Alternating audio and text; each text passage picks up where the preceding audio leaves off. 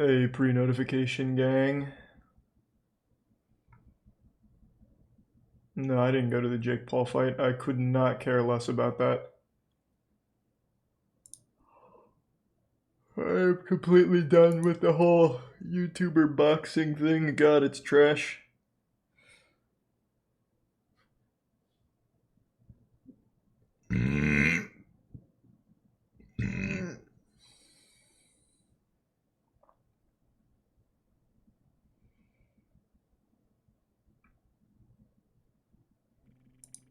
Thanks to resub Erla.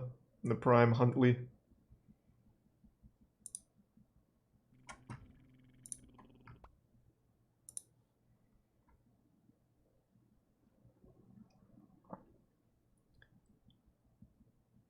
I think ghost hunting would be fun.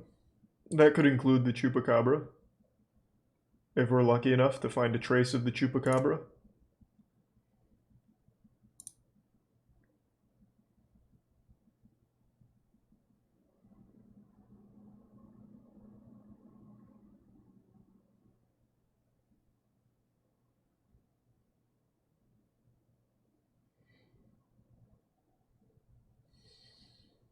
Hey, Buffalo.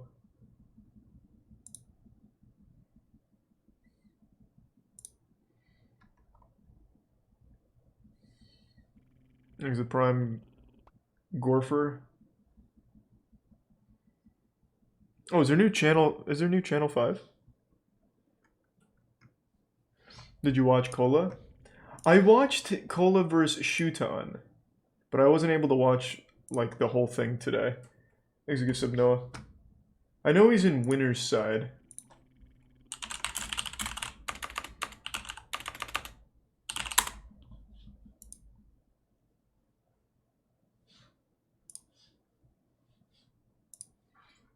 He's a Prime Turbo Granny. Cola beat Proto Banham? I know he really wanted to fight him. That is great news. I thought that was tomorrow. What? That was today? They did that side of the bracket today?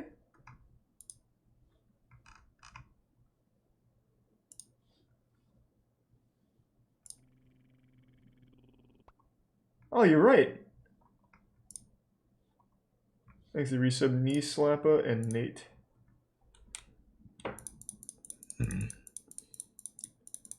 So when does it go to tomorrow?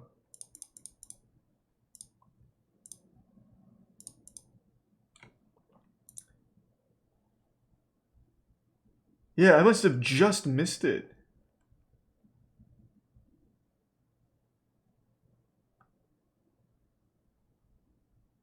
Top 12 is to... Fuck! I can't believe I missed the Proto Banham match. Oh my god, that's upsetting. I had no idea. I thought they were doing it tomorrow.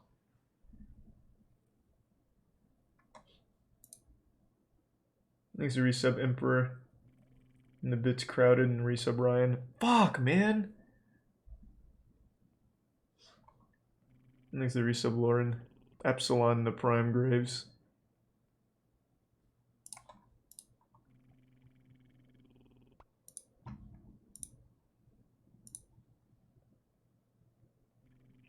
Thanks to resub Dylan, Liam, and Lore Master.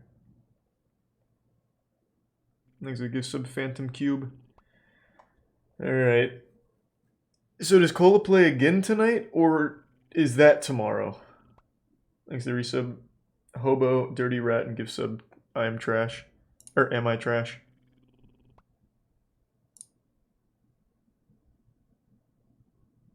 Thanks to tier 1 Rin. He's done for the night. Okay. Fuck! Alright, well, I need to watch the highlight of that then. The umbrella gun. There's a Prime Gaben.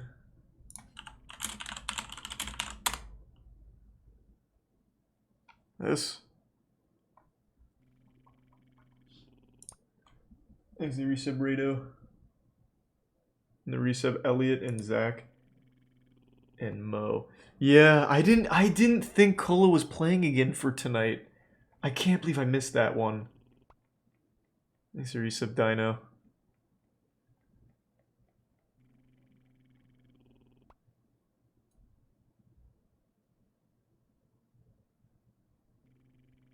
Thanks to resub MOBA and the bits sticker and the resub J Sizzle. Yeah, I just looked. He 3-1'd him. That's fucking big. So he is for sure done for tonight. So he plays either Leo or DeBuzz tomorrow.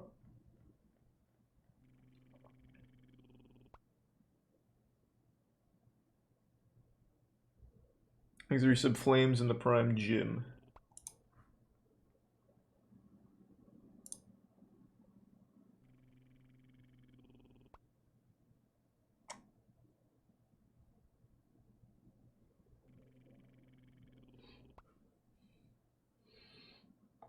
I'll give it a chance, vegan, sure.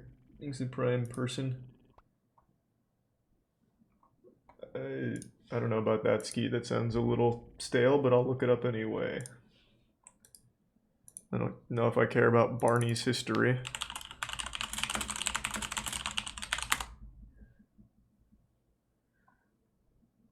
This is actually just the Disney history of Barney the dinosaur. I think I'll pass, man. Is it tier 1? Apetail in the Prime. Cool. Oh, nice, Jimbo. I've just been wearing glasses recently. Help prevent, like, eye strain. Exit tier 1 Lavender. The 5 gift subs again, Buffalo. Thank you, man. Exit tier 1 pair of balls.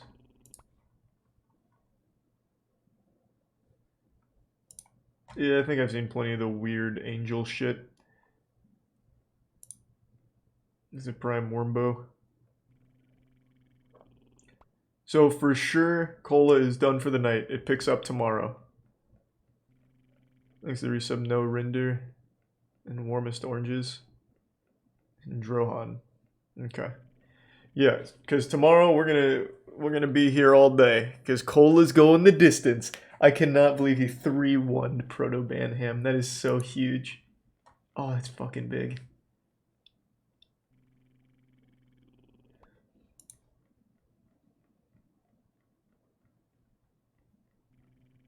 Thanks to the resub Osama.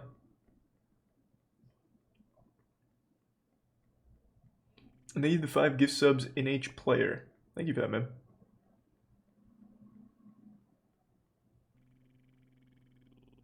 Thanks to the resub Jeebus.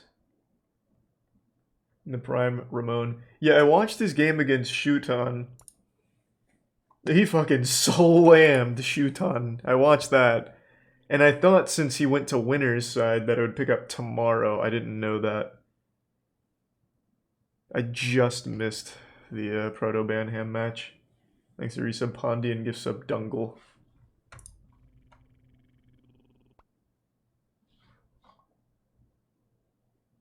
That is the first I've heard of that, Ben.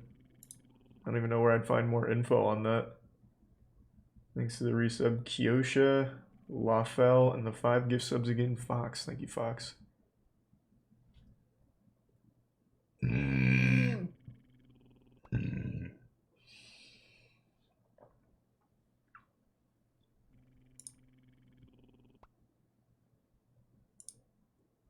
Thanks to Prime Grease. Let me text the gang to see if we're getting together to watch Smash World Tour tomorrow. Cheer on Cola.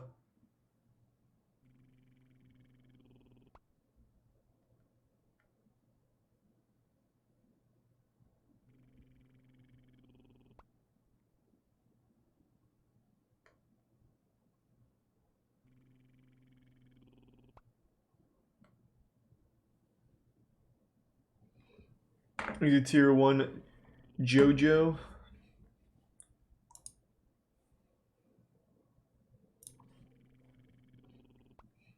Give me 1 sec.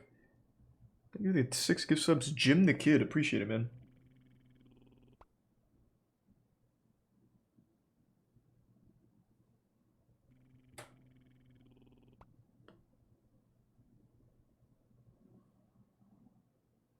Okay. Thanks to tier 1 local 58. And the resub all in.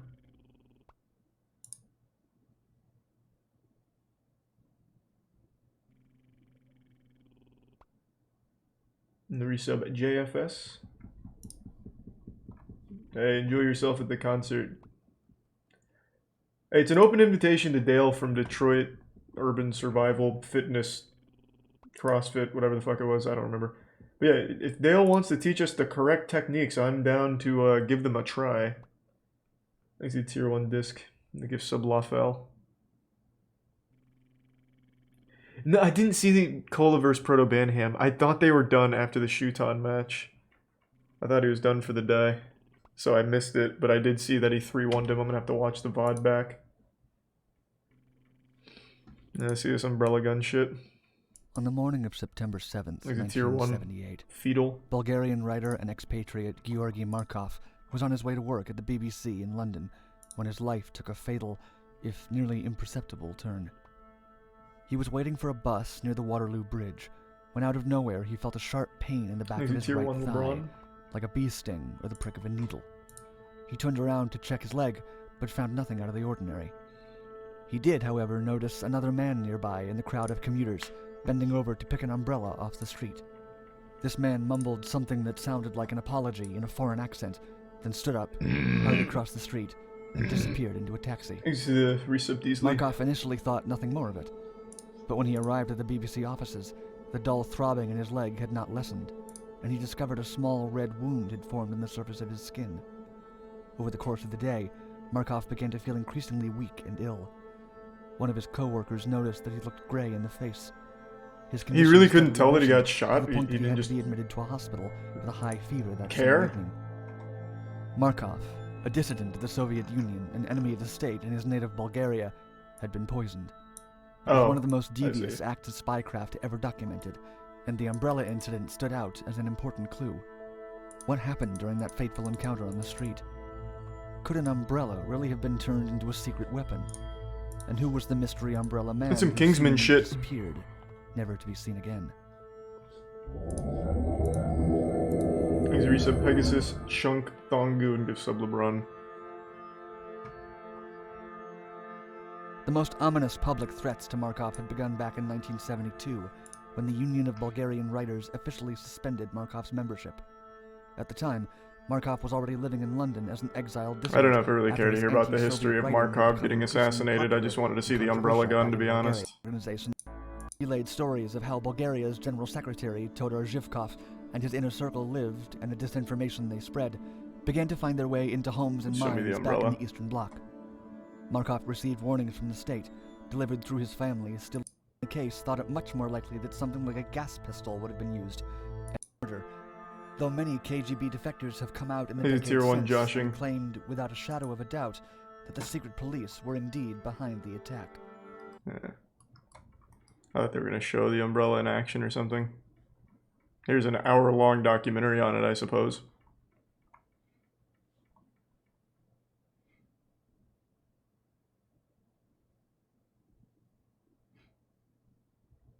The new Bleach trailer I saw.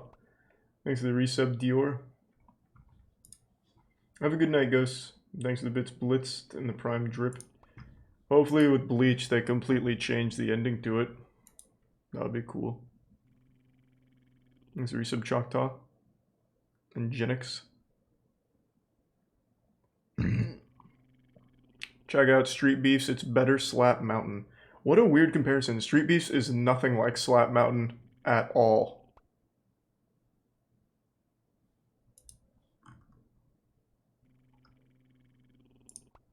Like, they're completely different things. The only thing they share in common is there's some real goofballs. Thanks to Tier 1 Spectre, and the resub Kitty, Adam, Best, Stardo, and the Prime 7.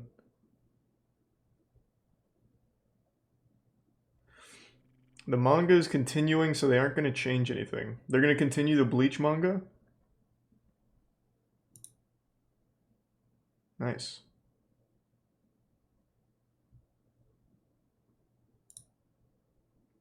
Craziest rapper alive. What a silly title, but okay.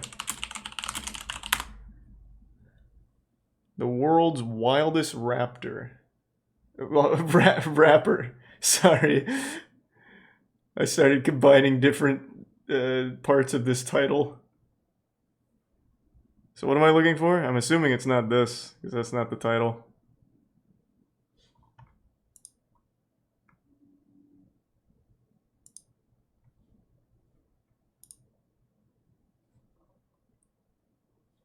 Yeah, all the members are online, Colt. And sure, just send it through email. Thanks for resub cryo. Oh, that sounds hopeful, Mormon. Thanks for that. Maybe the second one? Eh. It's just gonna be some TikTok guy. Just watch it. Okay. Can I even watch it? Is this toss?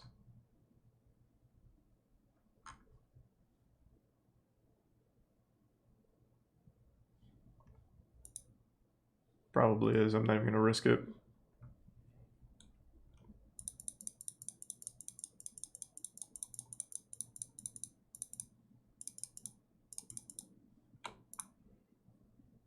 Animal Fight Night? What? Thanks for resub Griff. Why New York's Billionaire Row is half empty.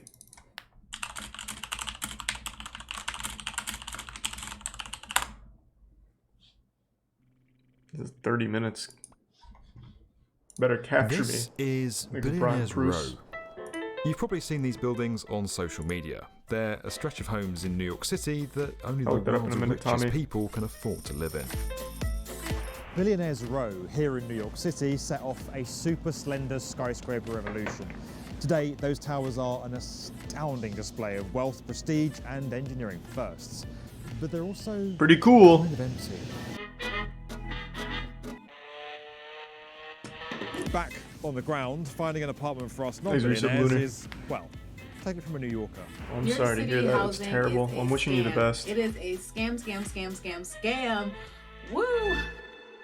3 years ago this very week, we released a video called The Rise and Rise of New York's Billionaires Row. But now we want to look at its legacy. How did it come about? Why are so many of those apartments still sitting empty? Because no one wants to And live in what New does all that York. mean Shit for the world sucks. of wealth and Fucking construction trash. and the city itself. Probably why. Midtown Manhattan. It is here that one of the first skyscrapers was built. New York is about building the tallest building and then coming back and building a taller building. Thank There you, is Tier 1 only one Legend. Billionaire's Row in the world, and it's in I already New tried York trees. City, They don't have it. and it's on 57th Street, and it's all for profit. Beverly Hills has its mega mansions, but when it comes to sheer stratospheric cost, New York City really may have them beat. Like, who would want to live in the that? sky. You actually look down. It's remarkably on the inconvenient. Empire State Building. Worth it. It is a safety deposit in the sky for some of the richest people in the world. Some of the buildings on Billionaire's Row are quite beautiful and amazing constructs. I want to live in one of them. We're at a moment in Just society ask. where there's a widespread great reckoning Think with the the Tier 1 abuses sauce? of power and the concentrations of wealth. Make sure you said Broga.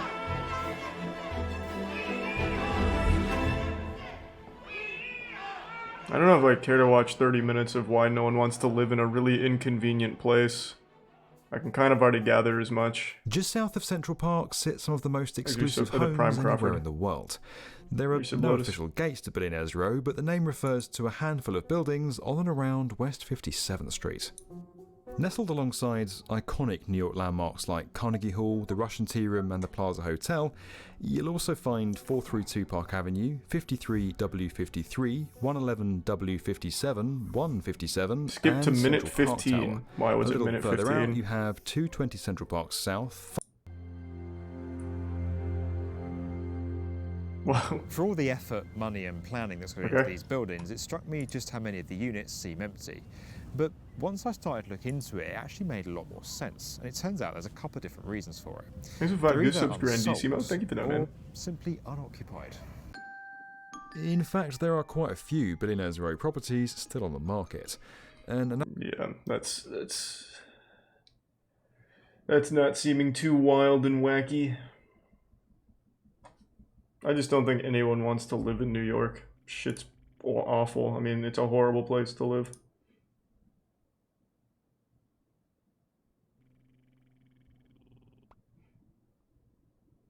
I know there's a new Bleach trailer, man.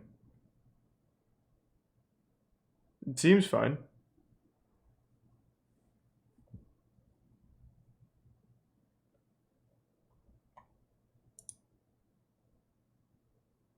Most US cities are shitholes. Okay. 85 gift subs. Drunkle Trout. Thanks, Drunkle. And the Prime Knockwood and Lexa. Oh, I've seen that 19-year-old impaired driver crashes into a police video. That's a pretty interesting one. Thanks to the resub LJ, Soul Rack, and Melly.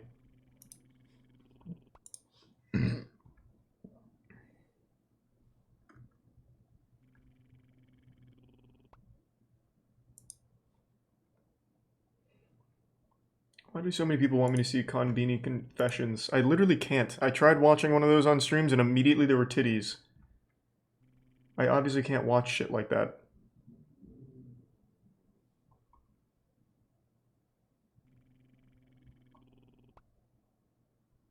Windows 11 ice cream. Is that a suggestion?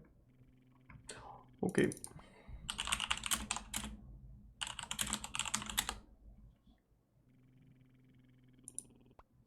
Okay, so we all know that Microsoft has had some rather interesting promotional campaigns in the past. I didn't know that. Think this one right here takes the cake, or rather, ice cream. Yeah, that's a really great pun. Anyways, hello everybody, and welcome back to another video. Now, in today's episode, does Charlie like analog horror? No, I can't stand analog horror. It's so boring. That's right. This is a real thing. It is not for me. Branded ice cream. Did you ever think you'd see the day?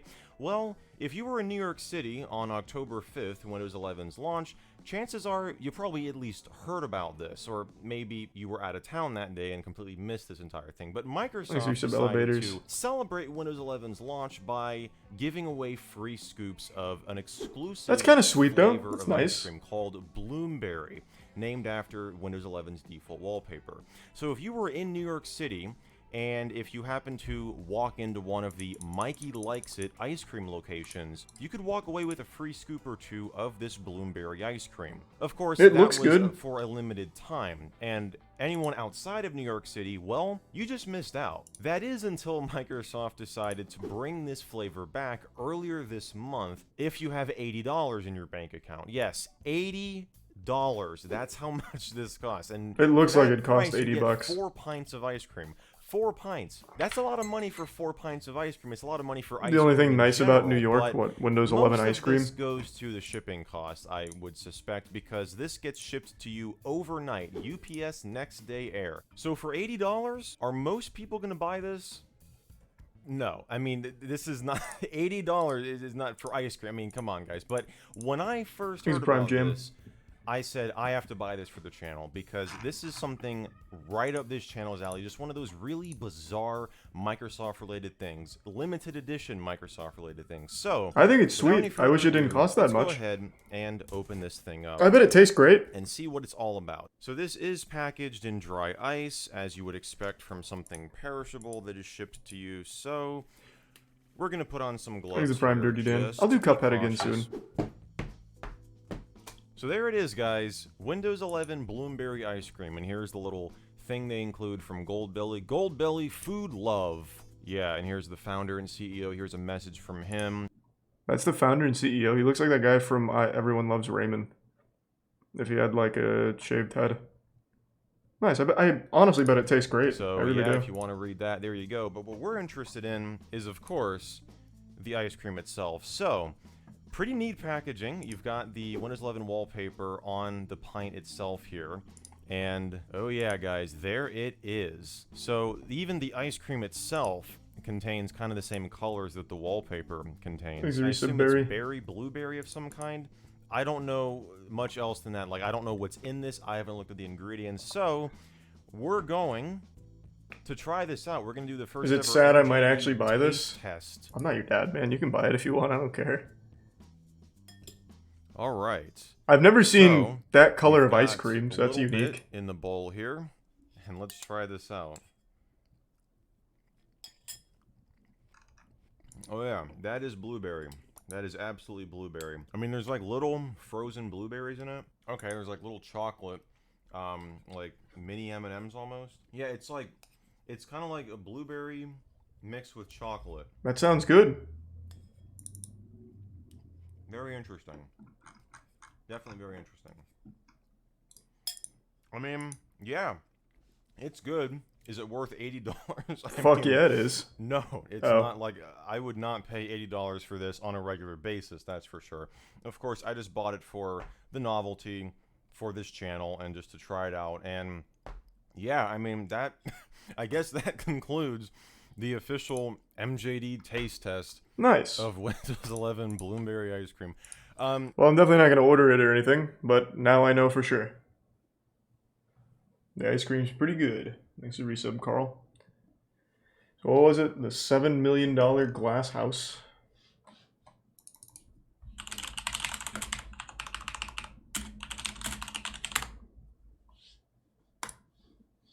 This is a $7.1 million home in East Hampton made entirely out of glass. Why?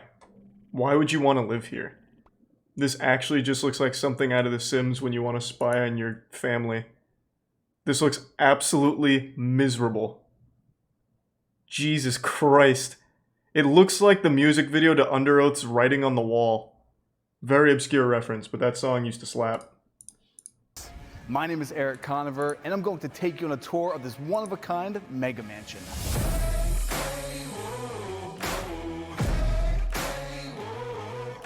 Germa's dollhouse. Oh, true! True. Now this property tour, I think it's safe to say it's one of the most unique homes in the Hamptons. Normally, a traditional Hamptons home is characterized by the cedar siding, the slate roof, that very regal Hamptons country feel. The home I'm standing in right now is, a piece in my of shit. opinion, the most unique home out here. Some stats on this incredible modern home. It has 6 bedrooms, 7 bathrooms. It is 10,000 square feet of interior living space, located on just about 2 acres of land. Before we jump into this tour, I want to give a huge thanks to my good friend Jack Richardson thanks, at Jack. Seekers for letting us tour his incredible property. And make sure to subscribe to the channel so you don't miss any future episodes. And a big shout out to this episode's sponsor, Nebula, who hooked me up with their new Cosmo Max 4K projector, but more on that later. And with that, let's jump into the tour. Now, starting the tour here at the exterior of the home, this property is situated on almost 2 acres of land. Okay, so no one can really peek in, I guess. You can see this is your front yard. It's been kept natural, how this land has been for hundreds of years. Right behind me, we have the gated entrance to the property, then this long gravel driveway, which you can really see how lush the foliage is with my Jeep driving through, and it leads to your very own 4-car subterranean garage. Whoa. This is your Bruce Wayne Batcave moment. In all my years of touring properties, I've never seen a driveway with this kind of a pizzazz, this kind of a dramatic entrance. And we have room for 4 cars. We'll get to the garage in a second, but I just wanted to show you this entrance because how cool is this? I mean, yeah, I guess it's pretty cool. That's not bad. That's kind of nice. So the sun just set, and this is a very special property tour. We wanted to wait until it was dusk to show you this home. It's interesting because you're watching this probably thinking, what about privacy? We are so secluded on that 2 acres of land. All you see are the trees, the stillness of the Hamptons. Let's enter this incredible home. It does kind of look like a PC case. To the most unique home in East Hampton. So we always like to push the envelope in these tours. So we're filming this entire episode during the night. But just because this house is so incredible, I thought we had to do it justice. We're gonna cut back now to show you what this place looks like during the daytime. Here we are. Oh, ew. Go back to nighttime. Boo, sun is cringe. And the atmosphere of the home is totally different.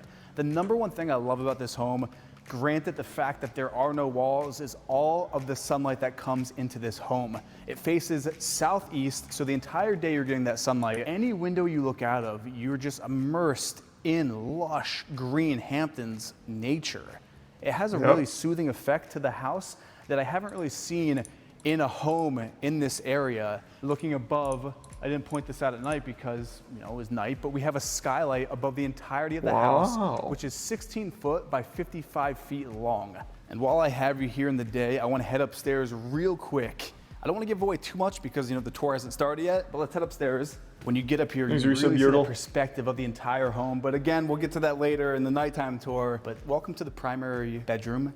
Imagine the serenity, waking up in this room where you feel like you're floating in the canopy of the forest. Or you just feel like you're being watched all the time. Seeing your pool down below you. Speaking of the pool, let's actually head back downstairs. Now the panes of glass in this home are 6 foot by 11 foot, every single one of them.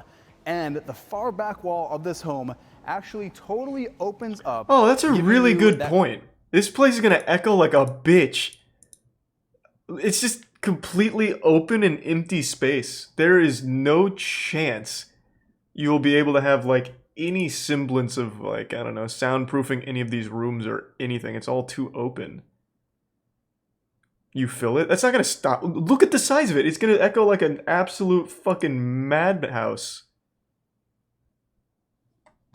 No matter what you do. I mean, I guess you put sound acoustic panels on the glass, but even then, everything is just open. It's just a completely open, empty box. Every single one of them. And the far back wall of this home actually totally opens up, giving you that classic real estate catchphrase, indoor-outdoor living at its finest here in the Hamptons. We have the 55-foot-long gunite pool with the hot tub in the corner. Yeah, kind of but I just vegan. really wanted to show you this in the daytime because you really get that summertime feel, because this is what the Hamptons is about. The Hamptons is about coming out by your pool when it's a beautiful 75-degree day and just enjoying your property. Another huge selling point of this home is behind me here. This is 22 acres of nature reserve, meaning this will be here forever. This will always be forest. No one will ever build on this. When we first got here, I was kind of just hit with, whoa, what are we even looking at? But seeing it in the daytime like you are now, and then heading back. All it takes is one curious bear. You'll see why this home is truly tear down this whole one of a house kind for the Hamptons. So welcome back, nighttime. Let's jump into this tour. And as you can see, entering the home, this is 5,000 square feet of open concept living space. And the most unique aspect about this entire home is there's not a single column that's in the way of this living space. The amount of steel and glass used to design this home totals just about $3.5 million. $3.5 million well spent. I'm just gonna take a little stroll around just because if you were to purchase this home, you have to have some imagination. This is a blank canvas essentially for you to do whatever you'd like. I'm just gonna touch on a few details. Below us, we have poured polished concrete on the floors. Above us, this is very unique. We have all these inlaid LED lights. There's an app which you download to your phone, and with the push of a button, you can change these lights to any color you want. Let's put them to red right now. All right, now let's go to pink. That's pretty and nice. You can really see in these drone shots just that looks how cool. This place looks with the different colored lights. I have to say, it actually just does look like a PC case. This is a home for an entertainer. So from this living area, we're going to enter now into the main entryway of the home. And if you look up, these are just about 30-foot high, double-heighted ceilings. Above us, this is actually a skylight, which you saw in the daytime. And you actually have the LED lights built into that change color, any color you want. And I really love how it has that grand open gallery feeling you'll see in a second when we head upstairs. But off to the left here, staged as the dining room. You could easily put a 20, 30-person banquet table in here. It's that large, it's that much space. Front and center here, we have the stairwell to the lower level, which we'll go down in just a sec. But this is technically the kitchen. We've got the dual islands, and it's really unique because you might not notice there's no freestanding refrigerator. There's no vent. Oh, you're right. I didn't notice that. It's actually built in to the island. It pockets right into the island. All the appliances are. Wait, where's the refrigerator? So they are all top of the line for cooking. Refrigerator, freezer, drawer, rather than a standing fridge and freezer. Oh, really cool! Look at all the space you have in this refrigerator. All top of the line for cooking. Oh, open that again. Freezer, cool. I can get what? 3 soups in there, maybe? Wow. We're gonna really be eating good here. Jesus Christ! You get 1 drawer for your refrigerator. That is quite literally enough for maybe a case of Mountain Dew. Maybe. You're supposed to hunt for food. True. You have 22 acres of nature reserve. Yeah, you better be hunting and gathering. Drawer rather than a standing fridge and freezer. We have the microwave built in. Making our way further down, we actually have another set of refrigerator freezer. Oh, okay. And then of course now we the have plenty of wine space. chiller. Now heading downstairs, you can see on this wall to the left, we have a really unique mural. Just the art that is throughout this house is pretty beautiful. Now the stairwell leads down to the subterranean level. You remember at the start of the tour, we showed you how the garage is under the house. So off to the right here, this is technically the garage, and right now we have a bit of clutter in here. We actually have some staging pieces that didn't make it up to that main floor. A giant chessboard. But you can see nice. This is a 4-car garage. This is the bat cave that we pulled into in that opening drone shot. But then heading back out into this main open area, across the hall, this is something, when I saw this, I was pretty shocked. I've never seen this in a home. Actually, we'll shut this real quick because this is the utility section. You don't want to look in there. It's not really finished yet, but again, this is 5,000 square feet. What, are we just putting bodies in there or something? I don't know how to see it. So right now, we're at 10,000 square feet. I want to see everything. Not even counting the upstairs. But back to the store. This is the party bathroom. This is a bathroom that you would find in a hotel. 3 stalls. Take a little peek into one of them. Woohoo! So yeah, this is a full-on club hotel bathroom. It's a Whatever you dungeon. wanna call it in You've your made house. it. You've made a Kind of dungeon get in the your house. picture with the changing LED lights, the bathroom like this. The house is designed to have a good time. So we're now back up on that main level, and something really unique. I'll get to the center of this home. You'll notice that there are not 1 but 2 staircases, and that's for a very distinct reason. So for now, we're going to head to this staircase off to the right, towards the front of the house. We have the steel frame with the glass, this cool LED light built in. Massive sharp LED echoes throughout the whole house. And Yeah. this staircase leads to the guest wing. True. And you'll notice there's this hallway right here, but it doesn't connect to this stairwell. It's separate.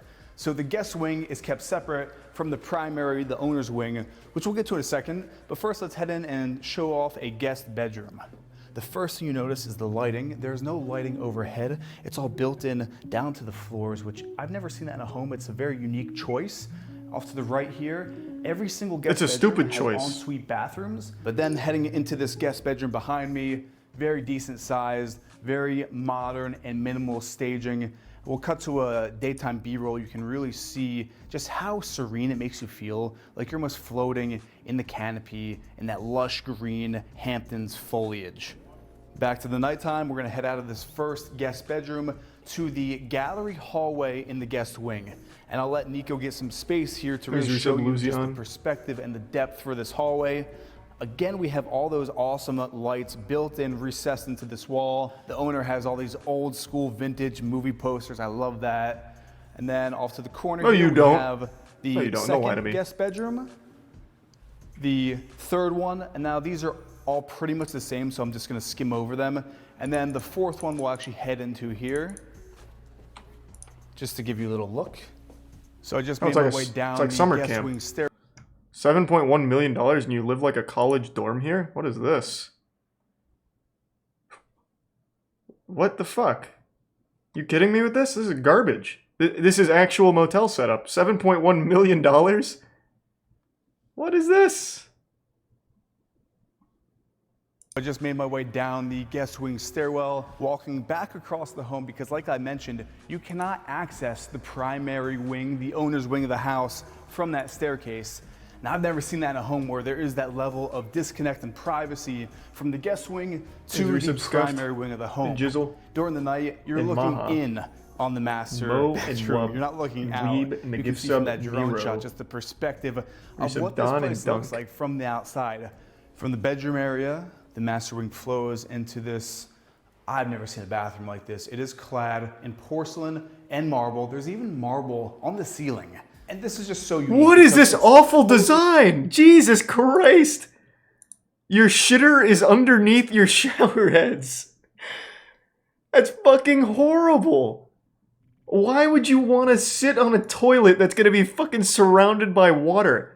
The toilet paper is going to get drenched. I mean, yeah, I guess you could, like, while shitting, kind of take a shower a little bit too, I guess. I don't know. It's a terrible idea, though. This actually just looks like a prison. Except worse. At least in a prison, you can go somewhere else to shit. You don't have to be, like, in the shower to do it. It's stupid. On the ceiling. And this is just so unique because it's totally open concept. There's 2 rainfall shower heads. There's nothing blocking the water from the shower from going over the rest of the bathroom. It's all just one large shower. Yeah, why?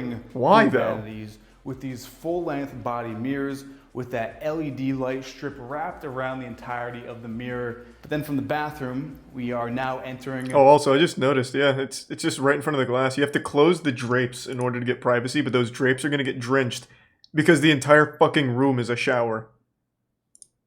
The first of the primary suite walk-in closet, huge built-in right here, all custom shelving, making our way further on in to the second closet, and then we'll enter this way. This is the mirror bathroom on the other side, and here we didn't have it in the first master bathroom, but we have the beautiful soaking tub front and center. We also have, again, dual rainfall shower heads, the built-in inserts right into this marble. Yeah, I think there is only one. Thanks for your sub, the level JC. of detail is par none. It is top of the line. Then leaving this bathroom, this has been left open for the imagination, but this is the mirror image side of that primary bedroom that we saw that faces the backyard and the pool.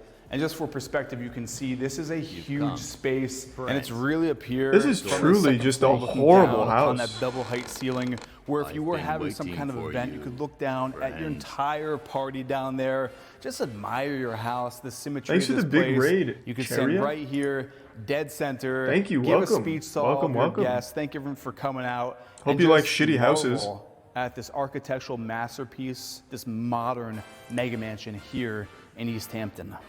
Now, this open concept home is the perfect space to turn any room into a home theater. But you don't need to live in a $7.1 million glass mansion to have a full movie theater experience Is this an ad? right in your home. Nebula is all about togetherness. It is an ad. Yeah, that house was abominable. $7.1 million for that. That's nutty. I actually can't imagine who would live there. It seems fucking awful. Thanks to resub Lexine and Punk.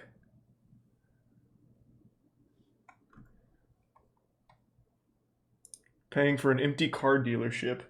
Yeah, that's what Vegan said as well. It kind of does just look like an empty car dealership, to be fair.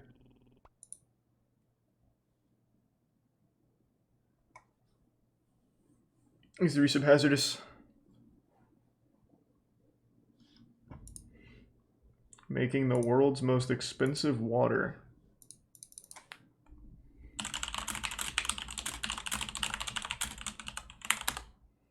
There's the Prime Osk. Oh, it's Nile Red. Is this the one where he turns urine into water? I mean, this is diamond water, but I don't remember. Does he piss and turn it into, like, drinkable water in this one or not? Is that a different one? Is it tier 1 cobbled in the resub time? No, it's not this one. Then I don't know if I've seen this one or not. I do kind of want to stay on these shitty house rabbit hole for now, because now I'm invested again. No, I still haven't even started Arena.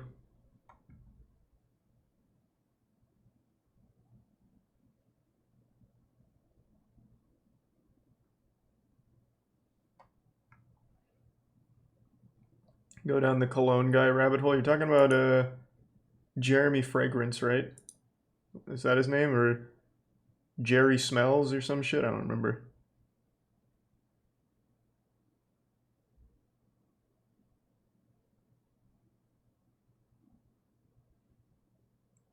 $24 million eco-friendly shithouse. Is that actually what is that the title of the video? $24 million $24 million eco-friendly shithouse?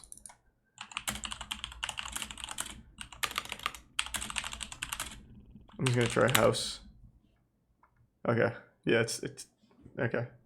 You're calling it a shit I'm house. standing on the roof of a 15,000 square foot, eco-friendly, geothermal-powered mega There's mansion Brian Roboto in and the New resub York, Caitlin. complete with an indoor basketball court and private golf course. That's a golf shot, guys. Is that Kevin My name O'Leary? is Eric Conover, and I'm going to take you on a tour of this one-of-a-kind mega mansion in New York. The home has 8 bedrooms, 13 bathrooms. It's located in the exclusive Sands Point, New York on the Long Island Sound, asking $25 million. I'm co-listing this one-of-a-kind home with a special guest. He's responsible for the most expensive Hey, we saw spec that home one. sold in the history of the United States at a price point of $102 million. The one, the only, Mr. Sean Elliott. Oh. So pulling up to this home, Why do there's a all lot to Rich unpack. Baldmen look the This home same? sits on 4 acres of land right on the shores of the Resub Long Jack Island off Sound. in the prime Milky. The home is nicely set back on the lot from the main street, so there's plenty of privacy. Additionally, this home has a gated entrance for that extra level of security. This is a postmodern styled smart home with very tons of postmodern. glass, wood elements, and steel on the exterior. One of the main features in the front of this home is this eco-friendly motor court with a beautifully landscaped garden right in the center. It really gives a thoughtful and pretty serene cool. feeling when you approach the home for the first time. This mega mansion is an entertainer's paradise. Where He's a this prime driveway absolute can zero in the easily be resub used to Holland display and the owner's resub supercar Quickster. collection, or be the valet for a huge party, which it's been used for many times. The motor court then flows into this paved driveway, complete with a basketball court and automatic 5-car garage. It's Now, not this a. home is I one mean, of it's not really a basketball court. They just turned the driveway into a basketball. Well, they didn't even. They just took the driveway and put a basketball hoop there and painted lines. Every kid who ever bought a basketball hoop did the same thing in their driveway. Like this, a little disingenuous to call this like a basketball court. Like, yeah, I mean, it works as one, but it's not like they designed it to be one. It just, they have a driveway and they put a basketball hoop there. this paved driveway, complete with a basketball court and automatic 5-car garage. Now, this home is one of the greenest in the entire country. It has a closed-loop geothermal heating and cooling system. The home is covered in solar panels and also features a living rooftop, which we'll touch on a bit later in the video. This is one of my favorite homes we've ever toured. It's pretty amazing. I'm excited to see it. This shit better be alive. Look how oversized this is, mahogany. This door weighs 2,000 pounds.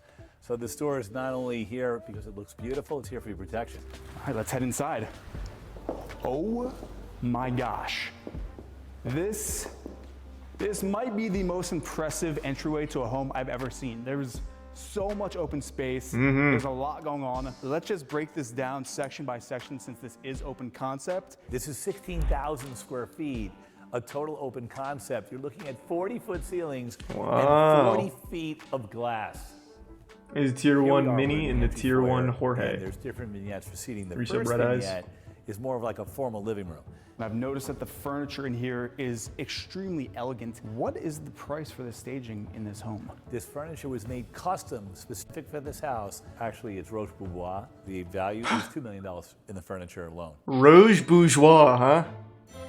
What a So I have name. to ask you, what is this art piece? Can you give a bit of detail about this? I mean, it's incredible. Our client was in London, and if you turn around and look at that piece, he fell in love with that piece and he fell in love with the artist. That piece alone is $100,000. Wow. So he commissioned that same artist to come over from the UK and do this wall.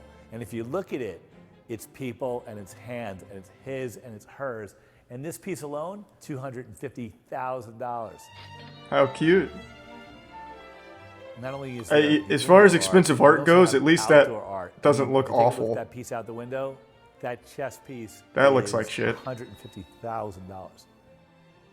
So off here, this is, like you said, the formal living room, and then the open space flows into the dining room. Correct. So you've got a formal dining area, but you also have an informal dining There's a area. Resub So Gypsy whether and the you're prime entertaining TK. 12 or you're just entertaining 4, you've got a great place to entertain.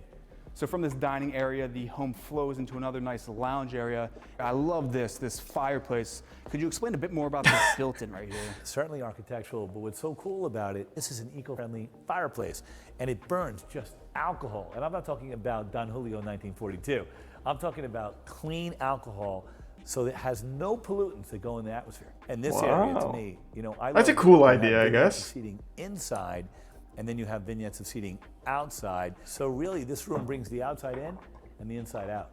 So now from this main open space, we're gonna head off to the right wing of the home, and this is the lounge slash billiard. Ooh, this What I love looks most about pretty it is you have a cool. sitting area here, so it's like you feel like either playing Jesus. golf or watching golf. You could do that here. You've got this red lacquer $100,000. Yeah, this room's kind of cool. This world-class bar.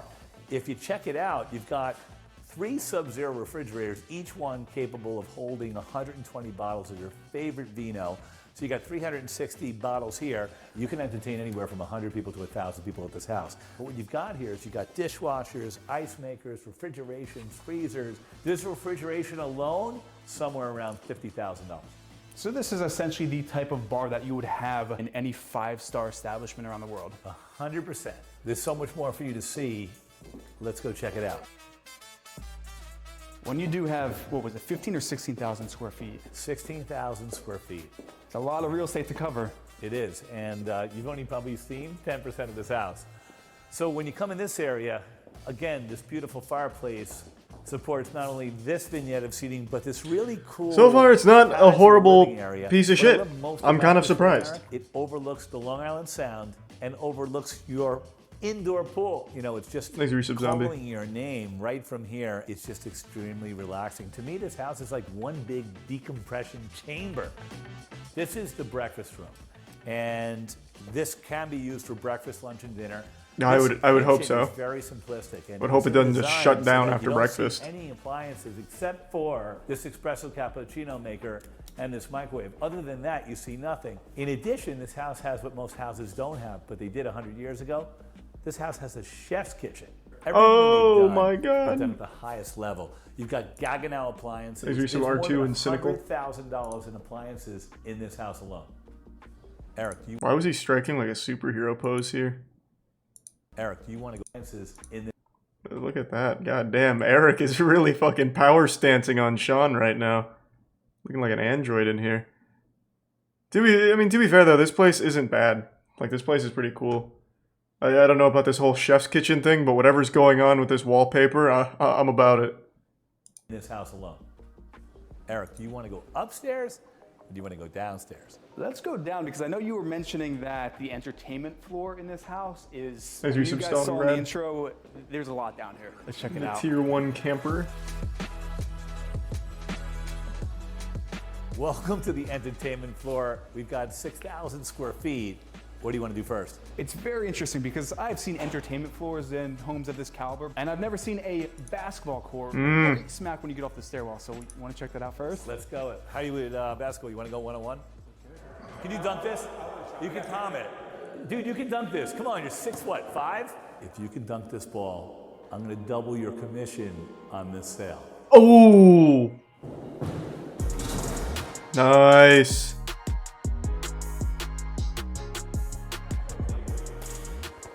You know, if basketball is not your thing, but it really does seem to be your thing. You've got ping pong.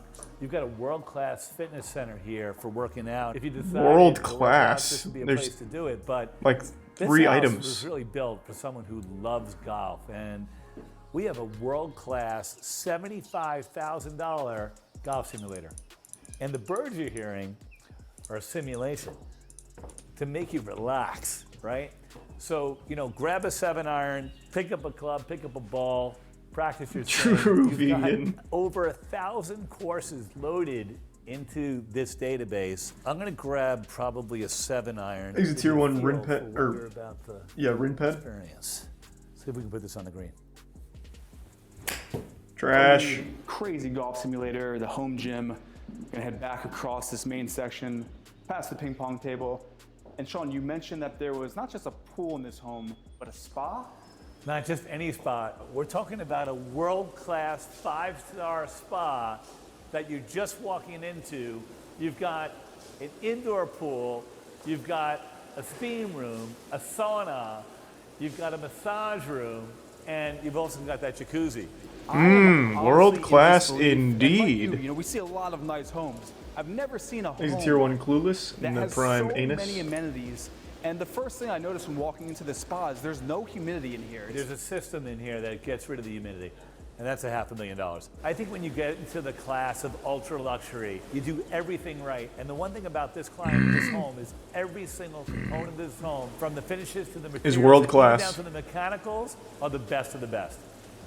So what I love most about this, hey, thank you for 5 gift subs, Jorge. I appreciate it. Pool, these panel doors are wide open. It brings the outside inside, but it also brings the inside outside. So where most houses have a pool that's only open 3-4 months a year, this pool's open 12 months a year. This home has a very West Coast feeling for being here in New York. It has a very relaxed feeling. You mentioned this is an entertainer's home. You've got different vignettes of seating on different levels. I mean, literally, you can entertain just about anybody. Yeah, I mean, there's a lot of space here. So before we head up to the roof, I do want to note that the owner and his family are still living here. So in respect of their privacy, we won't be shown the bedrooms. Fuck! Which are pretty incredible. This home features 8 bedrooms in total with a very impressive master suite. Welcome to the rooftop. This rooftop rivals any rooftop of any major hotel in New York City. And, you know, New York City rooftops are great, but I don't think any of them are they? View. Sean, you mentioned this is a certified green home, and we have a living rooftop. Is Resub Supersonic? Exactly. So it keeps the carbon down. It's as eco-friendly as it gets. You've got the solar panels on the roof to heat the pool. The water that this house has is reclaimed, so it's just used over and over again. Normally a home of this price point, it's extravagant. People aren't really focused on the environment. I think it's very refreshing to see a home that is so conscious of the environment and their footprint. Because it's the largest is it that conscious? certified home Jesus, in North conscious? America of its kind. What you have Everything is inside was leather and rare stone. bills, right? So your electric bill in this house, Is your it- gas bill in this I house, mean, is it like geothermal. that Actually, environmentally I've been conscious? told they're under $1,000 a month. Sean mentioned that there's one other feature on this rooftop. Here we have, like I said, this is a golfer's paradise. This is a par 3, about 110 yards shot. That's fucking cool. That's a golf shot, guys. So the beauty of this tee box is... Hey, wait, this guy's kind of good. That was a nice shot. In the sand trap. That wasn't bad. The sand trap in this instance is your very own private beach. Now that you're on the property, we're talking about 4 acres, and they left no stone unturned. Every 6 feet, you've got lighting, and every 12 feet, you have a speaker. But what's really cool is you can see that walking track. Yeah. If you walk that track, which surrounds the entire house, that's a quarter mile. You do it 4 times, you've walked a mile. It's truly... Yeah, that's how math compound. works. It's I the understood kind of that. home where you could essentially never leave this home and have everything you would ever need here. If it's basketball, that's your thing, golf, your thing, swimming, your thing, or just relaxing in the spa. All the information to purchase Thanks this to home is down yourselves, below in the Twitch. description. I want to thank you for watching this episode, and with that, we will see you in the next one. That house wasn't shitty. There's some goofy elements to it, but it wasn't shitty. Oh, here's another one. Oh, and here's another one. A $24 million minimalist Colorado mountainside home. If I'm paying $24 million, the last thing I want is minimalism. What the fuck is the point in that case? 24 mil, and I just get, like, what, a couple empty rooms? Made out of, what, reclaimed oak? You have to check this out. Come here. I want to show you something. So this is what $24 million buys you in Telluride, Colorado. Oh, wow. Oh, my. Man, you can feel completely isolated from humanity out here.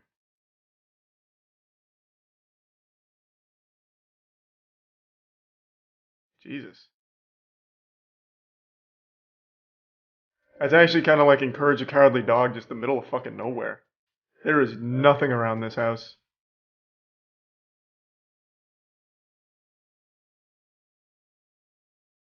Thanks for the 5 gift subs, Ray, in the resub temple. Thank you for that, Ray. Appreciate the generosity, and thanks for the Prime Yo. I can't click links, Bose, but I'm going to assume my it's favorite not. home that we've ever done. Hold on. Let me see.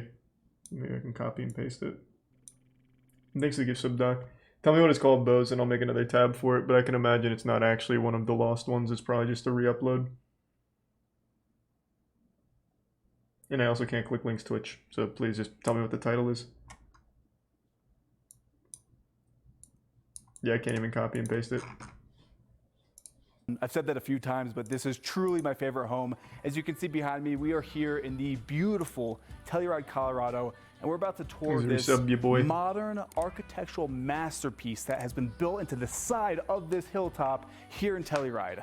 Now, oh, never mind. I was wrong. Hold on. There's a house behind this. Yeah, look at this. $24 million and I don't even own the entire mountain? Fuck. I'll pass, Eric. Thank you. Give this pigsty to someone else. Here in Telluride. Now, a bit about Telluride, because this is my first time here and I've fallen in love with the town. Telluride is an old Victorian mining town that's nestled in the bottom of a box canyon. It's the most picture-perfect, wild western town that you can imagine from all those old movies. God, that sounds awful. But now some stats on this home, where we're at It sounds right now. so miserable. This home has 6 bedrooms, 10 bathrooms.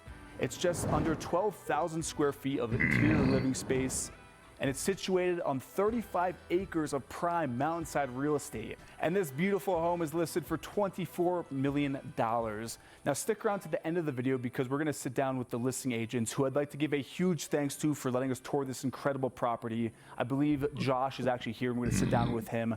And with that, let's get into this tour. I'm so stoked. Let's get into this. Thanks, resub Cody, Nuclear, Harrington, and the gift sub Ruthless.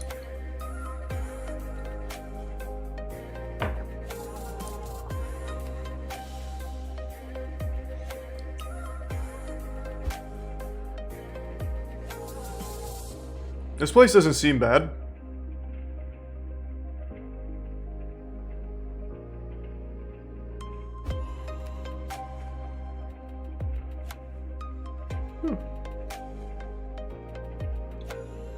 So welcome to 296 Grayhead Lane. Now before we even get to the home, Thanks, the resub approach Chaos. to this house is something out of a movie. It's a long winding dirt road overlooking the mountain range off in the distance. Upon finally turning this corner, How and seeing inconvenient. this modern architectural masterpiece behind me. Now this home was designed and developed by Poss Architecture based out of Aspen. And the coolest thing about this home, we'll actually head up to the door. If you look through this oversized front door, it was framed perfectly with Mount Wilson right in the background. Now, most of you have seen Mount Wilson, but you've seen it on a Coors Light can. That's the Coors Light Beer Can Mountain, and that's framed right in the front door. Who cares? So here we have the motor court, and it's been left unpaved, keeping with that rustic, rugged feel of Telluride. We have the 2-car garage off to the corner here. Right in front, the landscaping is beautiful, cute, Swift. keeping in with the theme of the area. We have those quaking aspens, and then we have an awesome water feature there off into the corner, which actually flows under the home. But let's make our way up to the front entrance and head into this beautiful home. So now normally we'd go through the great room, but when you walk in here, this home is framed around No, the she mountain didn't range, actually. floor-to-ceiling glass, Not at all. with these Schuco doors. So we're She just didn't gonna play go with it right today. outside and show you some $24 million views here in Telluride. So this home was built with this in mind. This is it right here. The entire home was built around that mountain range. Looks very good. Even the design of the home itself, the different peaks of the different wings of the home, is all based off of that right there. You have those lush green forests and then the rolling hills leading up to the peak right in the center. And we'll get This some house more seems kind of information about boring. this area when I sit It's down not with ugly, some it's types not of walnut cool. that you'll see as we tour the space. View's Then also nice. Back into the corner here. We It is have just like a stairwell basic leading us house. down to the lower level. Captain which we'll America's check out a shield, bit pretty later. cool. Free step. This neat things all run supporting the structure. We have the hood in the center. We have this dishwasher. Milk again. More into that in the actual house. This section, 4 units right here. Welcome. Yeah, kind of boring. I love the architecture. Well, then buy it. Stop telling me, talk to Eric, and purchase it. Let's see another eco-friendly house.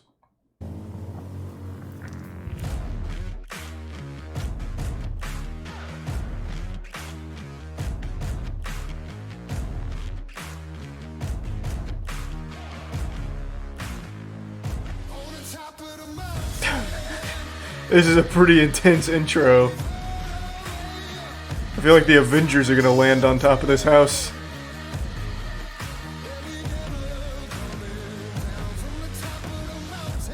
Yeah. Welcome back to the channel. Eric here, and this week's Hey, episode, Eric. I've traveled all the way to Spain to meet up with the top real estate agent here in Marbella, Artur Loganov from Drumelia Real Estate, and we are touring this first property, which is an oceanfront mega mansion. Artur, tell us about this house. Well, first of all, I'm excited. It's great to have you, Eric, in Marbella finally, and amazing to show you this spectacular property that I have right in front of me, featuring 12 bedrooms, 13 bathrooms, a totally frontline beach plot of just Art over collector's 4,000 luxury square home? meters, Sure. 2,500 square meters built. We've got indoor heated swimming pool, cinemas, a spa Oh. overlooking the sea, which is absolutely unique, and loads of rooftop terraces with lounges, bar areas, and jacuzzi, everything overlooking the sea view. There's a lot, so make sure to watch this entire episode. Make sure to subscribe to my channel and also Artur's channel. He tours the best properties here in Spain. And with that, let's jump into the tour, starting with the exterior of the home. Let's start right from the beginning. Let's do it. The property is set in a cul-de-sac, so it's completely private. No one sees you from outside, like you've seen it yourself when you drove in here. Well, with what do you Ferrari. mean? Oh man, I love how you have the wall around the house, the gated entryway, and then also this driveway, the motor court, how it does like a loop around. Yeah, you drive in, you drive out, park in front of the house. What Nice and the- easy. Then we've got it's- the 6-car garage here. it's called for the the owners. driveway. And there's a 2-car garage on the other side. What do you for mean? Staff, the guests, with their You own mean- entrance to the you mean house, like a which we'll see driveway? later on, pretty cool as well. And then also we're surrounded by really big estates in this neighborhood, so all the houses around are really huge. They got all these pine trees and also 24-hour security here, not very important. That's nice. And then as far as the architecture, I love Thanks for how some modern Kohaku. this is. It's very grand with the white stucco on the exterior, then the black on the windows, nice grass in front. Like we've got this marble detail also around the Oh, window. yes. That adds a Beautiful. bit of character to the property. And then this is the coolest feature. Check this out. So this is There's a found prime cache. in the ceilings of a Rolls Royce on your overhang entry. So you get out of your car, like you were saying, if you're having an event. That's kinda the car cool. pulls up. This is your grand, almost Hollywood This entry is like to the your home. Yeah, that's red cool. carpet moment. God You damn. come out of the car and you just go to the property. I like how you have the black ceramic to reflect. Yeah, the that's light, and then nice. it mixes with the white stucco. Also, those water features are so pretty, very serene. Yeah, you've got both sides, nice details, and well, you're ready to check this property out, which is priced I'm ready, at Artur. 14.9 million euros, which in dollars is Just about 16.9, 17 million. And it's interesting because you'll see in this video what you get for that amount here in Marbella. If this home was in, let's say, Malibu beachfront, it would be probably closer to, let's say, $75 million. Oh, not well, bad. There's a lot of stuff to see here, right? Let's go inside. Let's go check do it out. it. Take me in, Artur. Well, how's your first feeling the moment you step in? That looks like shit. This is, it's elegant. I love It the looks like a skylight when you first sensory walk in. deprivation Tons of tank. natural light. You've got this plaster on the wall, which is a rose, which is hiding the sea view, which you'll see in a moment. Absolutely spectacular. Marble on the floor. Bedroom section is on that side. Call of Faces MK Leo tomorrow. Yeah, but we'll All see right, that a let's bit go. later. We'll be watching. Let's check it out. So this is then the great room with views of the Mediterranean Sea right here in this great room. Absolutely stunning, but wait. Boring. Before we go out there, let's talk about this room. This is your main living room. We've got height about 5 meters in here. Very special. This is the worst couch I've seen in my life. It's very grand. It's a bunch of You know, fucking you walk sleeping in here and bags. You have the wow moment from Boo. the car, and this high ceilings. This is beautiful. This is like an art piece. Really stunning chimney. I like the black ceramic, which again repeats that entrance moment, remember? Yeah, this is cool too. This kind of like fun beanbag couch in the center. Yeah, you don't see many of those. Yeah, because they're And awful. this would be the family room off to the right here. Yeah, this is more like your family moment, the cozy part of the house. I mean, you've got your grand living, but then you want to be maybe with your kids watching the TV. Is it? What's with the furniture, man? All of this is like made for ants. And it transmits that warmth. These couches are barely off the floor. Like, it's basically just sitting on blankets. Why is everything so small? Get some, like, actual furniture. As well, right? Yeah, it's nice to have the contrast from the entertaining room to then bringing it in here, kick off the shoes, watch TV. Exactly. Or kick off the shoes and head. And go to the outside. Shall we head out there? Let's do it. Because I mean, Marbella is all about the outdoor and indoor lifestyle combined together. Like here, you spend most of your life out here, not inside the house. That's why No, you don't. in What- properties it matters the fuck so do you mean? much. All the outdoor spaces, you've got your covered huge porches, then you're outdoor here for the sunbathing. I mean, check this out. I want to take a moment to thank the sponsor of this week's episode, Oh, this was sweet. Omaze gives away, you know, it's really that serenity. You hear the sound of the waves crashing on the beach, the warm air, the clouds. It's really the feeling here that I have never felt in any market in America. I'm thinking maybe Miami comes kind of close, but... That's amazing that you say that. Also, the property here with the plot is so wide. It is actually like that's what allows NPCs you to having a get so much view. conversation. You can see Gibraltar today. Wow, Eric, it's so crazy you said that. Continent of Africa. Come look at this glass. Next to Gibraltar, on a clearer day, we can see Africa. And at night, it's breathtaking. I love the infinity pool, how it's the walk-in, like that beach entryway. Correct. All this patio space, the glass railings here. Then you've got all this extra garden space down here, like for kids to play around. If you want to throw a big party, you've got plenty of space around for that. And have a look at the facade. I love how you can really see the architecture of the home and the symmetry with that white stucco, all the patio spaces, all that Thanks to glass. Resub Ultra Fry and give some Zumba. This is not the typical and delusion Can Baron and Slap really and modern Wathi house, and which Pico. nowadays here on the market is so Catfish. popular and so demanded. And have a look, because the facade is so long. There's so many different sitting areas all around. I mean, check this out. I like that, how you have where the indoor family room, you open up that glass door, you have the outdoor family room. All connected. As I said, all the time we have the indoor-outdoor living together. So important.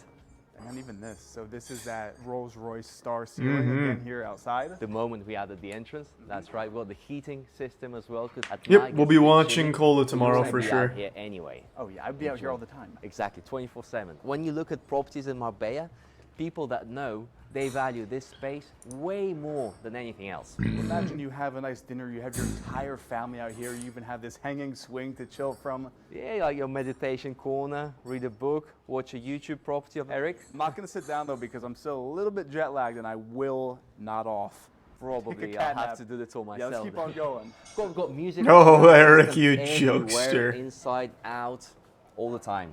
And we're back inside, into the dining room. Wow, this is a 12-seater, beautiful hardwood table, modern light fixtures above. I love this. It's just very warm, very communal. Feels like a family would be here. And then all this space connects together. Yeah, that's kind of the idea, I guess. Everything looking out to the sea. And then of course, Man, it's like people are you can always supposed to like put live in the this or here, something. nice This is and weird. easy, no problem at Why all. would they do I that? think, I know about you, but I really like I this. like the grand feeling of it. I also like the kitchen then, right off of the dining room. Very open plan. I mean, you've got lots of space around. Oh, sweet. Gated Well, welcome then, outlines, Par. You've got the fridge, Things to give some wine Marcus. fridge in the middle. I love the white lacquer on the cabinets, on the countertop, Wow, induction look at cooktop that. here. And this is the kind of place, like you said, where you could have a huge event, and you were saying that off here. Well, Thank you this for house 5 is gift huge. subs again, So Buffalo. Remember, we have 12 bedrooms in here, and for that, you also need a lot of staff, and you're going to have a lot of guests. So all this corner, this is for staff. This is like a second dirty kitchen, we call it. What do you call it, Eric? Prep kitchen, chef's kitchen. For I like example. dirty kitchen because this is where you would. Thanks, Reese. Yeah, this is the hamsters. dirty, exactly. That's like where you have the sushi and the glass of wine. And this is where you come and you make the feast. Not you, probably the staff. Exactly. Yeah, we You've got don't. the What? outdoor Yeah, of course. entrance as well. So if you have a party or something, you can serve it directly from here. And then on this side, this is like a staff bedroom. It's just really, really small actually. It's got its own entrance as well. It's Nice. small, but yet you have. Thanks, Resub CJ. views. Got sea views. I Yeah. mean, this is happy staff living in this house. But let's carry on. Happy staff. You have like a haunted picture above them. It's not a happy picture at all. Over here, we enter this hallway, which connects with the entrance that I spoke about at the beginning of the video.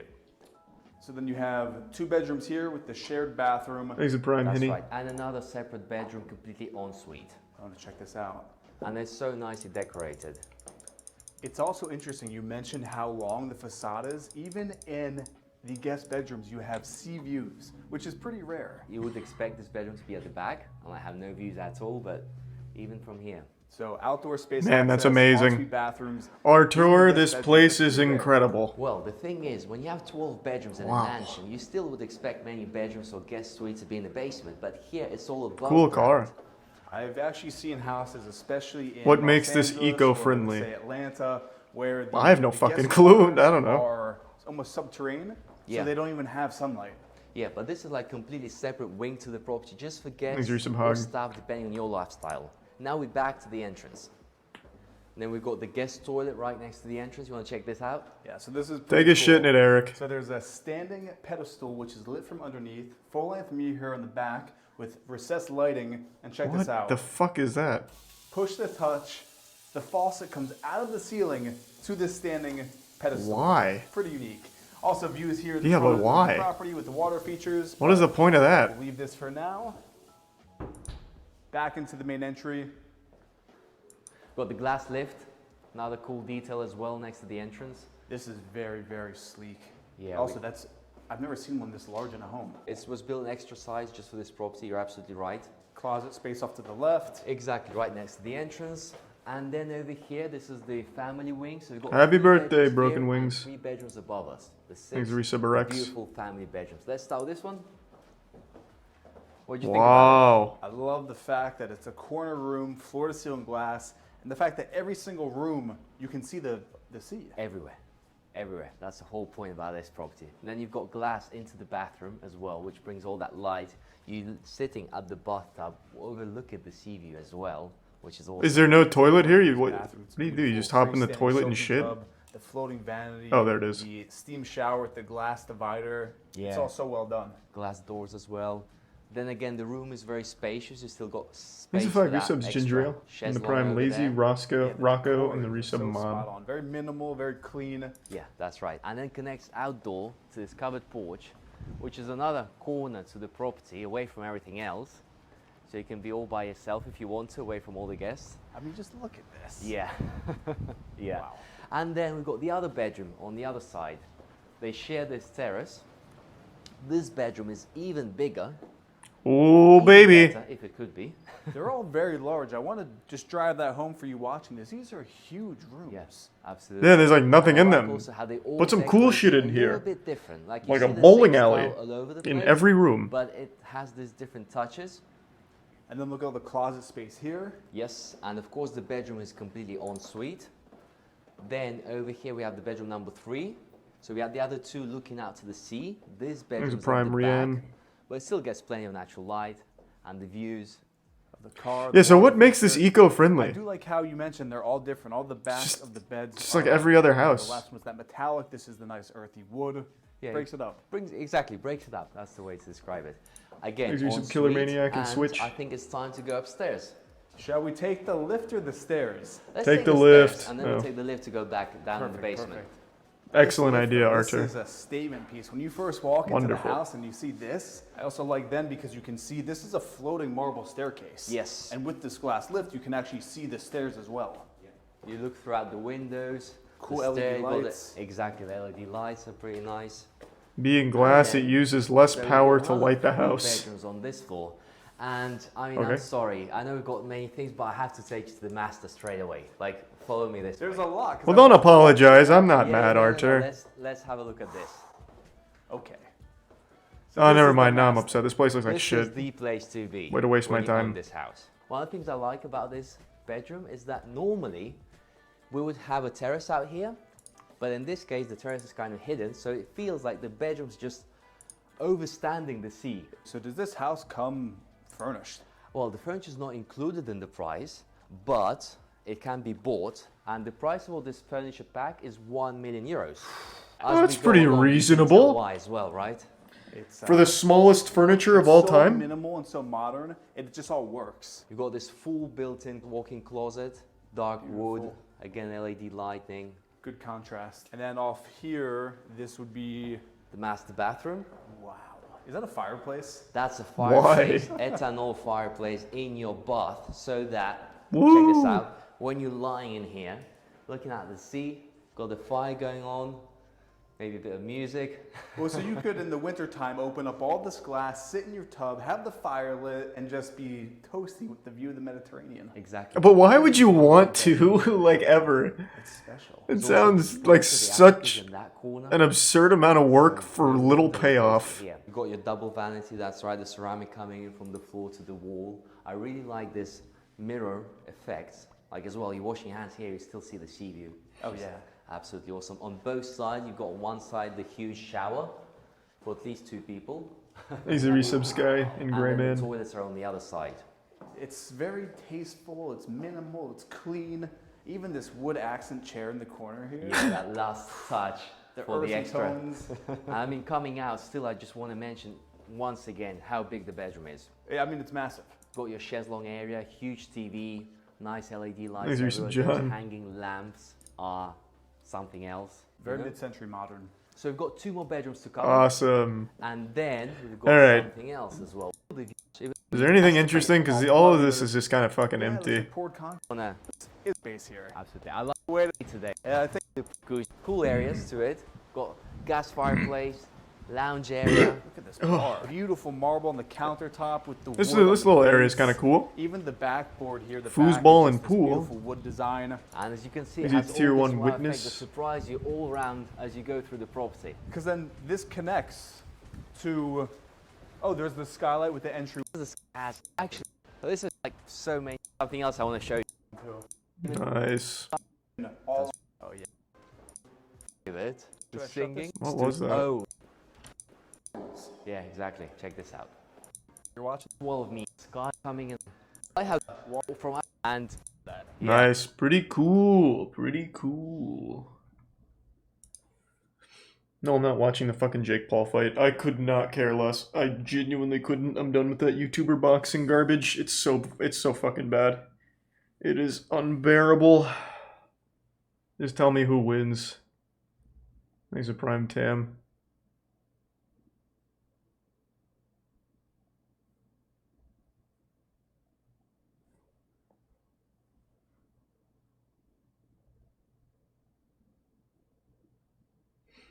Why do the richest people have the emptiest houses? I don't know, man.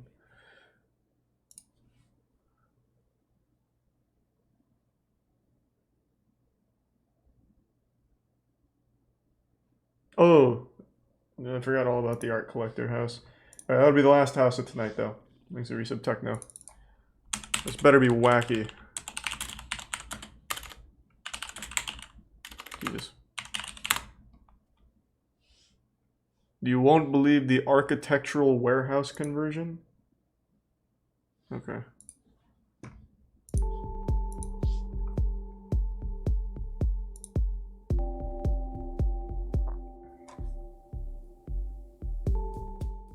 Hi guys, Lucy here from Hunting for George. Hey, Today Lucy. I am in Paran and I have a very Prime Cosmos. unconventional home to take you through.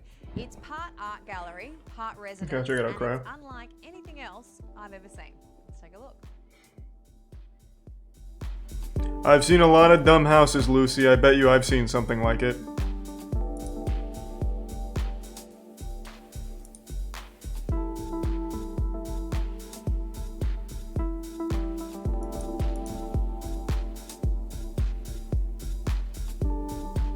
Hey, I'm coming in. Alright, cool nutsack chair, I guess. Oh, god damn it, I didn't mean to do that. I just wanted to look at the art on the wall. Too late now, I don't care, it's probably bad. Thanks, Risa Baka. Hey, welcome then, witness.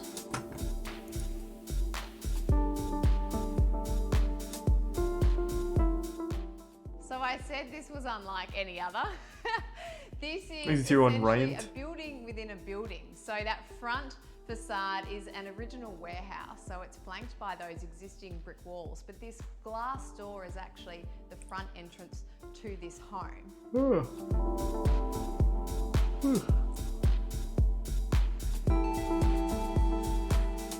Music is so painted.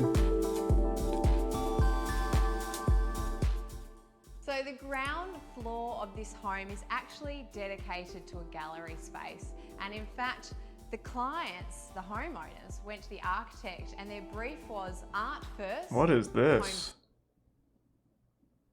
What the fuck is going on here? I mean, I guess it doesn't look awful. I don't know, it's just hanging foil. It's a whale shark. It looks more like an origami frog. You know those frogs that you like push on its ass and it hops a little bit? It's just kind of like that.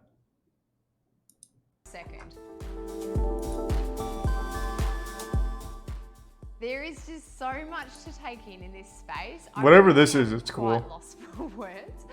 As soon as I walked through that front door, this digital artwork caught my eye. That's cool. I loved the movement in here, and there's so much catching for your attention, but this is actually an incredible gravitation. Oh my god, there's even a picture of Hassan back here.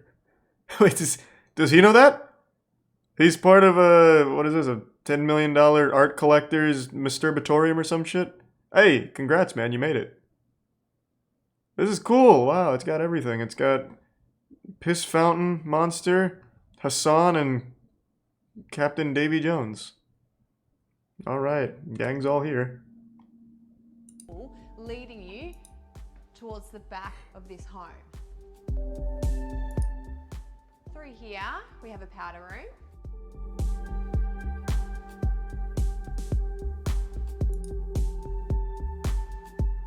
Wow, look at that. Ouch pop. Oh, I wasn't done. Lucy, hey, come on, Lucy. Come on now. Exit Prime Punman in the resub steel.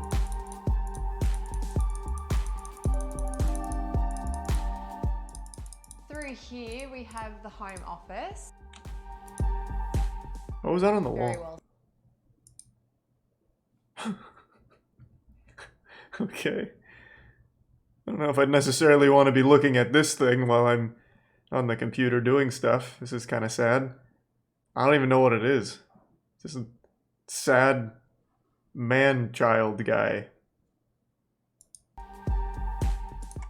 Very well said. Do epic shit indeed. Yep. So this is encased by this internal courtyard, again with that existing brick wall from the original warehouse. We have a home gym, a very enviable home gym at that. Yeah, enviable. What do you mean? There's 3. Why do people keep saying this? Like in the last one, they called it a world-class gym because it had like an elliptical. This has a rowing machine, an adjustable bench, and some dumbbells. You can find this like at Dick's Sporting Goods right now. Powder room here, shower, toilet, everything you need after a sweaty session.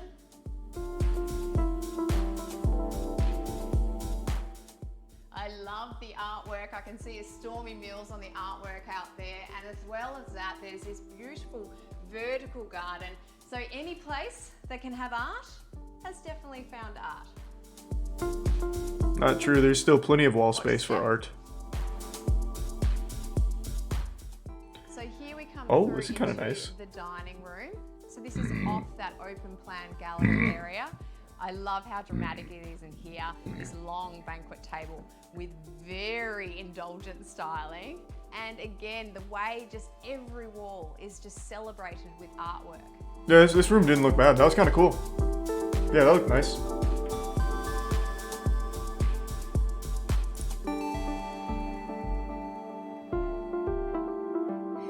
Why does this guy burp so much? My fucking stomach's upset, man. I had a little bit of ice cream tonight, and I still haven't recovered from the spicy food thing where I drank a gallon of milk. So every time I drink or eat anything dairy, my fucking stomach gets all messed up. We have another internal courtyard which faces onto a very cozy ground floor living space. I really love how intimate it feels here. We've got these lower lying ceilings with this. Some of these rooms are kind of cool. The ceiling. And also, I don't know what's up with the it's carpets so though, just rich hanging. and indulgent. It's dedicated to warmth and the fire. We are surrounded by the fireplace as well as this beautiful artwork and these wonderful Indigenous pieces with ochre and beautiful warm tones from a range of different Indigenous artists. That red velvet curtain's very special as well. What makes it special? I said this was about a gallery space, and galleries are also fantastic for entertaining. So, in order to throw a party, you need supplies. Yeah, what do we got? A clown? So this is a ground floor Nope. entertainer's kitchen. A small kitchen. Ready for all the guests. We also have a laundry through there as well, and a double garage. But I'm going to take you upstairs. It's time. Alright, I'm ready, Lucy. Here I come. I'm on my way. Thanks to Prime Blink and the resub code Lou. Carpeted stairs. So soft. So quiet. Thanks to the resub Anthony. Oh man, we're here. Bottle of wine for dinner. Don't mind me. Oh wow. What the fuck is up with rich people and wine?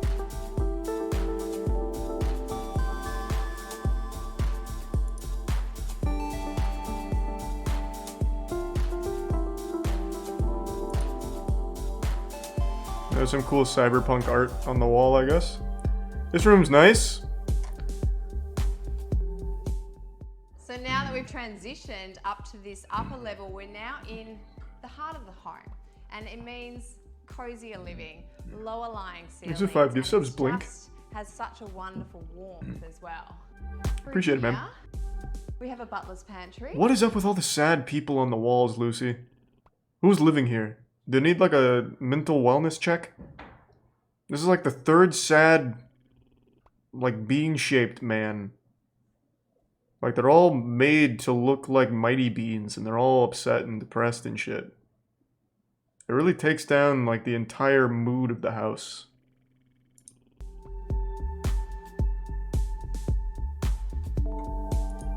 Yeah, Don't Starve. It looks like Don't Starve art.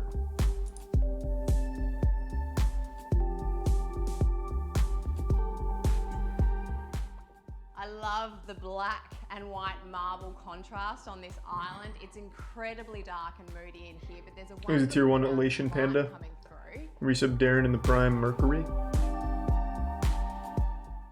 That gives you a peek of what's to come, but as well as opening those curtains up, I also wanted to open up this. Oh my god! It's a secret TV! Let's go! I do love a very clever hidden TV. I love those details within a home. Just the Why are we hiding the TV? artwork in this home are absolutely sensational. There is so much to see, but first I want to take you through to the master bedroom. Thanks to the resub Pepperoni Nips.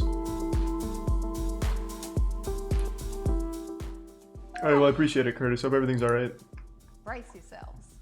You can go first.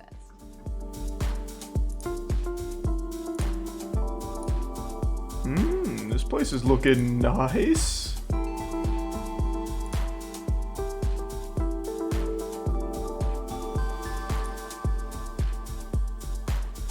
Thanks to resub. The interior design Dwayne? and styling of this room, I am just all for it. I just feel like I'm some sort of jungle queen. I love the playful wallpaper. I love the rich deep green tones and these goldy mustards. That Cape Bergen artwork is just so perfect in that space. And you can also hear There's a tier 1 Gaming Melon. beautiful running water, which is coming from that suspended pool, which I need to show you very, very soon. Yeah, Lucy. Haven't seen that shit yet. Okay. I don't know what you're talking about. Quite literally blew my mind. This is 5 gift subs, This Bunny. might Appreciate it, man. actually have to be Thanks to Prime the Fox. most exciting and just the most indulgent walk-in robe I have ever seen. I mean, some of these pieces are incredible. What do you mean some? Actually, all of the pieces are incredible. Don't lie, they look like shit. What are you talking about? Pull-out shoe storage. Oh my god. I think we just found the 5th Sex and the City character. This is amazing. Thanks to 2 gift subs, Panda. But it continues. Thank you to The Generosity indulgence Bunny and Panda. continues. Come on through. Okay, Lucy, calm down. Jesus, it's not that big of a deal.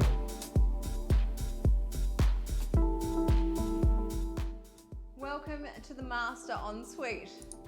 Very There's generous Risabel Gato proportions in in here. Maki I roll. absolutely love these deep aquatic blue tiles. We saw them on that lower level powder room as well. They're very dramatic and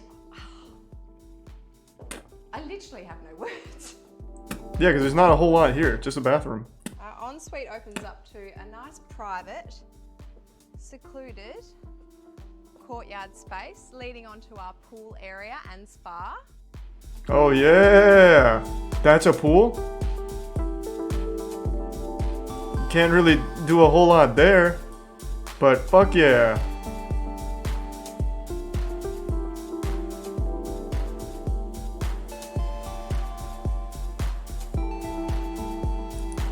Thanks to the resub A's.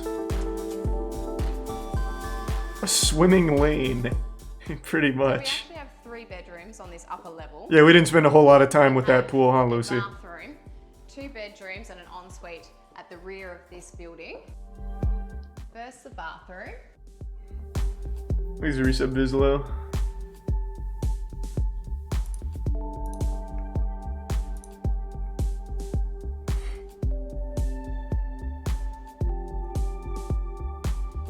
Show me some more cool shit. I love how unique every single interior is in this home. It is pretty unique. The level that we're on now with this suspended pool, which I'm about to take you out to, and the full Oh, I can't wait. This staircase actually goes up to the rooftop, which, let's check out this rooftop, shall we? But we're gonna go. Thanks resub Simi. Open completely up to this terrace. This is a cool area. So this is still on this upper level, but we do have a rooftop terrace.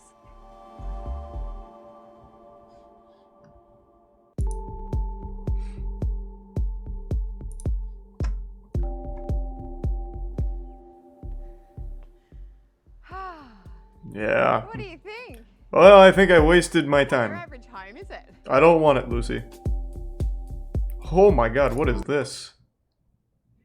Jesus. Is this... he come with a house or something? Good god.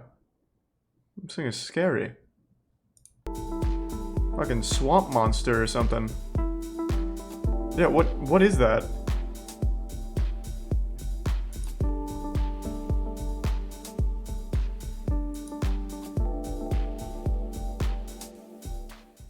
Do you know what? There's a lot to take in and a lot more I mean, detail it's that I need not- to show you about this house. So There's not a whole lot to take in, really. It's just... it's a roof. let's sit down and take a closer look at this house. Does she live here? She's really making herself at home. The original warehouse building was built in 19... Very honest with you, those are material, but has... You go to bed? So I'm I'll come say goodnight in a sec. And That wasn't as ridiculous as I expected. Wasn't that good, though. Thanks for your sub, Gavin.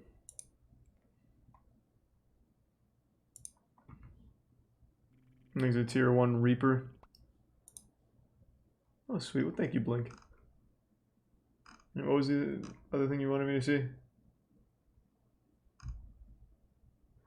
Fuck, I forgot it. It wasn't house related, I forgot what it was. Thanks to Prime, Aaron, and Laughin. Nah, I wouldn't do that, Timbo.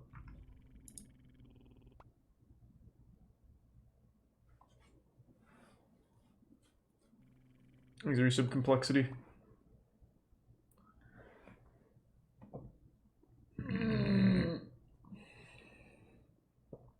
I've seen the most expensive house in the world. You're talking about the one, right?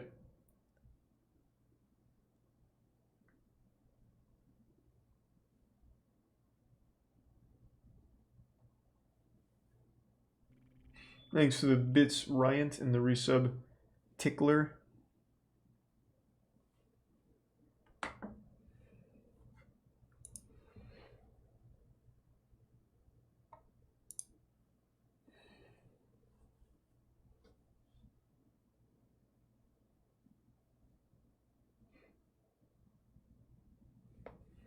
Jaws ruins the prom. I've seen that trailer.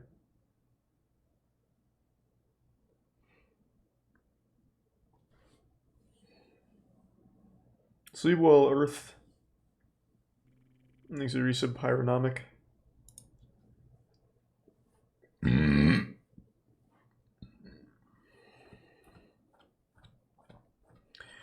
Crazy Thai taxi driver man.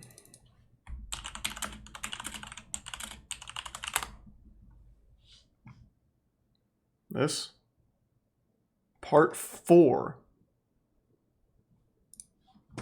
Om jag ska vara ärlig så älskar jag när blåljusen blinkar faktiskt bakom mig. och de inte har en chans. Det är ganska vanligt.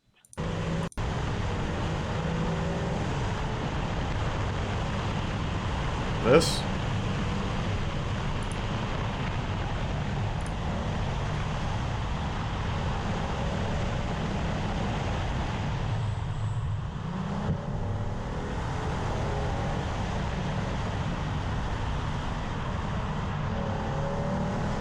Okay. This is pretty fucking dumb. It's not like I find people that do this shit cool. It's dangerous and it's stupid. I can only pray when they inevitably crash, it's only themselves that they kill. I don't know why that's like an actual popular genre on YouTube. Is it Prime Kennedy?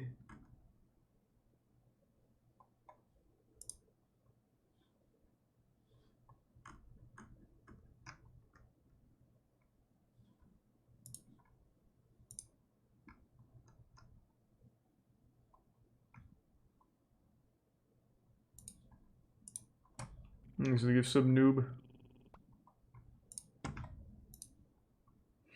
Does Channel 5 have a new video?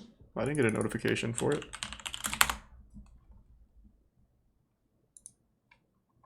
No.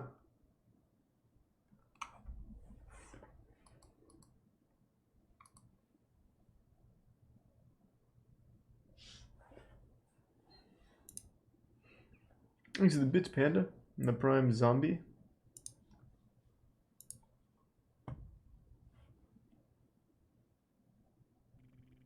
These are Prime Piss in Mouth.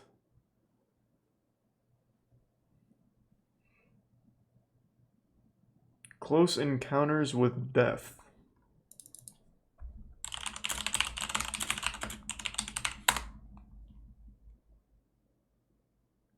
This? A GoPro compilation? Thanks to 2 gift subs, Noob and the resub Wonder.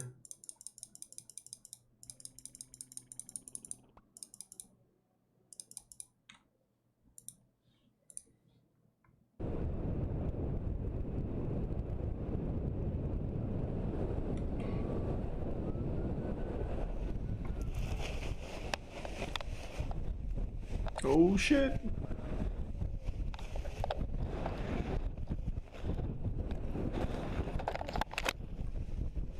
Do people, I guess before I watch this, is this toss?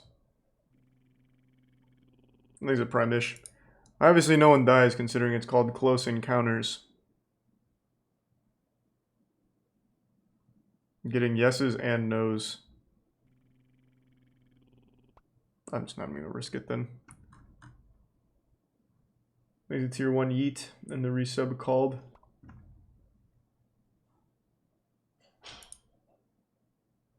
Thanks resub turbo.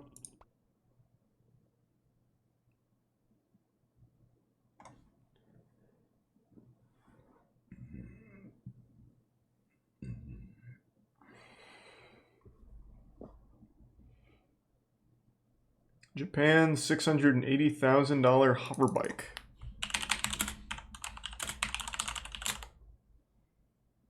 The new hover bike by Japanese drone company. Could you see yourself cruising the streets in this? A tech startup in Japan wants to make this hover bike happen. All right. It's called the X-Turismo Limited Edition, and it was created by a drone company that's employing some of the same technology it uses for its smaller flying devices. It features a conventional engine and battery-powered motors that can make it fly for 40 minutes at up to 100 it's pretty cool. I'd never kilometers per fly it. hour, or about 60 miles per hour. The company held a demonstration on a racetrack in Tokyo, and this thing has some moves. Does it? Barely moving at all. It's not as quiet as some electric cars on the Maybe market, some classy and it doesn't and come Cass. cheap either. The X-Turismo will set you back about 78 million yen, or $680,000. And the company says it will need wealthy early adopters to help the hover bike reach its full potential. Yeah. Okay, let's see. What's the most unlikely thing that could happen to you? This video is made possible by Brilliant. Start learning intuitively with Brilliant for 20% off by being one of the first 200 people to sign up by clicking the link in the description. So at some point during your life, you've probably experienced something that you would describe as unlikely. But what are some of the most unlikely things that could happen to you during your life? To start with something more easy Lottery's to gotta be visualize, one of them, imagine right? walking into a room with 30 random people. There is a 1 in 12 chance that you would share the same birthday with somebody else in that room, which seems unlikely, but it's almost infinitely more likely than some other future probabilities later in this video. If you apply to Harvard, you only have a 1 in 20 chance of getting accepted, but that's still more likely than taking a pair of dice and rolling a snake eyes, which is only a 1 in 36 chance. To get a little more unlikely, you have only about a 1 in 100 chance of developing a brain tumor during your life, and a 1 in 102 chance of getting killed in an automobile accident if you live in the US. Medically speaking, you had a 1 in 500 chance of being born with 11 fingers or toes, which is still Wait, that's a lot higher than I would have thought. Hockey player ever going pro, which is only 1 in 598. Holy shit. In fact, it's very unlikely that any random high school athlete will ever make it to the pros. There's a Prime With Verge baseball in being 1 in studios. 659, football at 1 in 4,233. Oh! Damn, what? What a jump. So 1 in 500 for hockey. Even baseball's not bad at 627, but football, holy shit. Well, dude, like I've been saying this for a long time. Football players are probably the most athletic people on the planet, like genuine superhumans. Some of those defensive tackles, like I remember Julius, what was his name for the Carolina Panthers? Defensive tackle, I think it was Julius Pepper? It might have been Julius Pepper. He was like 380, and he ran, I think it was a 4.240. Was it Julius Peppers? Okay. Yeah, that guy, he was over 300 pounds or some shit, and he ran like a 4.240. They're actual superhumans. He also had a crazy vertical leap, too. Oh, he was 280, not 300. I knew it was something crazy, though. Like, it was an incredible, incredible number. Soccer at 1 in 5,768, and most challenging of all is basketball at 1 in 11,771. To throw some more numbers in there, God damn! how unlikely these statistics really are. Get The fucked, odds of basketball you correctly players. guessing a 4-digit PIN code are 1 in 1,000, and the odds of you bowling a perfect 300-point game are 1 in 11,500. But all of these are more likely than you getting struck by lightning, which you have a 1 in 12,000 lifetime chance of happening to you. That's actually US. higher If than I your thought. skills at golf are average, then you have a roughly 1 in 12,500 chance of hitting a hole-in-one at the golf course, which is still much more likely than you getting murdered in the US, which you only have a 1 in 18,000 chance of per year. We're starting to get into the pretty unlikely. This was made in 2018. I imagine that's gone up quite a bit, so you're probably more likely to get murdered than you are to hit a hole-in-one by now, I would think. I'd have to check. He's probably going to need to make like an update. The events now, so with that being said, you only have a 1 in 54,000 chance of dying from a bee sting. Thanks for the bits, odds Chansey. of you dating a supermodel are unfortunately only 1 in 88,000. That's And the odds what? of you That's super dependent on how good looking you are. If you're really good looking, your chances of dating a supermodel probably go from 1 in 88,000 to like 1 in 8, maybe. Like, this has to be, like, from the perspective of just fucking greasy-fingered, Dorito-dusted gamer or some shit, maybe. and the odds of you becoming the CEO of a Fortune 500 company are based on what degree you hold. MBAs have a 1 in 135,000 chance, engineers have a 1 in 164,000 chance, and lawyers have only a 1 in 386,000 chance. Idiots. Which is less likely than you getting killed in a firework accident at 1 in 340,000. Here's The Prime next Garrett time you're in playing Shadow. poker, you should know that the odds of you being dealt a royal flush are just 1 in 649,740, which is Fuck. only slightly more probable than the risk of the asteroid 2017 17YZ1 impacting Earth on June 30th, 2047, which is a 1 in 670,000 chance. Damn, that sounds like a guarantee. Forward ahead to the very Fuck. unlikely events that probably won't ever happen to you or anybody else that you know. The odds of you getting killed by a terrorist in the US are just 1 in 4 million, and the risk of you getting eaten by a shark are even lower at just 1 in 8 million. You have a kind of real quick, you want to know a fun one that I know? It's probably not going to be on here because this is 2018. Your odds of getting killed at a gender reveal party are, you're twice as likely to get killed at a gender reveal party than you are to get eaten or killed by a shark. So just keep that in mind. That would probably be somewhere between shark and the terrorist one. 8 million. You have a kind of surprising 1 in 10 million chance of becoming the president of the United States if you're a US citizen, which is even more likely than you dying in a commercial plane crash at the very, very low odds of only 1 in 11 million. I don't believe that. Even more ludicrously unlikely events, like your risk of getting killed by an asteroid impact at just 1 propaganda. in 74 Flying's dangerous. I'm not doing it. 17,000. So you're literally more likely to get hit by an asteroid and die than you are to win the jackpot of the Powerball lottery, where the odds are a staggering 1 in 175 million. Back in 2016, the Powerball jackpot reached $1.6 billion, and you stood a better chance of winning that than you ever would have at winning the comparatively small $1 million grand prize of the McDonald's Monopoly game at just 1 in 451 million. But even still, there are people that these statistically unlikely events actually have happened to. But the next events are so unlikely that they may never happen to anybody in history, like picking a perfect NCAA bracket at a chance of just 1 in 128 billion. You're telling me it is more likely to win the actual Powerball than it is to have a perfect bracket? I find that so hard to believe. Has there never been a perfect March Madness bracket? I thought for sure I remembered hearing about a perfect bracket when I was back in college. Never. Huh. That's shocking.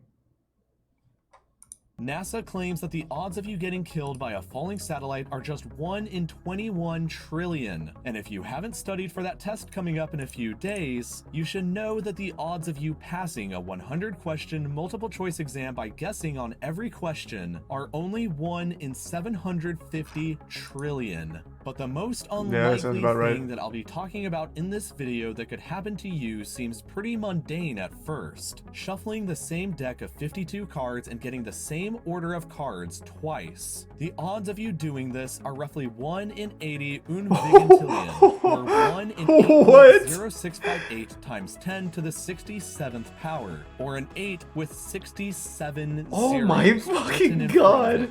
There are more ways to arrange a deck of cards than there are atoms on Earth, which means that every time you've shuffled a deck, it's very likely that exact order of cards has never been seen in human history, and likely never will be again. But the best way that anybody has ever described this, in my opinion, was a user called LeoFrick on a Reddit thread that I've linked in the description. His quote roughly reads as follows: 8.0658 times 10 to the 67th is such an enormous number. Imagine that you set a timer for that many seconds. Stand on the equator and take a step forward every 1 billion years. When you've circled the entire Earth once, take a drop of water out of the Pacific Ocean and repeat. When the Pacific Ocean is empty, lay a sheet of paper down, refill the Pacific, and repeat. When your stack of paper reaches the sun, look at your timer. It seems to have barely changed. What the fuck is going on? 8.0658 times 10 to the 67th seconds, and now you still have 8.063 times 10 to the 67th seconds still remaining.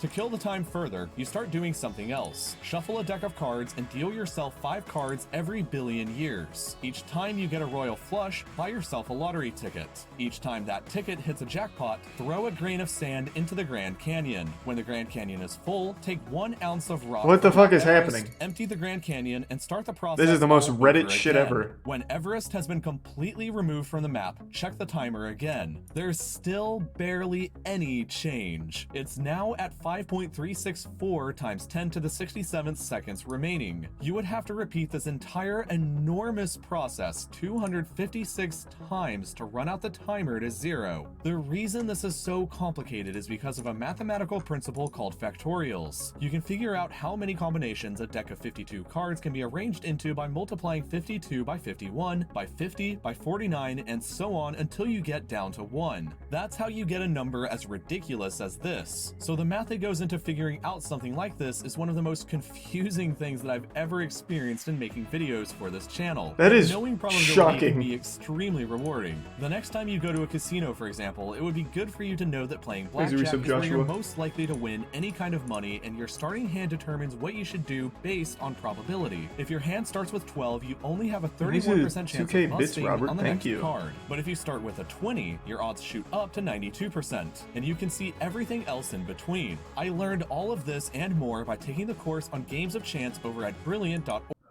That was interesting. I knew about the card thing where, like, if you shuffle a deck of cards, there's a very good chance whatever combination the cards end up in has never been seen before in the history of the world. Which is, it's so weird to me how a deck of cards could have that many possible arrangements. Because it doesn't really, like, on the surface, it doesn't feel like it has that many. But apparently it does.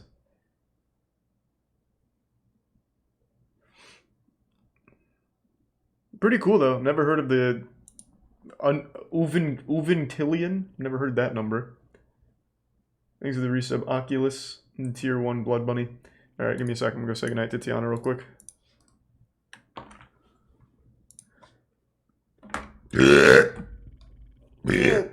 And thanks for the resub, Strayoni and Bros.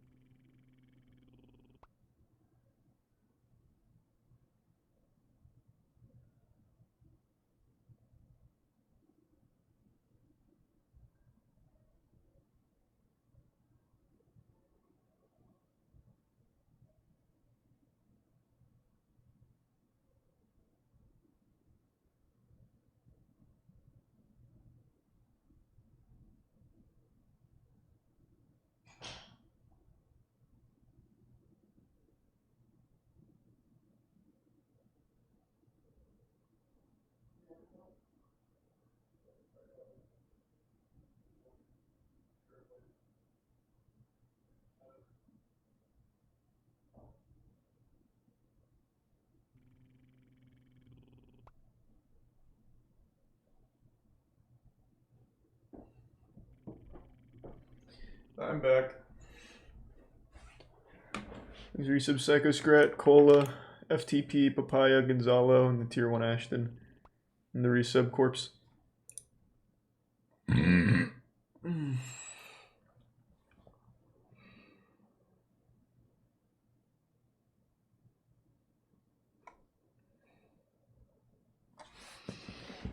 Oh shit, I forgot I had that in my ear.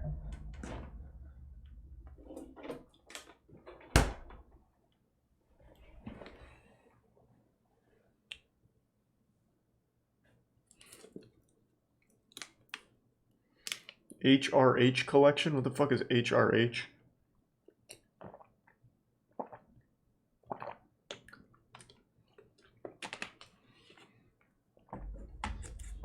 Alright, let me see.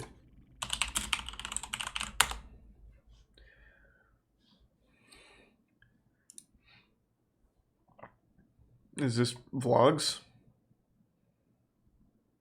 Thanks to Resub Sentinel.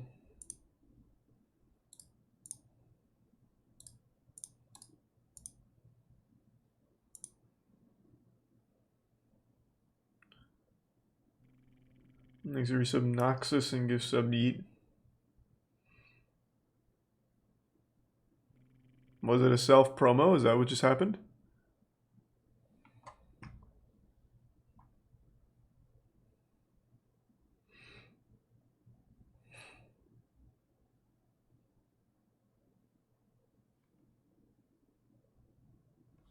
Have you heard of or seen Fast and Furious, the animated series?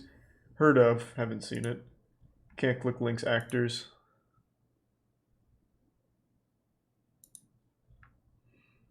The current affair hasn't had anything interesting in a while.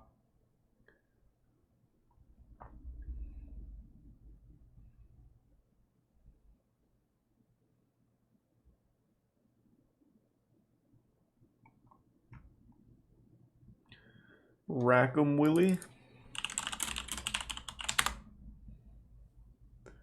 Oh, holy fuck. I think I've seen this video. No, this...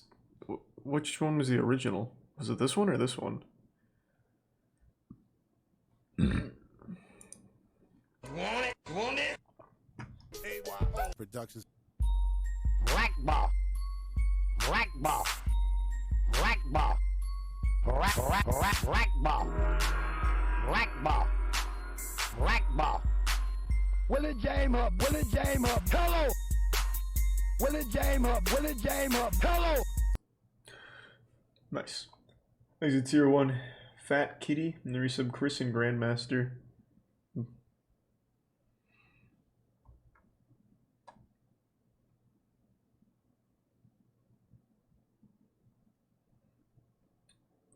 Oh, we haven't checked in on Truly in a while. Sure, we can see what's going on. It's been a minute. Thanks to resub Zero.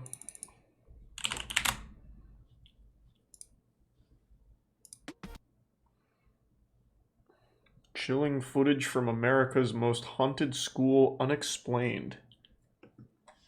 I bet I can explain it. It's so cold in this school. There's a footprint down here. It's like the size of a child's. What the hell was that? Oh my.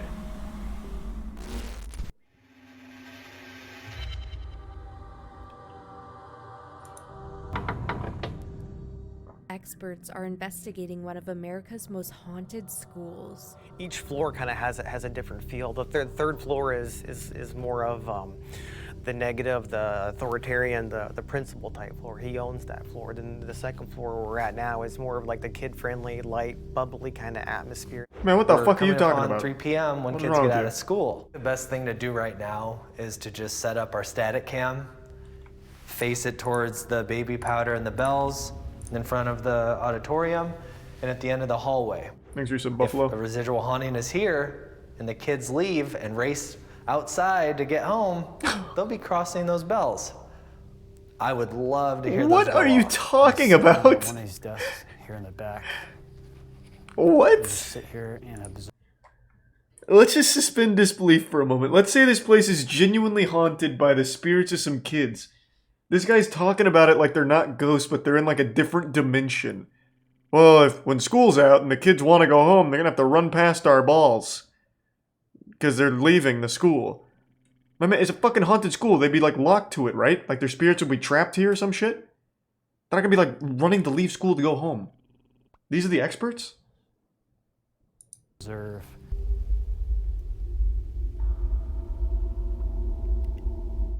Just so cold in this. These are tier 1 west in the resub. Paranoia is Dito, how I feel more than anything. resub really. Govern, and I Matthew. just feel so surrounded by the sound in my ears. Is all Thanks, I Bob. hear.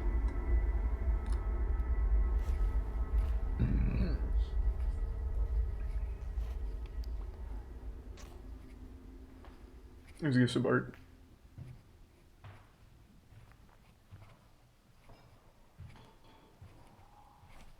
What the hell was that?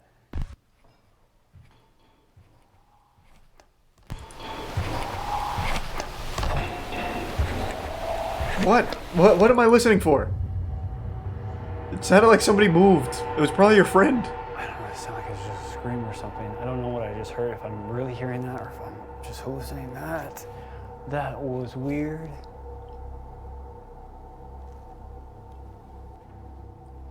I don't even know if this camera picked this up, but I thought I heard it. Like. So we were up here setting up bells for our next experiment, right? And we ran downstairs to get our cameras. And we come back up to footprints that are... If you want real hauntings, go to Sam and Colby. Alright, I'll tell you, there's no such thing as real hauntings, but I'm down to be proven wrong. Let's see if Sam and Colby can do it.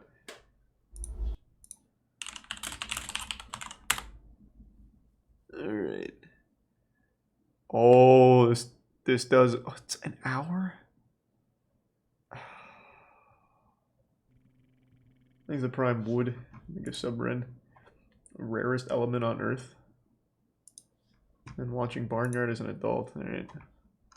So you had to be being sarcastic, right? Be Halloween. Yes, as you guys are watching this right now, hopefully if you have our notifications on.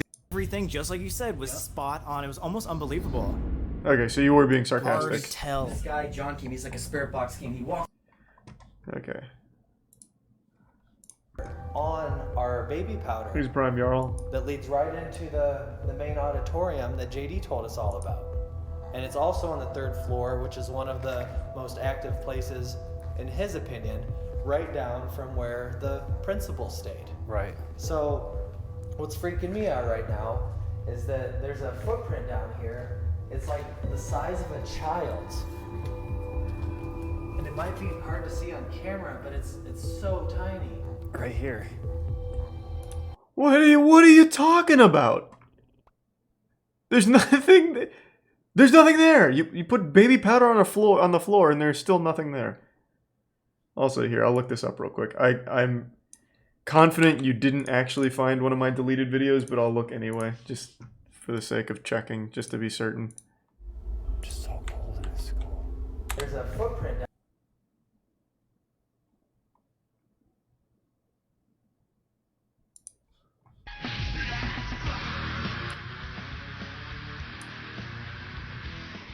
Hey, what's up, everybody? It's Critical. I see. It's like it hit it and it realized it, and it was scared to walk on the carpet or go any further. It was worth checking out. See? That is really baby powder. Yeah. See? It's not just markings, it's on my finger. See that? And we cleaned this floor beforehand. We decided to roll our static camera as we returned downstairs. I can't believe what we were about to capture.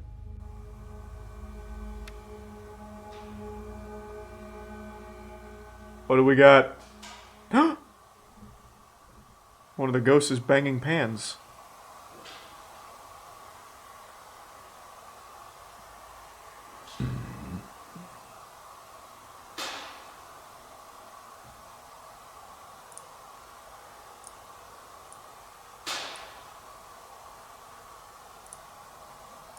Is this really the best they could do?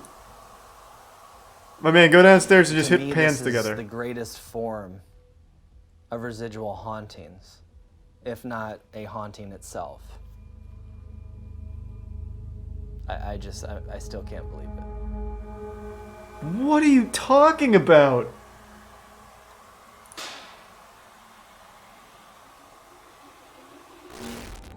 Before we conclude this episode, that was the whole I have episode? One last question for you. Do you fear the unknown or embrace it?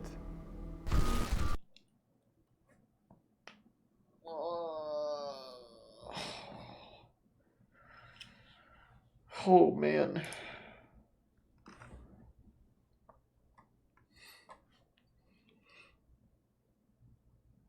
Thanks to resubdaxify. I thought like at least something was gonna happen. Like they'd at least try. All I did was make a couple of noises.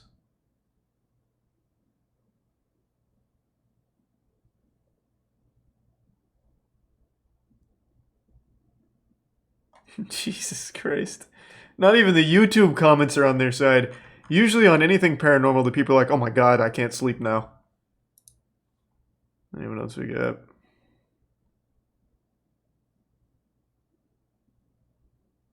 My husband controls my life and I love it. That's an alarming title.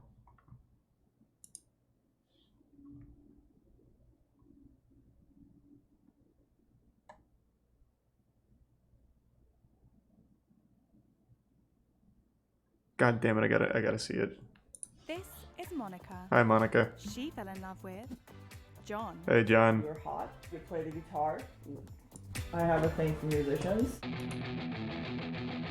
While the pair may look like your average couple from the outside, the way their relationship functions has shocked many. I actually had like childhood friends straight out telling me that I've lost my dignity as a woman. Did you like choose this? Or did it just happen? Why is it that John can sleep with other women? Oh. Can we cut? Answer the question, Monica. Here's a little dress. And here's another dress that's shorter. And then I have this. Yeah, so you have green today. I think The green today? That's going to be the one. So we're going green today. Yay. Okay, so I've learned one thing about John already. He's colorblind. Or am I colorblind? That's green? This is green? In what universe?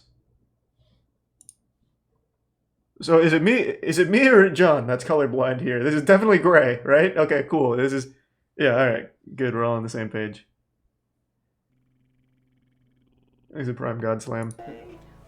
So I like my husband to pick up my clothes because I like pleasing him, so I like to look hot for him. I feel a lot more confident when he picks up my clothes because then I know that I'm actually wearing what he likes. Hey everyone, my name is Monica and I live to please my husband John. Hey John. We have a traditional marriage and I'm the man and I make the rules around the house. We've been together. What, Okay, John, why would you coming in a little I've always had hot? a submissive side since I can remember, and I've always been drawn. God, he looks to like a psychopath. Holy assertive shit. and dominant males. Anybody who's been with a woman knows they don't know what the heck to wear, right? I like Monica to dress feminine, but nice. I enjoy being a traditional housewife because that's my love language. I love to make people I love feel good. It's not like I'm a hopeless little girl. It's not about that. It's just he's assertive and I like that in a man. Oh, perfect. Nice. Oh, you're welcome.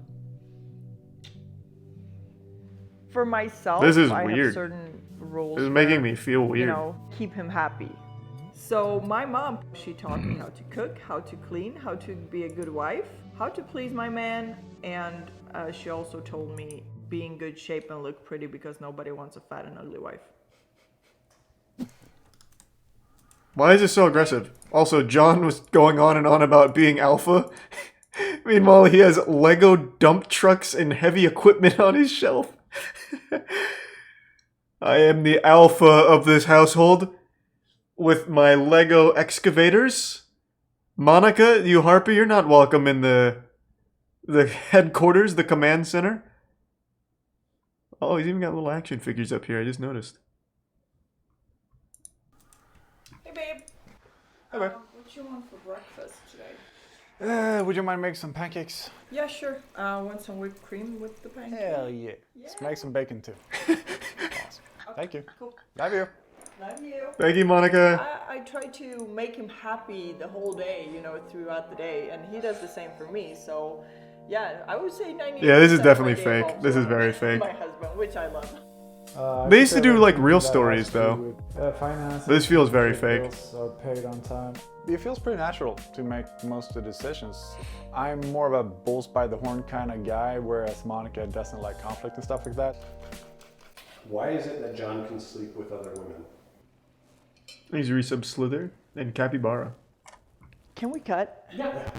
So the sleeping with other women thing, No, I haven't seen first that, of all, Maddie. it's a really small part of our relationship. Monica was cool with it, and I was cool with it, and I think it's a luxury I have that probably most guys watching this wish they had, just because of like genetic programming. If you look at all other mammals, how they do it, typically the alpha male gets to bang all the females. I think it just makes for a much very more alpha relaxed relationship, because there's nothing in my life that I desire that I can't have.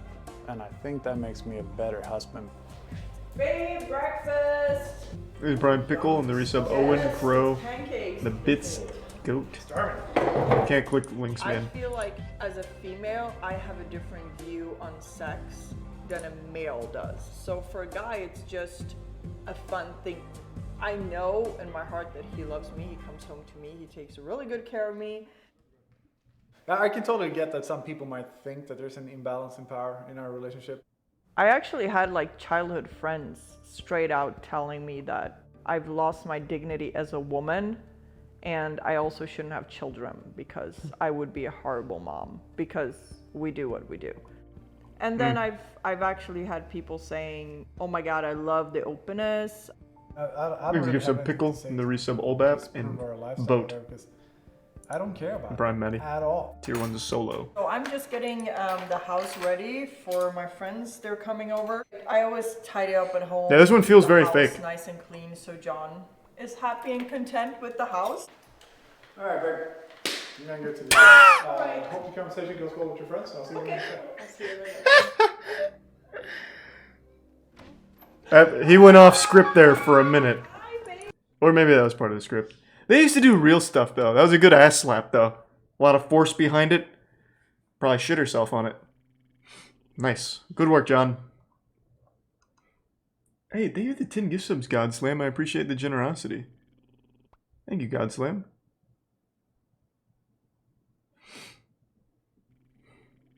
I used to be a waitress, now I make 90K a month. Well, doing what? Do I have to click to find out, I guess? Okay. I used to work as a waitress, and now I earn $90,000 a month. But doing what? I am the Kim K of network marketing. 2 years ago, I would literally go to Zara and look at the price. This is tier 1 and Dylan hoping I and the can 2 afford gift it. subs And Magnets. I always thought it's The too resub expensive Blazer. to buy something that's $1,000, $3,000, $5,000. And now, that's all we do. Yeah, I'm guessing it's MLM, right? My life absolutely has not always been like this. So before doing what I do today, I What do used you to be do? a waitress. What do you In do? the past 2 years, my life absolutely transformed.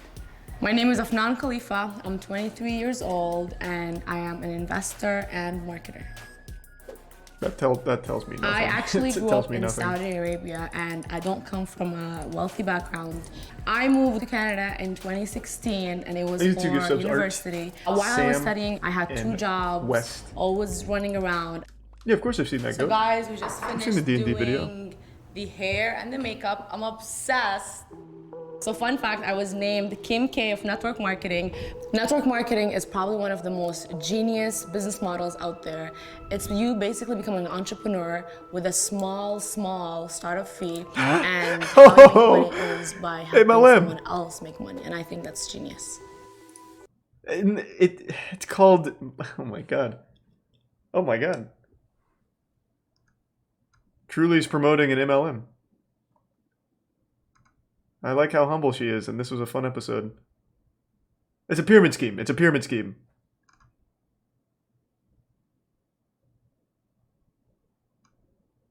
No one's upset about this?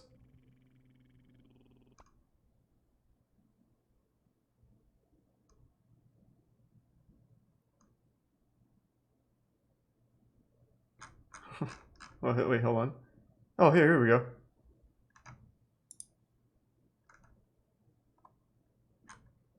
One person called it out. When I got started here, I wanted to make, $3,000. I'm like, if I can replace my waitressing job and make $3,000 a month, perfect. I can do it from home. I can do it from anywhere. Fast forward till today. Now I earn $90,000 a month. Social media is everything in my work. The Reels, the TikToks, the Instagram. We're just getting started. I'm gonna go upstairs right now, show the walk-in closet. I feel like most people know pyramid schemes now, though. For my quick stay, we love designer, but we love investing more. We're gonna pick an outfit for Rodeo Drive.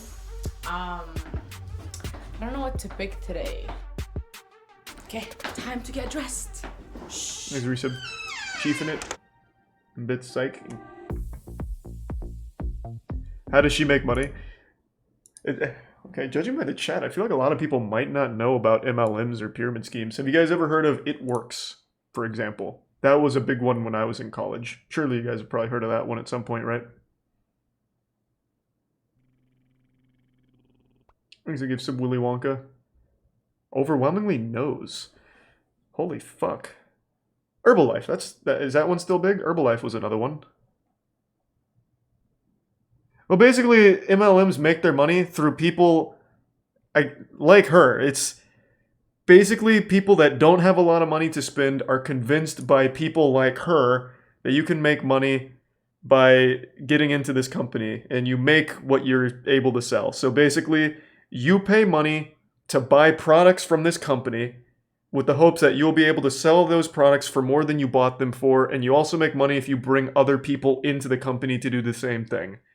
So basically what happens is it's a never-ending cycle of people being recruited to buy money or to buy products from this company and knowing full well they'll never be able to sell them again. So you just end up with a ton of dog shit products with no one to sell to.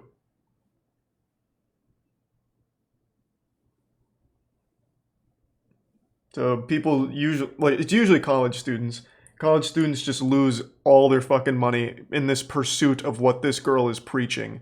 Because at the top level, there's people like her that have a very wealthy lifestyle and keep preaching about how they achieved it through hard work in the pyramid scheme.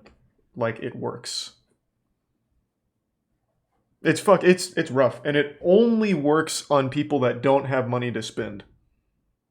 It just sells a dream to people that are desperate enough to buy in. It's actually fucking sad. A lot of scams prey on the wealthy. MLMs, they prey on the people that are very far from wealthy. In fact, my ex bought deep into a pyramid scheme in college.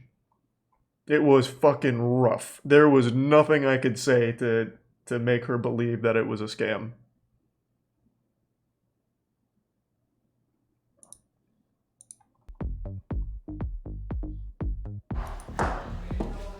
Ladies, I am gonna go shopping. Okay, we're gonna go shopping. You guys want anything? Yeah, I have a list. This is pretty wild that Truly would openly promote a pyramid scheme. I have two of my girls I guess it's not by upstairs. name, It's but their birthday. a lady selling a pyramid spoil scheme. them, buy some luxury items for them. And on my Instagram, I had a couple weeks ago a giveaway, and now today I'm gonna be announcing the winners and giving them some luxury items. I want to look that up real quick. Give me 1 sec, let me see. These are the bits: Rensational, 116, and Tomato. Hold on. Let's see.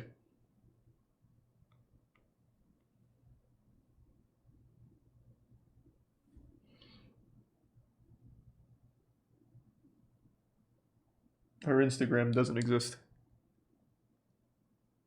Did she get banned? Oh, here it is.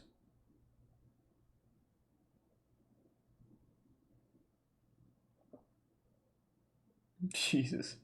So they've rebranded the whole thing as network marketing. I guess that's smart.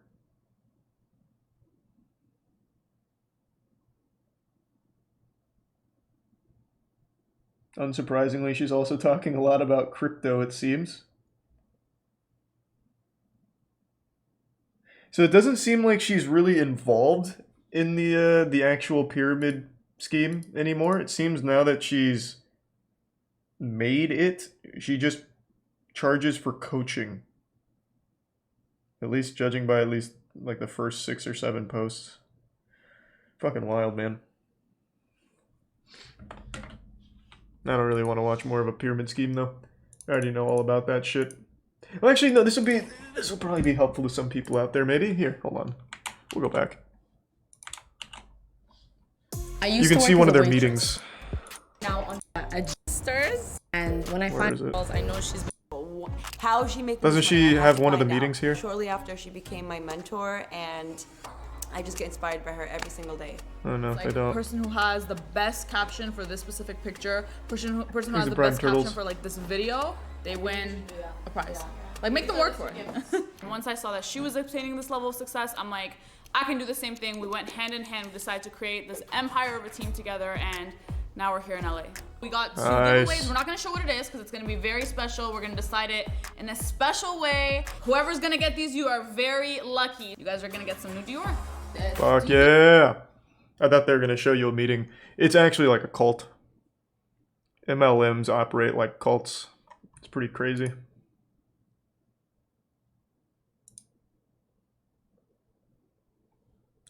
I was attacked by a spirit in America's most haunted jail. Okay. I don't know, man. I don't think the ghost of Jeffrey Dahmer came back and bit you or anything. It's probably fine. Whoa! What was that? I heard a little like child giggle. Was that you? Why would there be a child in the prison? Sandy, oh look. Why do you have fingerprints on you? Are we playing cat and mouse? Yesterday at 10:40 a.m., this man's neck was marked while investigating a residual haunting at Old Lake County Jail. The mark occurred at precisely the same time that former inmate and notorious gangster John Dillinger they've was searched there, violently 116. gunned They don't down, exist there. evading capture after making his And I'm not sure if escape. we've seen that sensational. Today he's back, looking for an explanation. Not a bad idea, Colt, but it's also not like a fun one either. We need to figure out what this symbol means. And maybe that'll be our proof. I only knew of one way for us to move forward. Exorcism. And that was for Connor to confront what just happened to him. You have to force yourself to go back in there Yeah, beat the spirit up. and talk. Hand-to-hand out combat. loud And say, you scratched me. It had our complete attention. The last 24 hours were just unreal. And so that's their way of showing him, hey, we're not messing around, we're here. And you know, I have a feeling you guys are the inmates, and these are guards. What? What are you talking about? Full body If we go chills. back there, I'll show you why I think it's happening exactly where it's happening. Okay. Thanks to resub. And you guys are Adult. right down here? At the very, very end, when we were talking, we were literally like right here. Well, come Right a there. little closer with me. Okay. I want to show you something. The guards sat in here in their chairs and listened to the cell blocks. They could sit in there and hear both cell blocks. What? And I'm wondering if it's just the guards listening, like you guys are the inmates. What are you talking about? Do you even work here? What are you said, going? "Oh, my head hurts," Who is and I'm this? like, good. I gotta say something, okay? When I was in there, I was facing this way and my head was starting to hurt. And Sandy just showed me that, and the back of my head was facing there, and the pain went to the back of my head. Like, What are you why? talking? Is that where the energy's coming from? Is that why everything's happening at the end of this hallway? Bro, just go beat him up or something then. Stop being a bitch. He's a tier 1 Trevor. whoa!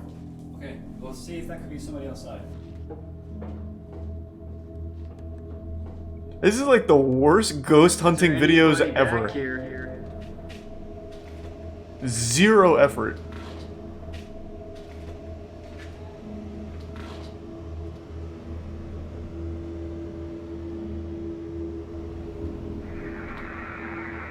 Jesus Christ. At least in the other ghost hunting shows, they put some effort to make it fun. These guys just sit on the staircases and listen for like creaks I was a Russian spy, now I strut down red carpets.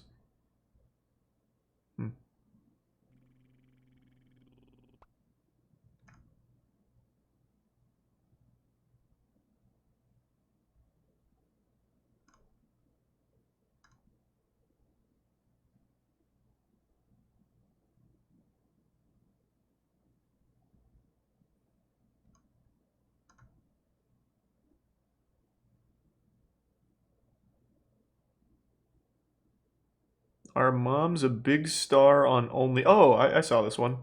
Yeah, this is the girl I was talking about, by the way. The nurse who now makes like 250, 350k a month on OnlyFans. She doesn't even do like nude shit either. This is why I said, any girl ever should make an OnlyFans. You can just do fully clothed content and make money. Just for pictures you would have posted on Instagram anyway. Exit Prime, Salamanders, Spicy, and the resub cookie.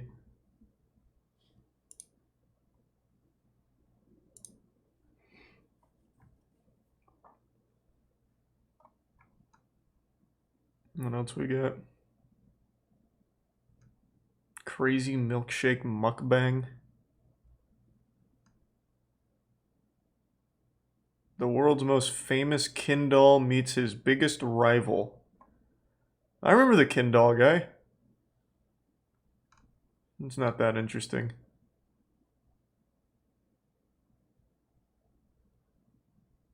My wife cheated on me, so we started swinging. I mean, that's one solution, I guess. Thanks for resub, DJ.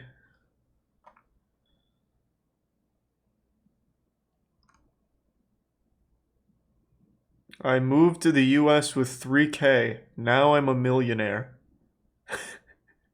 How? What? Is this another MLM? Very expensive taste. I love designer clothes. Versace, Versace, Versace, Versace. I love living in this mansion. I love my cars. I arrived to the United States from Buenos Aires. I left the country with $3,000 to my name and can become a millionaire. Where I came from compared to doing the what? lifestyle that I have now. Let me know. Hit it's me. Like day and night. This is Stella. I rescue her. She owns a warthog? No. Hey, how are you guys? Come on in. Say hi, Lucy. Opens the door and the dog's just mooning the camera. I'm an influencer, entrepreneur, and the founder of the Plastics of Hollywood. So here we have a game room. Marcella's queen chair. I finally got my throne chair. Our jacuzzi. I was born in Buenos Aires, Argentina. I left the country with $3,000 to my name. I had a very, very happy childhood, but I always dreamed to have a different type of lifestyle because in America, I think when you have a dream, you can conquer it. My story was rags to riches. Where I came from compared to the lifestyle that I have now, it's like day and night. What do you do? How did you do it? Our theater room. Hey, Steve. Full surround sound system. When he misbehaved, I sent him to this room. It's I locked the door and he never gets out. I met Tier 1 Gallifrey. Steven. We've been together for 12 years and my life changed completely. This is one of my best watches that I have is the Rolex Presidente with diamonds. I also have my Versace watch right here that I always loved. She married a millionaire? Is that it? I never used it. I should, right? Versace, Versace. I moved to the US with 3K. Now I'm a millionaire. Gucci, Versace, by marriage. Versace, Miu Miu, That wouldn't be Dolce very & Gabbana. interesting. So in order to make money here in Los Angeles, you need to have 2 or 3 sources of income. We decided to start investing in real estate to move money more quickly, get assets. We started buying houses and we bought houses in Los Angeles, but we also bought houses in Florida. With $3,000 to your name, you started investing in real estate? Cryptocurrency when it wasn't that well known as today. I see. And then after a while, I wanted to create something. I'm a very creative person. In 2015, I created the Plastics of Hollywood. The McLaren, this model cost me around $200,000. Okay, I see. I can tell you right now, she was not investing in real estate with $3,000. That wasn't happening.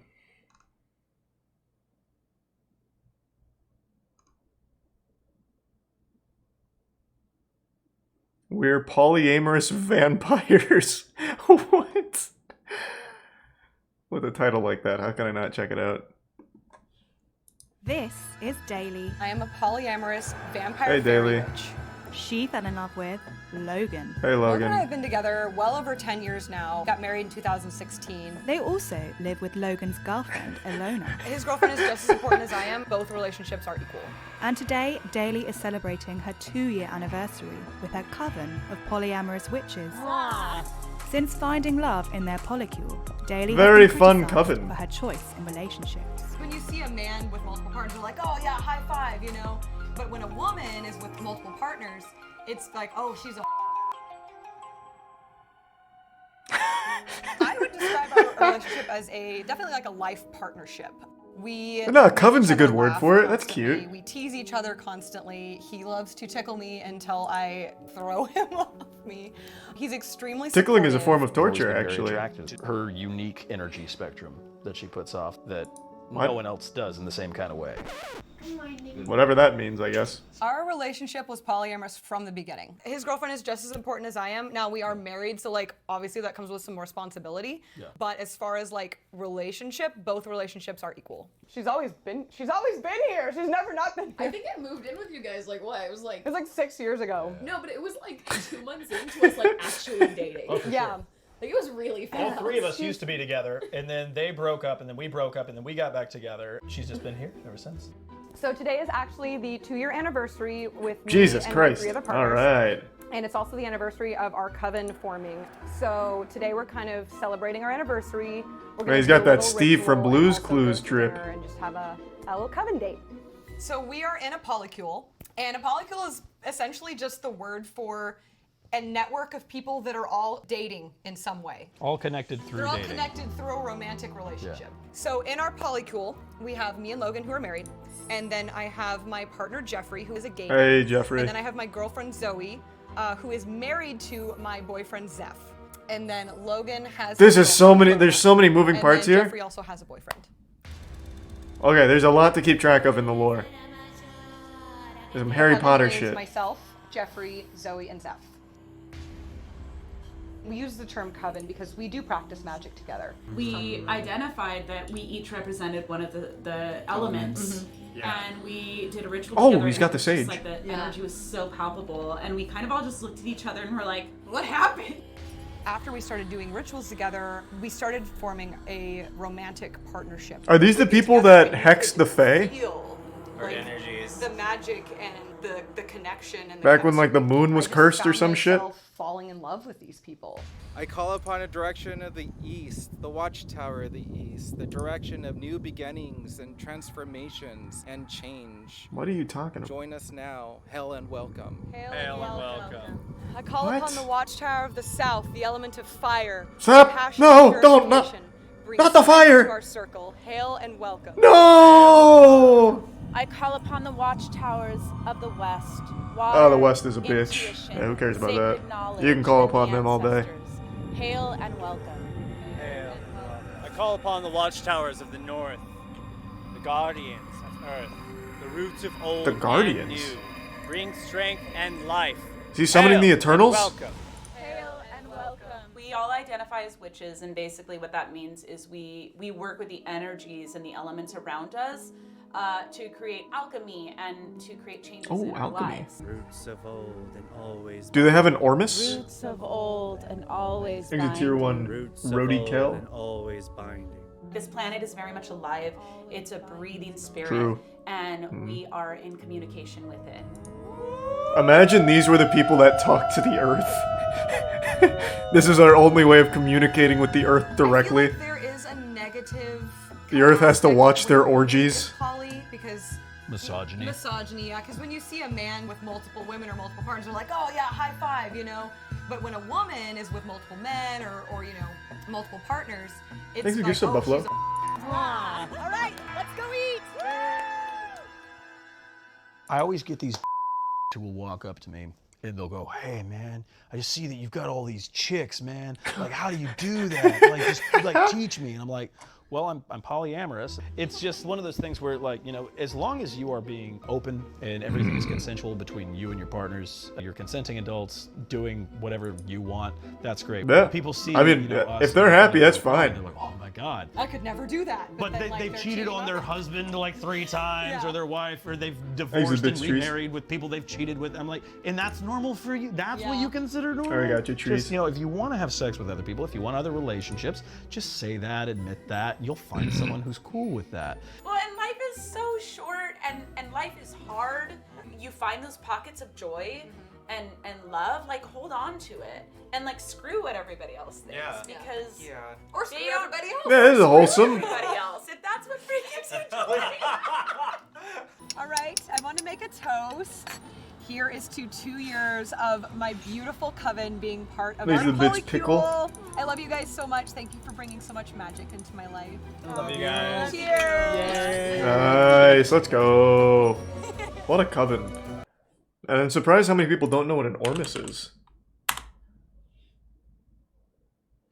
An Ormus is basically like a fucking septic tank for magic. You just pour a bunch of dog shit into it, and apparently it's supposed to be like a powerful potion maker or something. I don't know. It's been a long time since we went down like the vampire and witch rabbit hole. Thanks for resub, baby man. Send them to me in an email, Pickle Kings. That would be huge if you did. Thanks for the bits, Pop.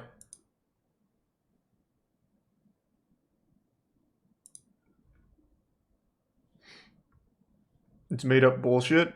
Made up bullshit, he says. Clearly you've never seen the man who made a potato into a real living, breathing human being that he communicated with.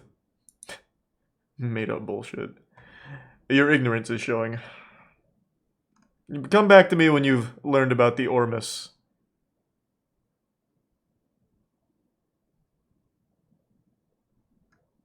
What else we got?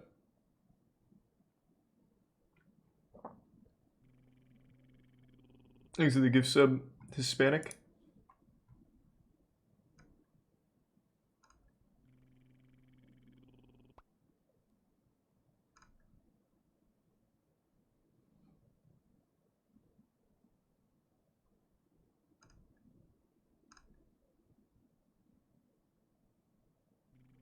I run a $1 million Instagram business. I bet it's just showcasing cars. And I run $1 million. Exit tier 1 Chevrolet and the Prime got a name, and resub Human and Gabriel. Ninja. I've built myself from the ground up. I am so grateful. I can fly wherever I want in the world. I can eat wherever I want. I can do whatever I want. So, talk to me. What is this surprise that you brought me here for? Ooh, you sure you're ready for this one? I'm ready, man. Come on. Sure? How'd it go?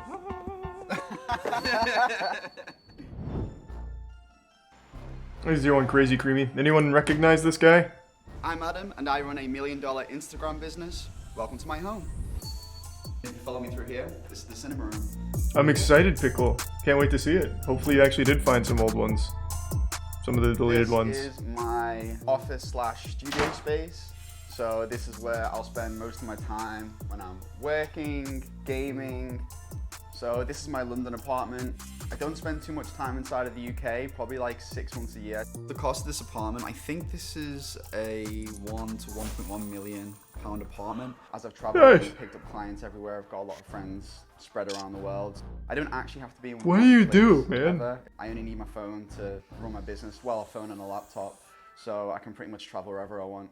I didn't ever think I'd be able to afford a place like this. When I was younger, I didn't really think I'd get out of Liverpool, to be honest. In I always Prime wanted to Gravy. work in an office and actually work a 9 give to some 5. Chachi Once I and started to resub Wicked. realize the power of social media and what I could actually do with it, I started to find my love for travel and social media.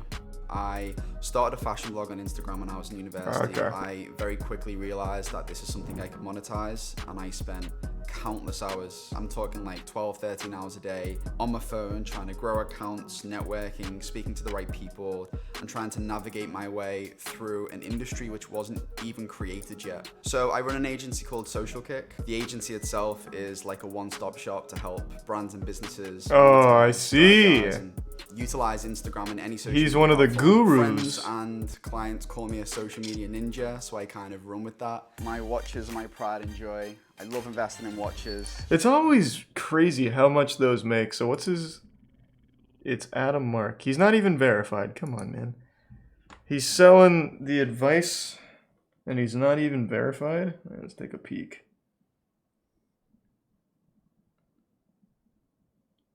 Oh, now he is. He actually lost 1,000 followers after this aired, unfortunately, it seems. So it looks like he makes all his money through Social Media Ninja. Or, Jesus, whatever the fuck his consulting business is. Because his Instagram doesn't really get a lot of action. Which is smart. If you can position yourself to be like a consultant or like a tutor for clueless companies, you can make a lot of money from them. Good for him, man. Good for him. Not a very interesting story, though. I'm going to share my girlfriend with other people. Man, what a saint. What a nice guy. Hey, thanks, man. The streets, thank you.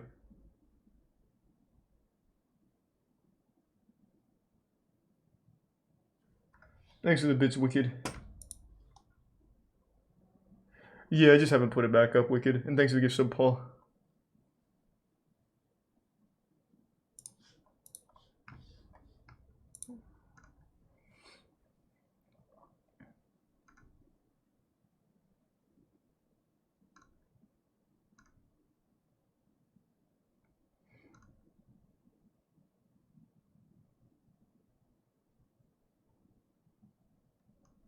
I made 2 million on Bitcoin in 10 months. Cool, man.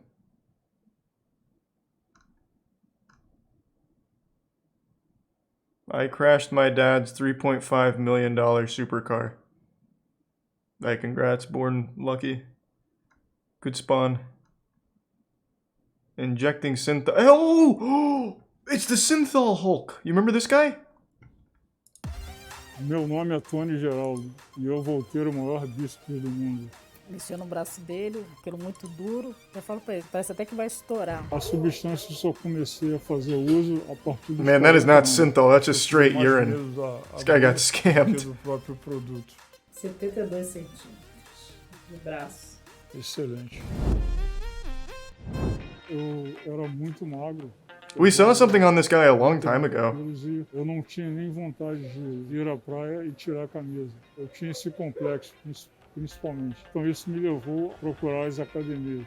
Quando eu comecei... Wait, doesn't shit like that explode? Yes, it does. Eu só treinava. A substância só comecei a fazer uso a partir dos 40 anos. Pontenay vende em lojas de produtos... Oh, nice. That means it's high quality. E por isso não foi difícil de conseguir. A primeira vez eu fiquei receoso, mas a pessoa que manipulava o produto sabia muito bem o que estava fazendo. Acho que eu tive mais medo da agulha. Hey, well, that was sweet. Well, thanks, Rody, and welcome. Eu vim a uma consulta para ver como é que eu estou, como é que estão os meus braços, se eu posso continuar nos treinos. Quais são os sintomas que você tem hoje em relação ao braço? Dr. Roberto looks jacked. He looks like this guy, like his vision, but without Synthol. Esse problema atual na coluna. É uma possibilidade. Os principais riscos são ligados à parte de danificar a musculatura. Pode levar à necrose tecidual. Caso tenha necrose, a única opção é cirúrgica para o tratamento dessa condição. Com que frequência que eram as aplicações? A cada 15 dias. E a última aplicação em região de braço foi quando? Já tem muito tempo, estou com 52, foi com... Yeah, Synthol gives you like these bubbly anime arms. It's pretty cool. Aqui, ó, 3 furos, 3 aplicações, 3 ml. Entendi. Então, 9 aplicações por dia de aplicação. Eu nunca tinha visto um braço desse tamanho, realmente. Não recomendo de forma He must be pretty new to Synthol then, because this isn't even the biggest. Para ganhar volume muscular, porque o caminho simplesmente não é esse. O caminho são anos de treinamento. Oi, meu amor, tudo bem? Espero que você goste do almoço que eu fiz para você. Excelente. Hoje eu tô variando um pouquinho. Thanks for the resub, CJ. Tô comendo peixe com legumes para fugir um pouquinho do frango. Eu comia muita proteína e agora eu tô comendo pouquíssima proteína, mais fibras Eu tô com problema de coluna. Tô com 5 hernias de disco, acredito ser por causa do peso. Yeah, it's probably exactly what caused it, to be honest. A orientação médica é chegar a 90 quilos, para não precisar fazer uma cirurgia de coluna. Eu e o Antônio, nós conhecemos num baile no Clube Dolaria. Michelin Man. Se conhece uns 31 anos. Ele tinha um corpo bonito, entendeu? Não era nem muito musculoso. Eu gostava do corpo dele quando eu conheci. What do you mean he wasn't very muscular? He looks fucking huge in these photos before synthol. Antônio, só as fotos quando você tava mais magro, tava mais bonito. Nosso casamento. Aí, compara só uma com a outra. Antes e depois. Fala você, qual é melhor? Melhor é essa aqui, antes. Que isso, só você. Eu sempre disse pra ele, melhor você parar aí, que tá muito exagerado. E eu nunca, não gosto, realmente eu não gosto. Fica aqueles braços, fica muito Just duro, parece take que the synthol out. né? You'll do fine. 75. You'll be alright. 75. 70 e quanto? 72. 72 centímetros. Makes it a bit Tassix. De braço. Excelente. Eu não me arrependo de ter feito uso da substância. Ela me deu o que eu queria. Não me arrependo de nada. Eu adoro ir para academia porque o meu corpo é o meu templo. Nice. That a happy ending.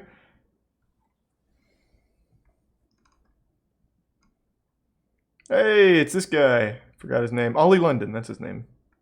I think we're all caught up then. That was the last thing we saw from Truly was the Ollie London. Alright. Why do I even work out? I mean, yeah, you could just be doing synthol and look awesome. Next to some Psycho. What was the other one we haven't checked in on in a while? Wizard of Odd, right? Or I Wonder. I forgot they changed their name. The largest puppy in the world. Holy fuck. It's not a puppy, it's a man in a costume. I'm 6'9" and have the world's longest legs. Nice. Eating raw meat. Oh, they haven't posted very much. Yeah, they haven't posted anything in a while.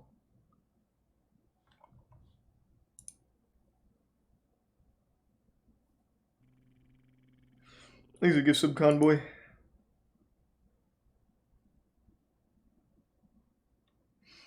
Woman, yeah, haven't we seen the woman in love with the airplane? Let me see.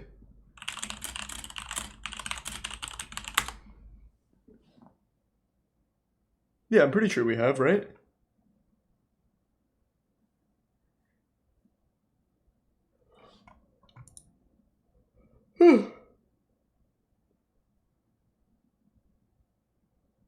Wait, do you really, Huey? Wait, like the deleted ones? Toss me an email, Huey. But it's in the chat to command. Jake Paul knocked out Woodley. I don't care, man. Isn't that guy like 80 years old? Who cares? Was it at least fun to watch?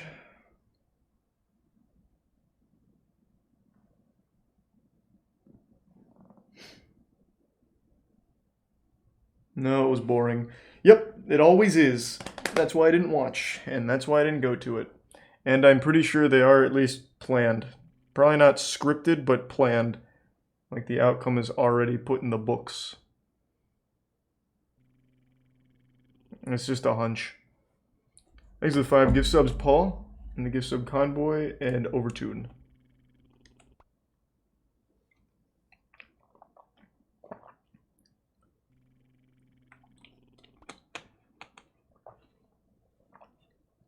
Thanks, Resub Turtle.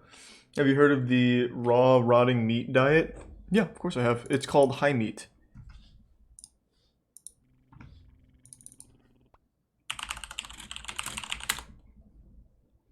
Yeah. You eat... yeah, that's the one right there. You just leave food out to collect all kinds of disgusting garbage, and you eat it. You know what's really upsetting? These fucking people never die from this. Meanwhile, I'll get a tummy ache if I eat a little too much ice cream.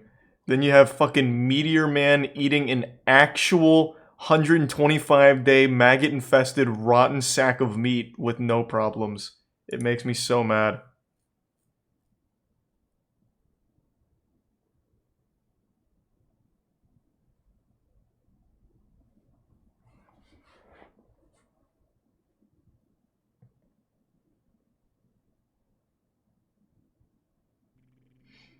Thanks, Resub Colt.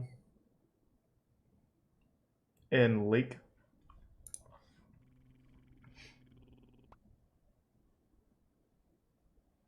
I hope you're having a good stream, Lunchbox.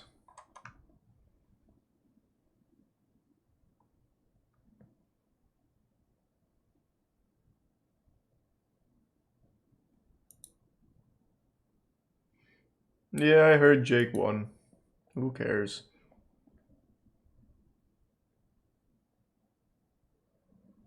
I honestly think a lot of them fake it. They don't. No, they actually don't.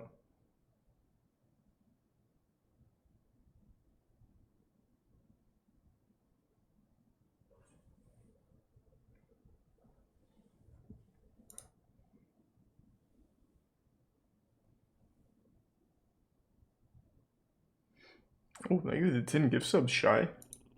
Thank you for the generosity. Appreciate it, Shy. Most definitely faked. Okay. I don't know this channel, but we're gonna have to watch it. They don't fake it. I've known about this community for a while. It's not bad. A lot of people will say it tastes like cherries or cherry wine. I mean, that's acquiring taste, to be honest. Thanks, Resub Cobra. Maybe. Did it come anywhere close to anything like that? Not so much. No, I didn't think so. Not so much. A lot of people have a lot to say about high meat, but Man. yeah, look at this. Look at this stuff. Now this is the side that was in the bottom of the jar, and it stayed really moist. So let's put this baby over. Yeah. Oh, that's the good side. See what's going on over here. Yeah. Yummy. Yeah. See, this is the side with all the. Now remember what this steak looked like when I first got it. It has when I made that that tuna into high meat, it just completely disintegrated. Evidence or pretty much swallow it the fuck down. The taste is not horrendous. Like the tuna was. The tuna was. There's a Prime Blue and the resub unsalted.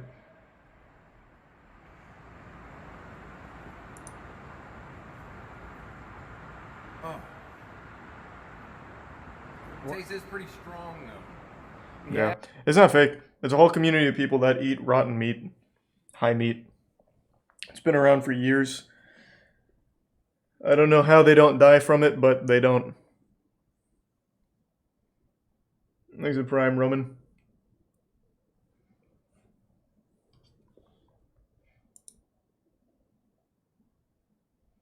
How can you watch that without wanting to throw up?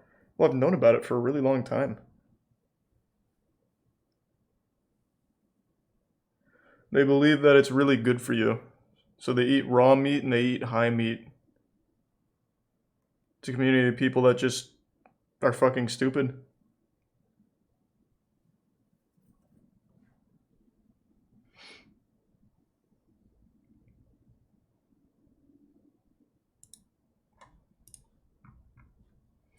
Pretty soon, Tori. Pretty soon. There's a Prime Maiku.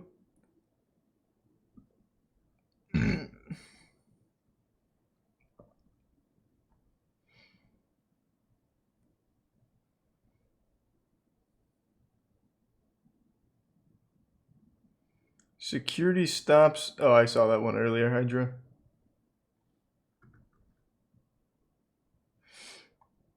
Charlie, you're the brainwashed one for having chemicals in all your meat. Are you joking around? I actually can't tell. Oh, yeah, wait.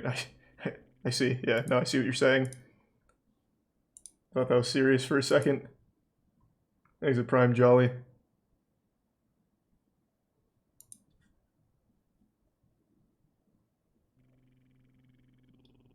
Thanks for the resub, Casewick.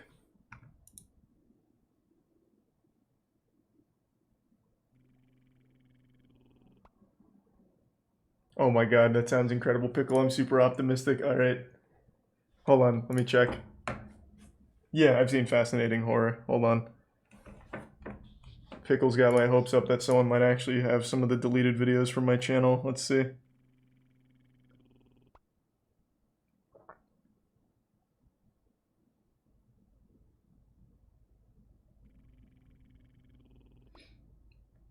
Where's the email, Pickle?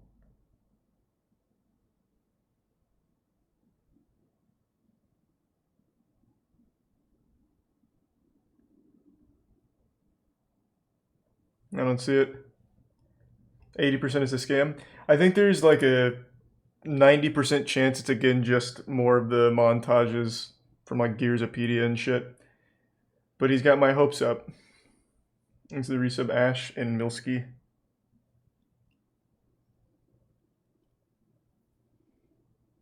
And the resub Nuclear.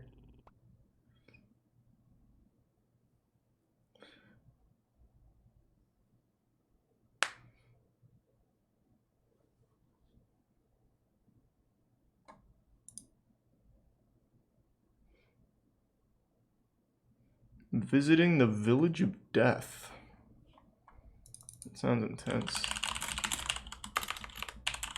Jesus Christ. Jesus! I had to really struggle through that one. Here, living with dead bodies for weeks or years is tradition. I don't know if I can watch this, but god, oh man.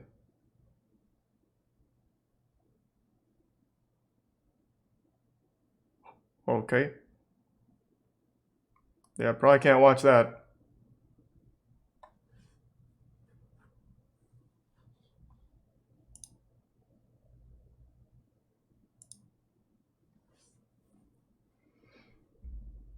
Oh, also I'll get the rotten meat out of here too. Here, we'll just go back.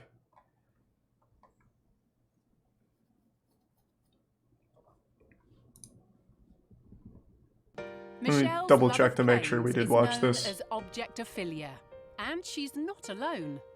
Over 5,000 people worldwide are also in love with inanimate objects, and that's just what's been documented. Yeah, we've seen this for sure. 5,000 people out of 7 billion? That's not a lot. Pretty rare. It's like a shiny Pokemon.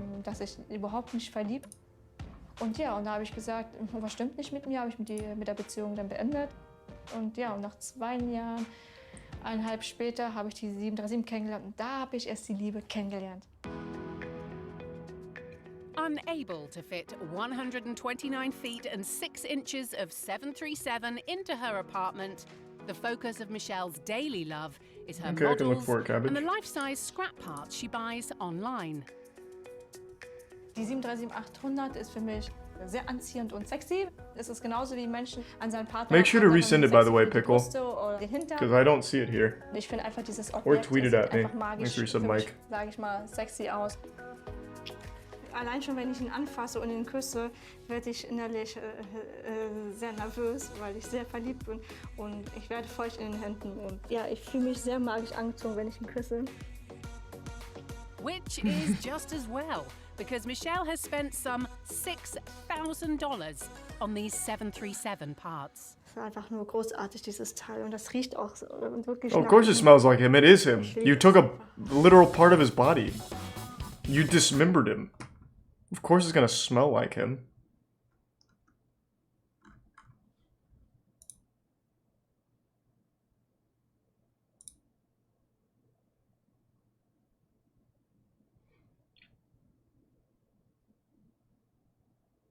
MTV Cribs with Steve Hardwell? Okay. I haven't seen MTV Cribs since I was a kid. Let's take a peek.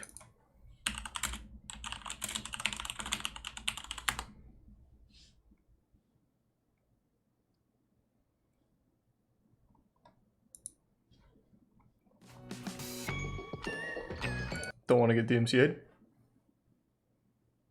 Hey, MTV. Steve, hey. Steve from Smash Mouth, let's go check out my crib. Hey now, you're an all-star. Come on, please. Can we stop that? I just want to see his house. I'm about to get y'all like. Wait, was that accurate? Oh, I thought it said 500 square feet. I was gonna say. I'm about to get y'all like exclusive tour of my new house. So come Thanks on. for resub dazzling. I don't like it if it don't gleam in the hell with the price, but the money ain't a thing. Well, here we are in the entryway to my house. Walking in, of course, I'm a plant lover, as you can see. Very cool plant, Right, Steve. pretty much sets the tone for when I had the ladies come over. And What is up with the editing? It's getting ready to be the craziest bachelor pad you have ever been to in your life. We're stepping down into more of my game room type thing. We got the fireplace, the couches. I still have a ton of stuff in boxes, knowing that I just moved into the place. But it's kind of cool to be able to come home off tour and do some unpacking. Steve, show me some cool shit. This place sucks. Kind of thing. In here is the pool room. Oh, and yeah. Parties. This is kind of the center attraction of the house where everybody wants to hang out. This would be where I had somebody cook for me. I wanted like the Superman look type. I don't know why they did this together.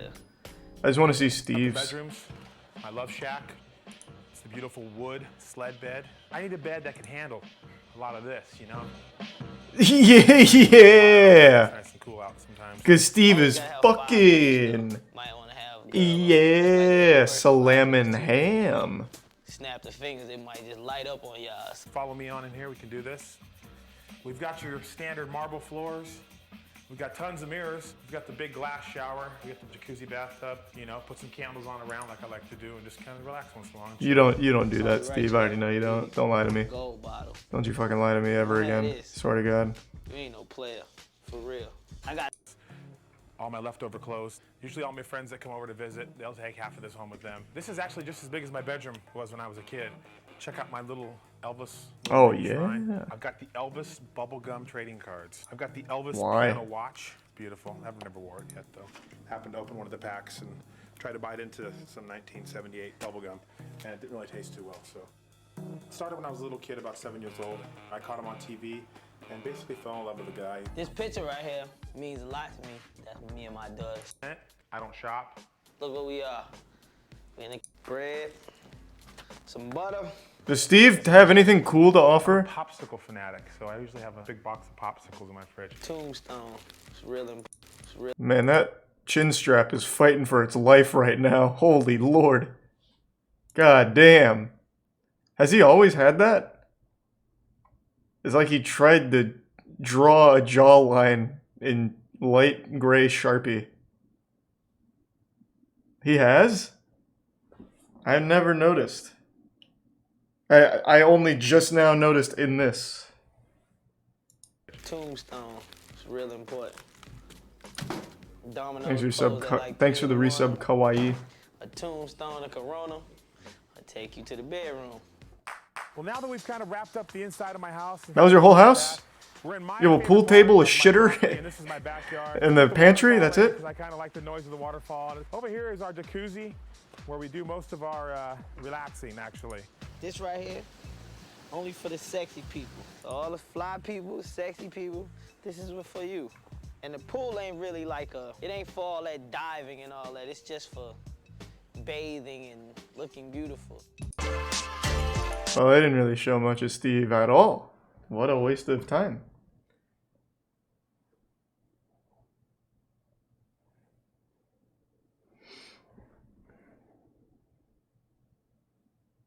Can I be sexy and dive? You'd have to ask him, man. I don't know. It's not my house.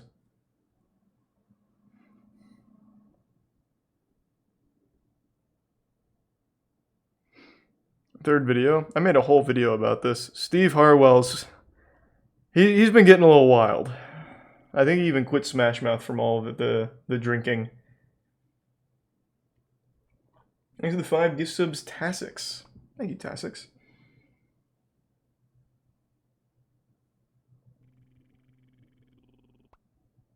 Yep.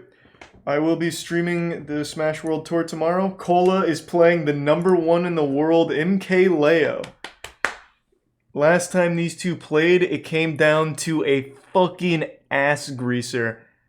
Game 5 MK Leo squeaked it out over Cola. Hopefully this time Cola takes it. This is for 150 grand tomorrow, so it's big. It's going to be a big one. I'll probably start streaming around noon EST. Maybe a little earlier. Depends on when I get up, but it'll be an early stream. Thanks for the 5 gift sub socks. Appreciate it, man. Hope you're doing well. Cola's been on a tear, though. He just won CEO, and today he fucking 3-1'd Proto Banham, who's one of the best in Japan.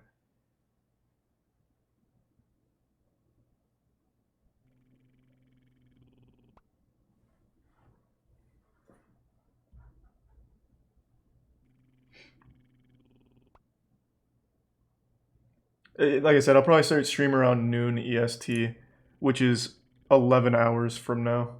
Thanks for the resub lunchbox. If someone downloaded your videos back in the day, could they still have it that way? Yeah, of course. Thanks for the gift sub, Lex. I feel like that's like the only almost possible thing that could have happened.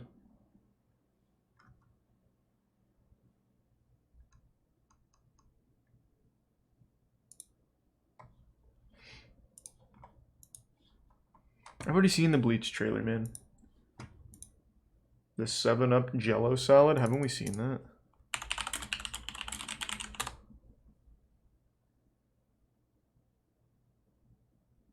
Which one? Oh, this one?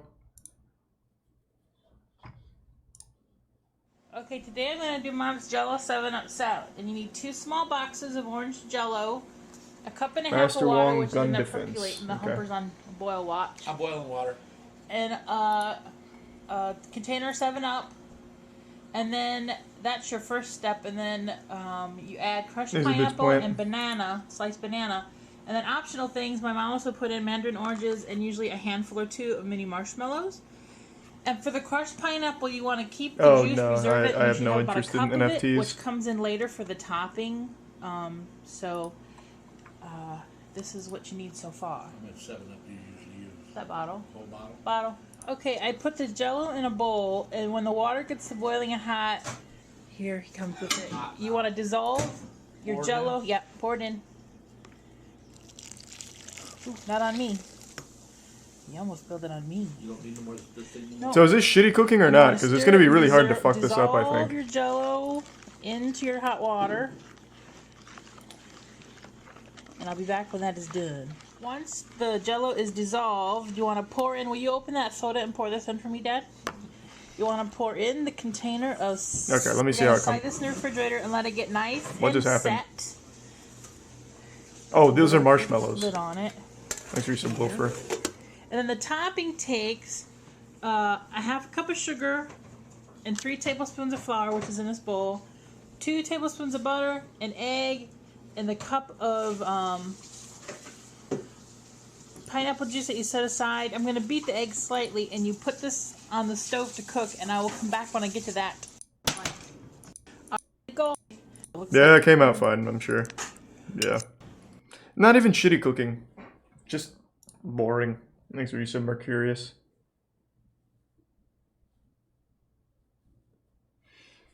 Pickle, have you resent it yet, man? Because I really want, like, you've got my hopes up now. I really want to see it. Because I don't see it here.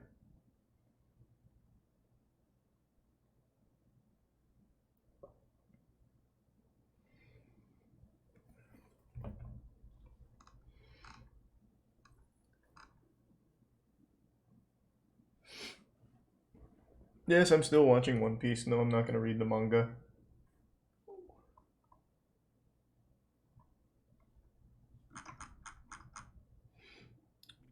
Thanks to Prime Boba Fett. I heard Jake Paul won. I don't really give a fuck. I'm sure it was boring to watch.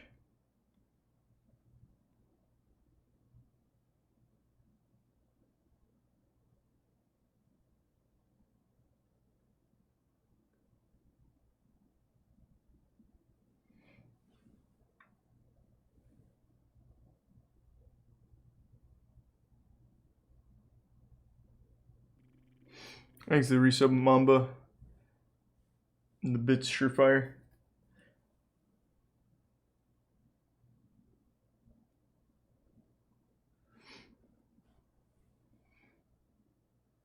Mystery of Super Monkey Ball actor? Haven't we seen? Yeah, I'm pretty sure we've seen that. Sounds familiar. And I don't really want to see that tonight anyway if we haven't. I want another wacky one. Thanks to Prime Smell Hole.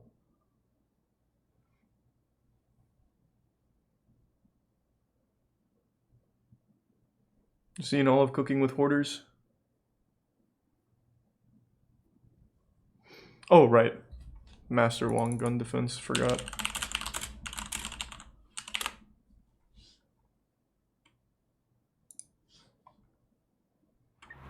On this lesson here, somebody asking me if you come in. Damn, this guy's ripped. Gun onto you, what sort of thing, technique and movement you can take a gun of them, what sort of thing you do. Now let me show you something. If somebody put a gun into my head, I will give them everything that I got. Maybe my bull bag as well if he wants that. I don't think costs a lot, but he might be good use of it. Because you're gonna mess around with somebody with gun, you're gonna get your hole on the head like this. But assuming you know what you're doing and you want to mess around people with gun, let me show you here how to mess them up. Okay, let's go to Jim. This is the problem. When he came in, he bring the gun to my head. He will ask me for something. Give us some money, yeah? He will ask me something. You can't just say, if you want to shoot me, I'm fucking dead now. It's the facts, okay? Get on with it. So, if you give some money, so soon as that's like, hand here, control. Move, whoa. And straight to the neck, control him, put his fucking neck and see if any more fan he got. I mean, damn, Master Wong. The fucking neck, okay? Because if you don't, you're dead. Smack when he's not there, maybe shoot his bull back off or something if you want. Let me go slowly. These are good techniques. Okay, okay. The first finally, self-defense techniques that'll work. Principle. Surprise, speed, and violent of action. I mentioned before about violent of action, not on the person straight away. So he will pull the gun out of his hand and get the weapon out of the way. Don't go like this and try to go like that and then go boom. Now you got big flipping hole in your head like this, yeah? Big fucking hole, then you're dead. So, hand up. Give them whatever they want, okay? Turn, weapon out of the way. Control by everything together, the force. Control like this. Lean toward them. Yeah. Because your fucking head butt the bars at the same time. Yeah, while lean toward it. Because this head here is a distraction to release this. Easy for me to move. Do you think I'm gonna grab tight? I'm gonna go like this? I'm gonna go the arm and then give me the knife. Give me the gun, you fuck. Jesus. Do you think that's gonna happen? No, you don't. That poor guy's just getting fucking brutalized. You go like this, and that's hurt, then release.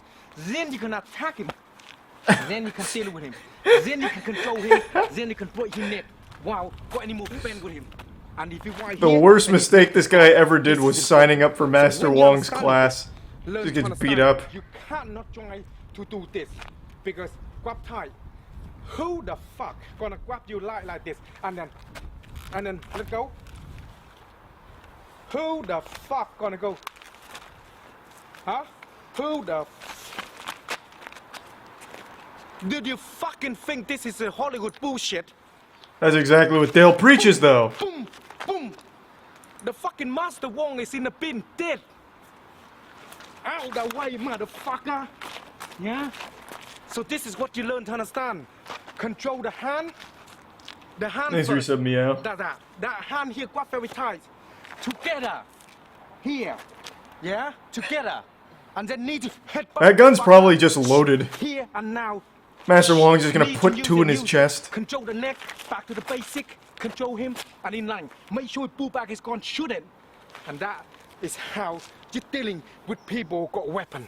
Provided you have to understand this basic principle. If you don't, you're gonna have problem. This is the last resort you can mess around with. Don't try this at home. If you want somebody got a real gun, you're gonna be dead. Big hole in your head. Dig the grave for yourself. If you like this kind of thing here, then subscribe to me before your enemy know how to use it, and they're gonna might blow your stupid head up. And if you take the well, Master Wong's pretty good.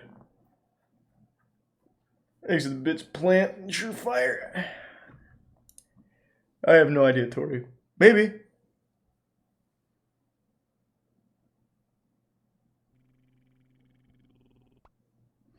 Thanks to give some Paul. I love you, Rudy. Alright. Thanks to tier 1 Shy Shy. Yeah, Master Wong should fight the Detroit Survival Urban Fitness Training Sensei Dale. I wonder who would win. Maybe there would be no winner.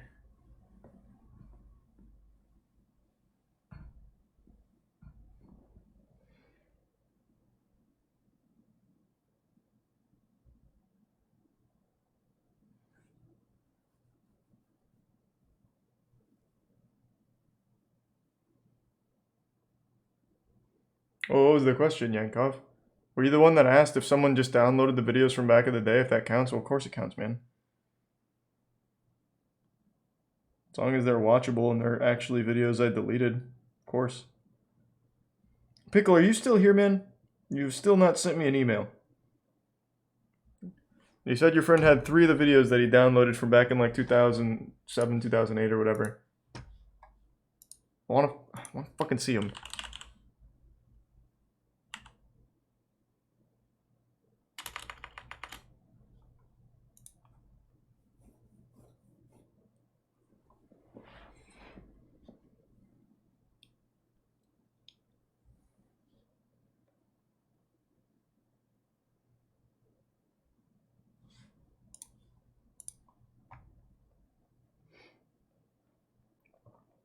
See the video, what?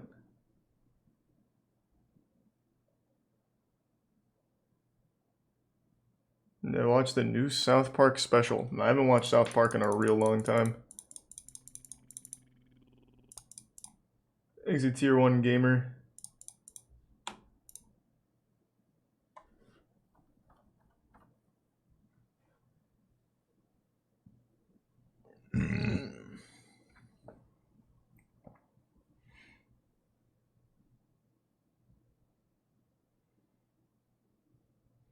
Have I seen the Killer Bean game? Of course I have.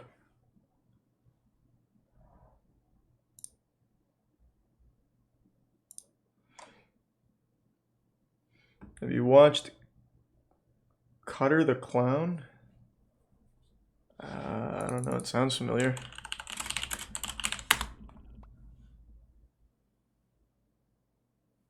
Is this something I can even watch? Looks like he has his... Like, it looks like he's pulling his pants down in that second one. Clown on me, ha ha ha. I'm not risking it. Thanks for the 5 gift subs, you can socks. Appreciate it, man. Thank you for the generosity. Have they seen Russian prison slap fights? Is that like a whole channel or something? No, you're just talking about this from Stone Faces, right? Yeah, of course. Made a whole video on that. There's a Prime, Jake and Gyoza. And we've seen that one, right? Yeah.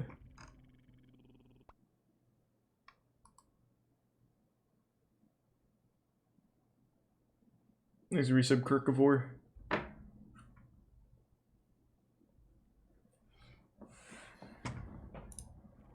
And the Prime Yankov. Oh.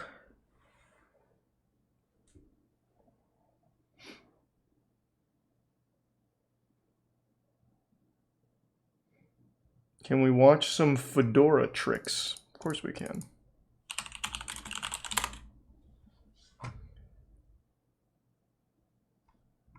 Fedora hat tricks new. Thanks a Prime. Ovid. So this is Nelson. Hey Nelson. And for those who know me, you guys always see me with this fedora hat. Good. And there's a special reason for that. It's just that I'm getting bald, so I'm trying to hide it because I'm getting old. Yeah. So I'm always using this fedora hats and stuff, and I like to use them, and I got a pretty big collection. These are some of my fedora hats. Okay. This guy's got some fucking and drip. I decided to show you guys some moves, some basic moves, because everybody's telling me, yo Nelson, do some moves, do some hat tricks, blah, blah, blah, blah, blah, blah. It's not that easy at a nightclub because the lights are off. Okay, and you either wait Thanks, for the resub last call monkeys. for alcohol, where they turn on the lights and everybody's drunk, and you're not gonna, you know, have the risk of people making fun of you if you drop the hat or whatever, or just act drunk. That's a good excuse. Act drunk. That's it. So let me get to business because I don't have much time, and I'm gonna show you some basic. Come on, Nelson, do some cool shit. I'm ready. Move number 1. I just like this song. Part of Stellar. That's my boy. Okay, so move number 1. You grab the hat to the sides and you just flick it. Ooh. And it gives this pretty nice effect. Okay. And you start shuffling. One. Another way is by Oh, goddamn. grabbing Thank the you, hat Socks. Jesus Christ, here thank you. And just go like this. Hey! Okay. Let's see. The fedora tricks got you to drop 25, If eh? you guys want to grab it like this, Really appreciate it, fingers Socks. Thank you, here so man. it doesn't go to the sides. Okay, it's even better. Okay, you can follow as you guys see. You guys can grab it like this. This is some Sigma male shit for sure. Another way of putting it in your head. This one is a little harder, but it's not that hard. It's like this.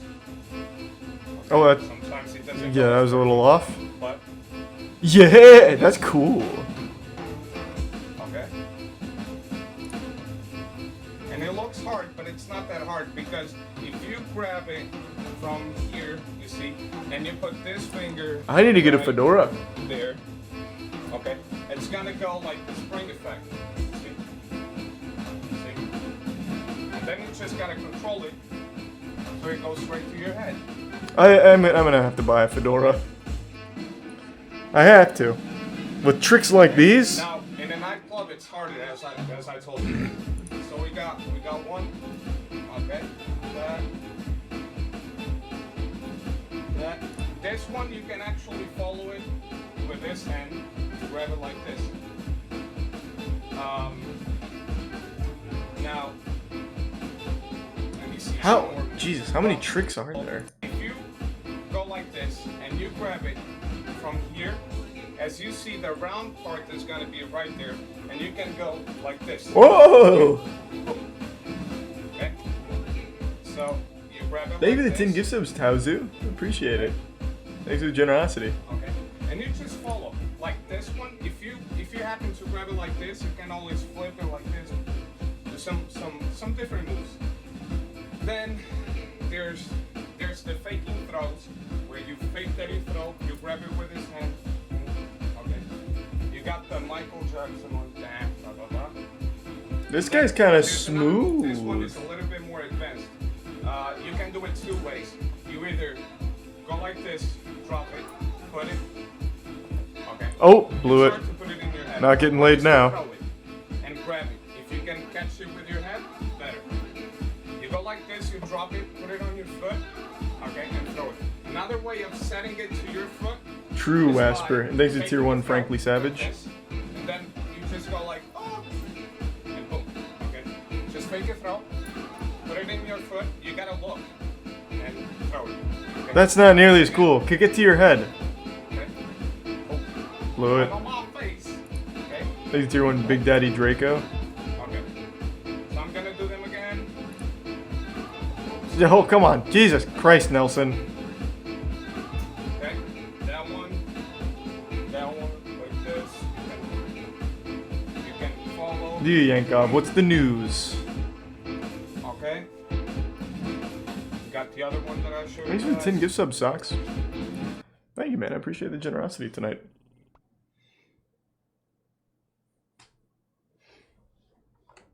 And thanks for the resub V-Stocks. I'm pretty sure we've seen that one, V-Stocks. I know exactly what channel you're talking about. Thanks to tier 1 Ollie's World. Hope you're having a good night, Socks.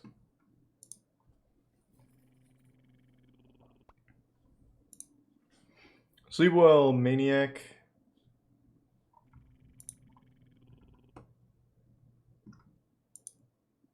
Thanks to resub Justin.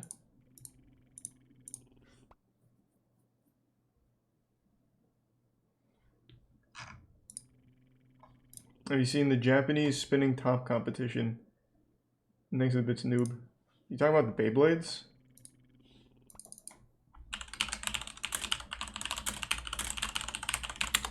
Let's see. This? Oh! Yeah, we watched this. This was a really cool series. Yeah, they hired the space team versus just actual craftsmen. It's really cool. We watched this whole thing a long time ago. I don't remember who wins. Wasn't the space team? Heat of the friction that way. Just a little, right? It's worrisome.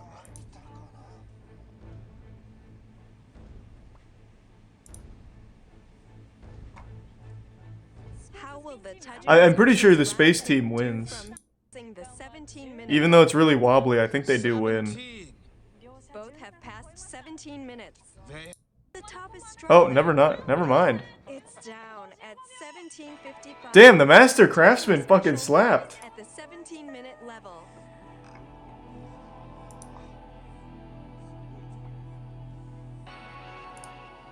But the master craftsman's top, we don't see any swaying in the body at all. Right. Team Space Spins. Thanks for resub, half baked. 17 minutes 55 seconds. Junior son, it lasted quite a while after it started swaying. Yeah, but the plum top Thanks, made by Reed. the master craftsman is just too darn good. Unfortunately, Does it ever stop? 56 seconds. Plum top Oh, there it goes. But it's swaying a lot. 10 seconds till we hit 19. But it's swaying a lot. Will the plum top manage to... Oh, just barely missed it. Thanks for the 5 gift. God damn, thank you for the 5 gift subs sucks and the 10 gift subs trash. Jesus, thank you for the back-to-back gift subs. We watched that a long time ago. There was a series where they used to do shit like that, and I forgot the name of it now. But we used to watch a lot of the Japanese like game show content and competitions. Like we watched the pizza spinning competition and all that. Fuck, it was cool.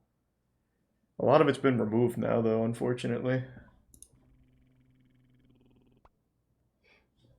Mexican top tricks. What does that mean?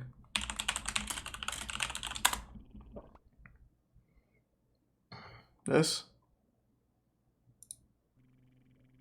This video is brought to you by Squarespace. Whether you need a domain, website, or online store, make Thanks to resub. Ask.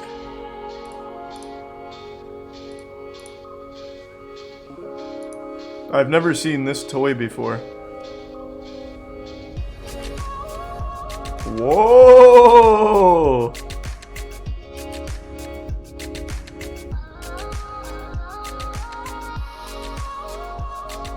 This is pretty cool. No way, does he catch it with the string? That's pretty fucking nice.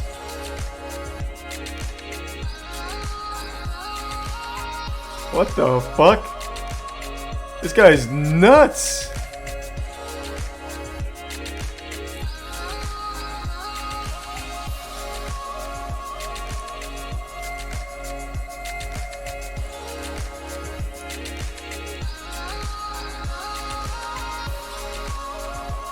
This is cool. I've never seen this. Thank you again, Trash. I appreciate it.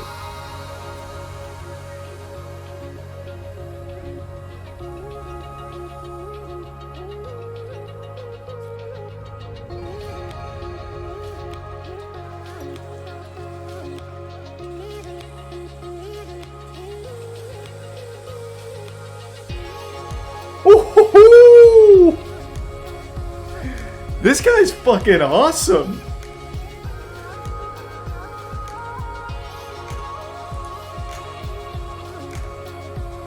That knot's never coming out. Wow. God damn.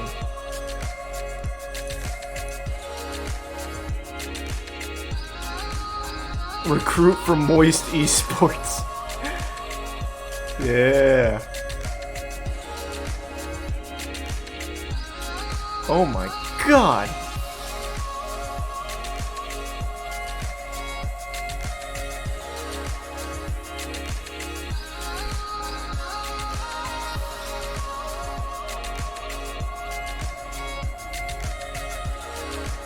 Oh!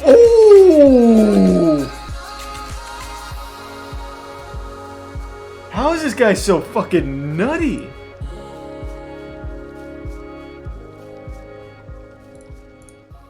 How's it going, guys? Joe here. Just want to give a big thanks to Takeshi for meeting up and filming with us for a couple days. God damn. And thank you again, Socks, and the resub Stewie. Cool clips on his Instagram page. So definitely check him out. We'll leave a link in the description. Yeah, Master Wong seems cool. But first, I just want to I've thank never seen them Squarespace for cold. sponsoring this video. If you haven't heard of Squarespace, it's an all-in-one platform that makes... Well, that was pretty awesome. This has 20 million views.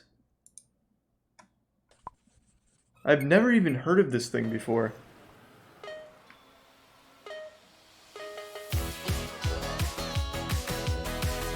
Or actually, hold on, I feel like we might have seen this though.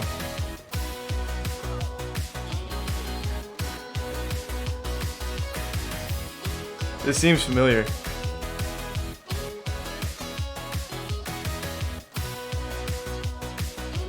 Yeah, we've definitely seen this. Still cool though. Thanks resub dry in gaming chair. I've seen the Lars Anderson thing. I'm very familiar with Lars Anderson.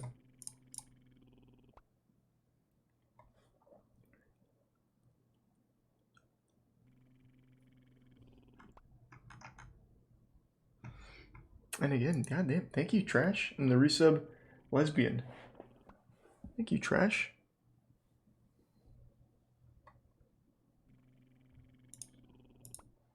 Thanks to tier 1, what the hull?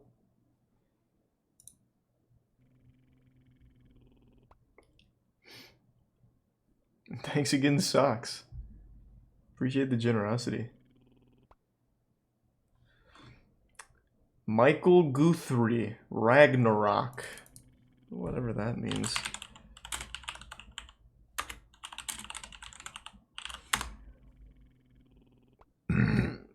This.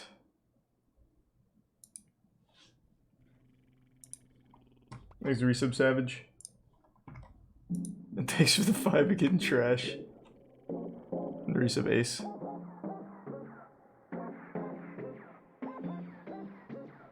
This guy does not have the body of someone who does this.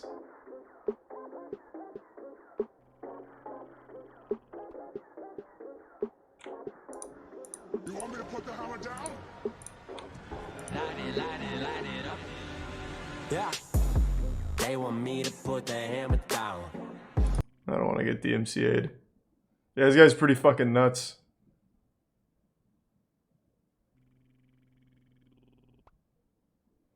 It's mostly skill and practice. Yeah, I mean, there's still a lot of muscle involved. Exit tier 1 Surefire and the resub Mothman, and the 10 gift subs Paul. And tier 1 Mr. Rhea, and the 5 again Trash. Jesus Christ, thank you. Pretty cool. There's a prime cause. Tricking is a stupid sport. That's spoken like a man that can't do a flip.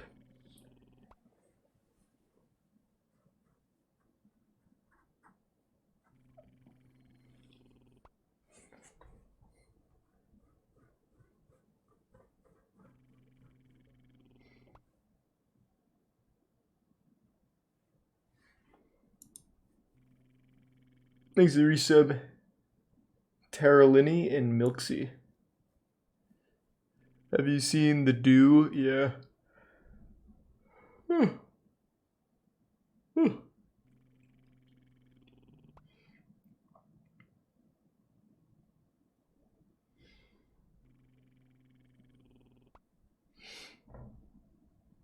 I've seen that raccoon video. God damn, thank you again, Socks.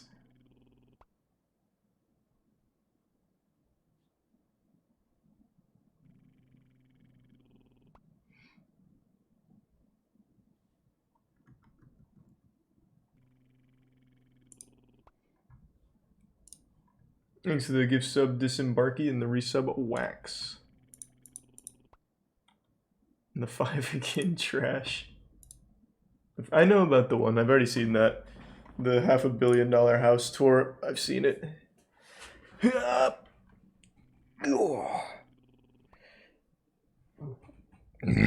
Do you see Jay Schlatt banning every dream stand from his chat?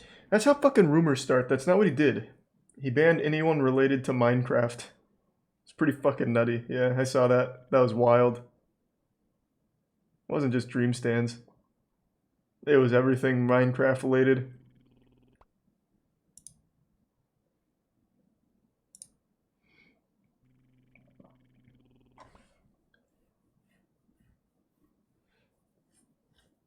Thanks for the 5 gift subs like a noob. Thank you for that.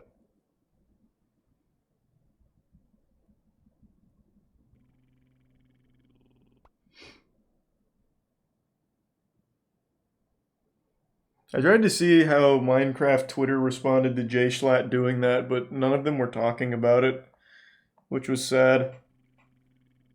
I was hoping to see some good meltdowns.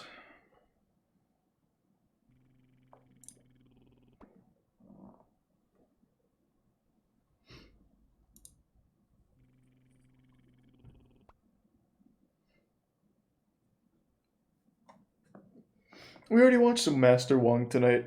I'm trying not to get into too many rabbit holes. We've already done a lot of rabbit holes tonight. Jesus Christ, Socks. God damn, man. Thank you again. What the fuck? Thank you again, man.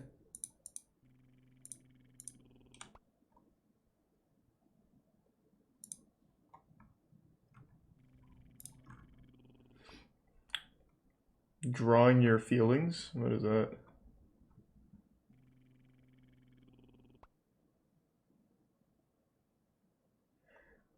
Is that you, Pickle?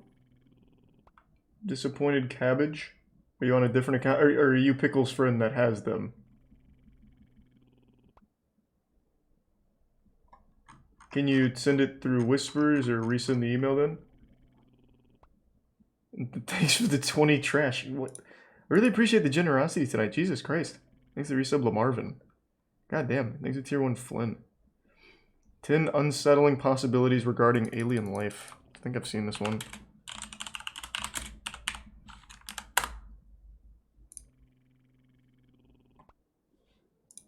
In celebration of Spooky October and the entire coming month of creepy, mysterious science content, here are 10 unsettling possibilities regarding alien life. Number 10. There is no one else.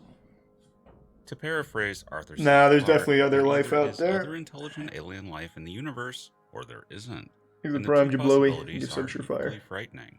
The one thing I've never discussed on this channel until now is the possibility that we might actually be alone, and there are no others anywhere in the universe. Doubt that. The odds are dramatically against this. We live in a universe that has 200 sextillion stars in it, the vast majority of which are in principle habitable. Sun-like stars are amongst the most common, and that's only within the observable universe. There could be vastly more beyond that horizon. So odds are we are not alone. But what if we are? What would that You know what I keep fucking thinking about? Well, we just learned about the deck of cards. What was it? 80 uvgintillion? So there is quite literally more combinations with a single 52 deck of cards than there are atoms on Earth. I don't know why that's still fucking stuck in my head.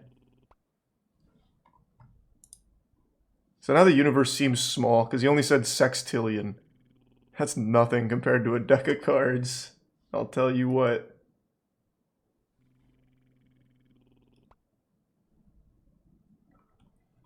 Thanks to resub, stay tactical.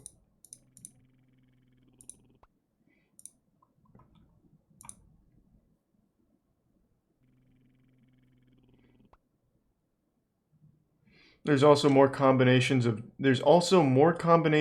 chess than there are atoms in the universe. What? Well, that one's I find a little bit more believable.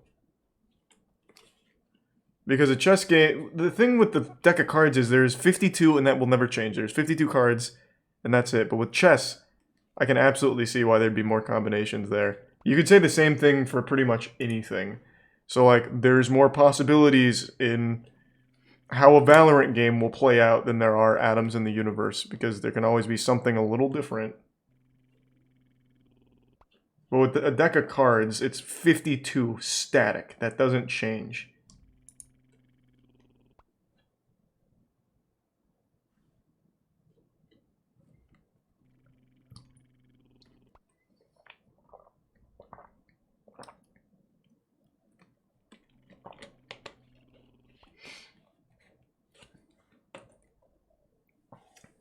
The 52 factorial is a bigger number than you realize. I know.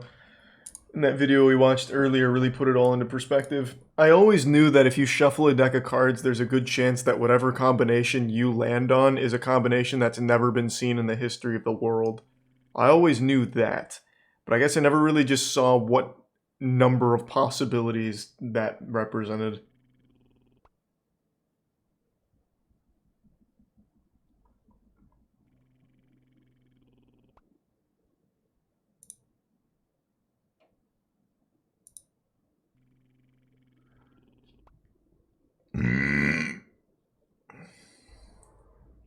I don't know why you want me to see the hoodwink thing so badly, but sure.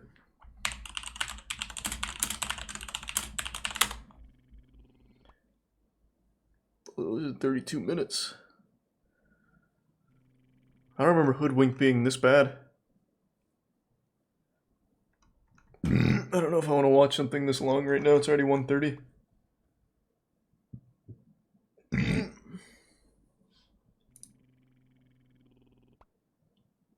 Oh, I got you. So I was suggesting Lofus. Okay. I don't know if I want to watch their feelings, though. That sounds kind of heavy.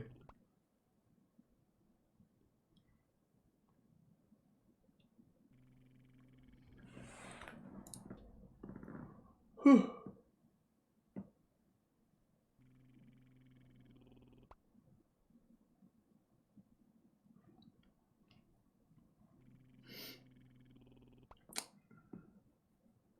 I just don't really like the Mandela catalog. I don't really like analog horror very much. I just think it's boring.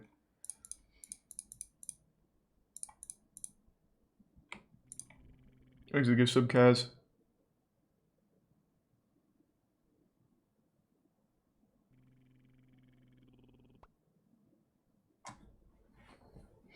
Look up the Twizzler house.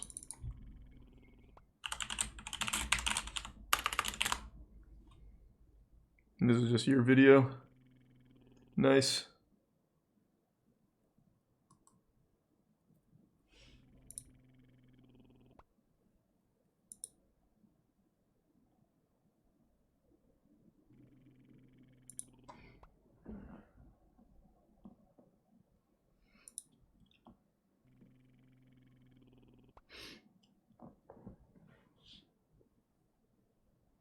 Thanks for the 5 again, trash. Jesus.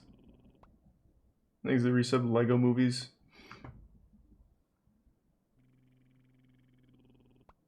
Absurd historical trends that need to come back. Yeah. BlackRock, the company that owns the world.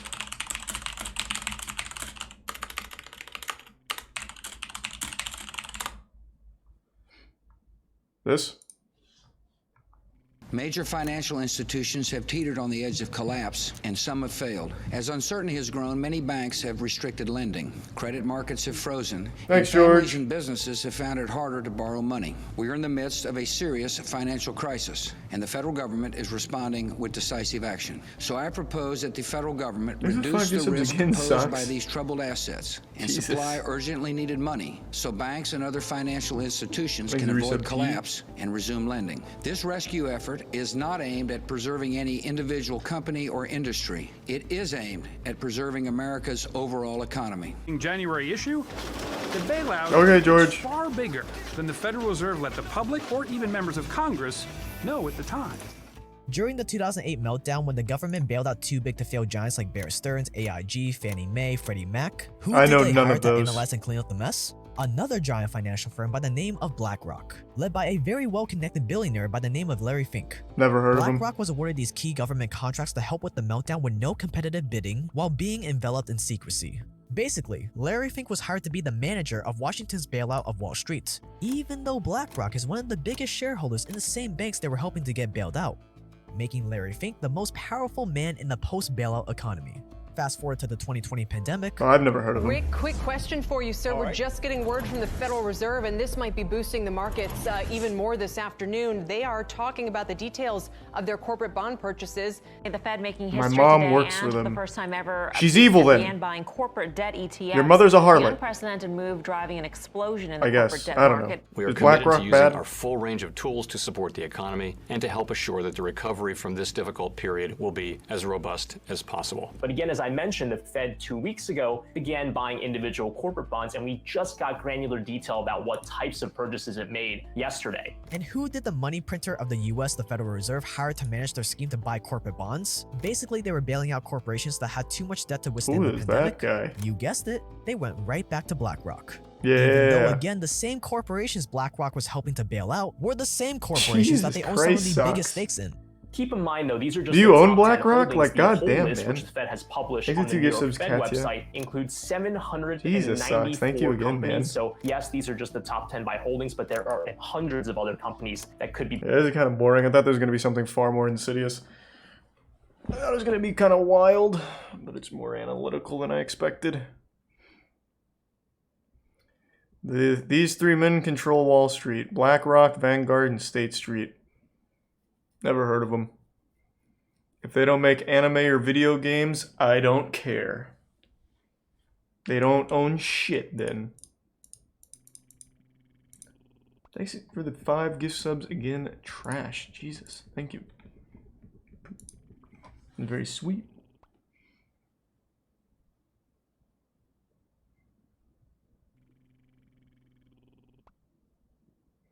Oh, I didn't know you want me to say that, but yeah, abrasive socks for sure. Have you seen the most dangerous tennis match? Now that sounds interesting. Let's go.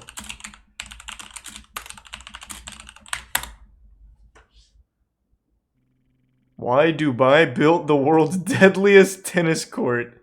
What? This looks fucking awesome. This is actually like Dead Man Wonderland kind of shit here.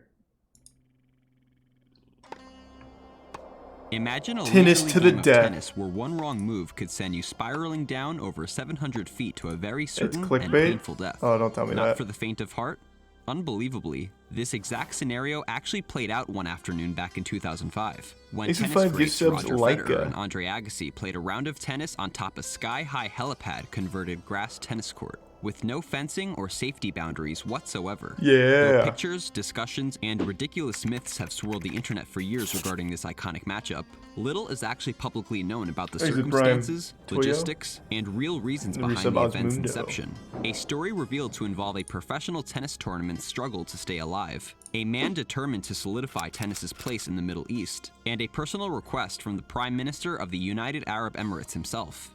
Brace yourself if you have a fear of heights. Today we're uncovering everything behind the 700-foot tennis marketing stunt heard around and above the world.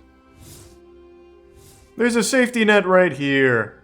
Overhyped. The That'd city of be Dubai, plenty. a place now known for its exuberant opulence and futuristic architecture, was in very recent memory not much of a city at all. As a quick geography recap, the city itself is the capital of the Emirate of Dubai. The city itself one of has 7 poop total trucks. territories whom I collectively learned make about up the those country recently. of United Arab Emirates, located in Western just Asia transport and governed poop. in part by Sheikh Mohammed bin Rashid Al Maktoum. More on him later. As mentioned, Dubai, and the Greater Emirates itself, was a small player on the Jesus world Christ, stage thank you, until the Trash. 20th century. Again. Though initially known for the area's thriving pearling industry, Thank you for the a business generosity decimated tonight. by World War I and the advent of cultured pearls, the discovery of abundant oil and the country's newfound independence from Great Britain in 1971 set the stage for a second and far more lucrative period of success for the Emirates. In extremely short order, the sparse desert landscapes of the country's wealthiest regions, particularly Dubai, transformed almost overnight into a thriving metropolis. Now, where does the crazy tennis match fit into all of this? Well, it starts with this man. Hey. Sensing opportunity from afar, Australian TV producer Jeff Chapman Hey, Jeff. proposed an idea to Dubai executives in the early 90s to raise the city's profile even higher. A one-off tennis exhibition event featuring Martina Navratilova. Though the event itself did not pan out, the idea had enough support to justify the creation of an actual professional men's tournament. the Dubai Tennis Championships. So when does the a now tennis world-class match to event the which draws tennis the greatest match tennis to the players death to the region start? every February? A triumphant tournament whose inaugural 1993 edition was, in every sense of the term, a total disaster. With no clear direction how to do so, organizers hastily built a tennis center, only to realize the courts themselves were not laid out correctly, as tennis courts must face north-south, not east-west. Upon fixing the courts, the temporary stadium's wooden scaffolding was found to creak heavily every time a person walked up or down the stands. Worse, for a country that hardly receives any precipitation all year, that year's final was postponed due to a massive rainstorm which blew away the tents and stands, completely flooding the stadium. Though the event comparatively fared better over the next 10 years, by 2003, the Dubai Championships were still struggling to gain proper footing in the tennis world, having remained sparsely attended with no high-profile players willing to play. When the tournament came under current director Salah Talak's leadership in 2003, pressures to turn the tournament's fortunes around reached a fever pitch when Talak was paid a visit by who other but the aforementioned ruler of Dubai himself, Sheikh Mohammed. A tennis fan, the ruler questioned why the tournament stadium seats always appeared empty on TV, and requested because no one likes tennis, I guess. I don't know. With nowhere left to turn but upwards, Talak envisioned a comprehensive plan to elevate the tournament's status above all expectations. A plan to be capped off by a marketing stunt so extreme that it would be impossible for tennis fans not to be talking about tennis in Dubai. All Talak needed was some help from a couple friends. Roger Federer, one of the greatest tennis players of all time, was initially known to Dubai tennis officials as a match tanker? What? Having arrived to play in Dubai for the first time in 2002, the promising 21-year-old was beaten handily in the second round by German Rainer Schüttler, a lower-ranked player he had himself beaten just a month earlier.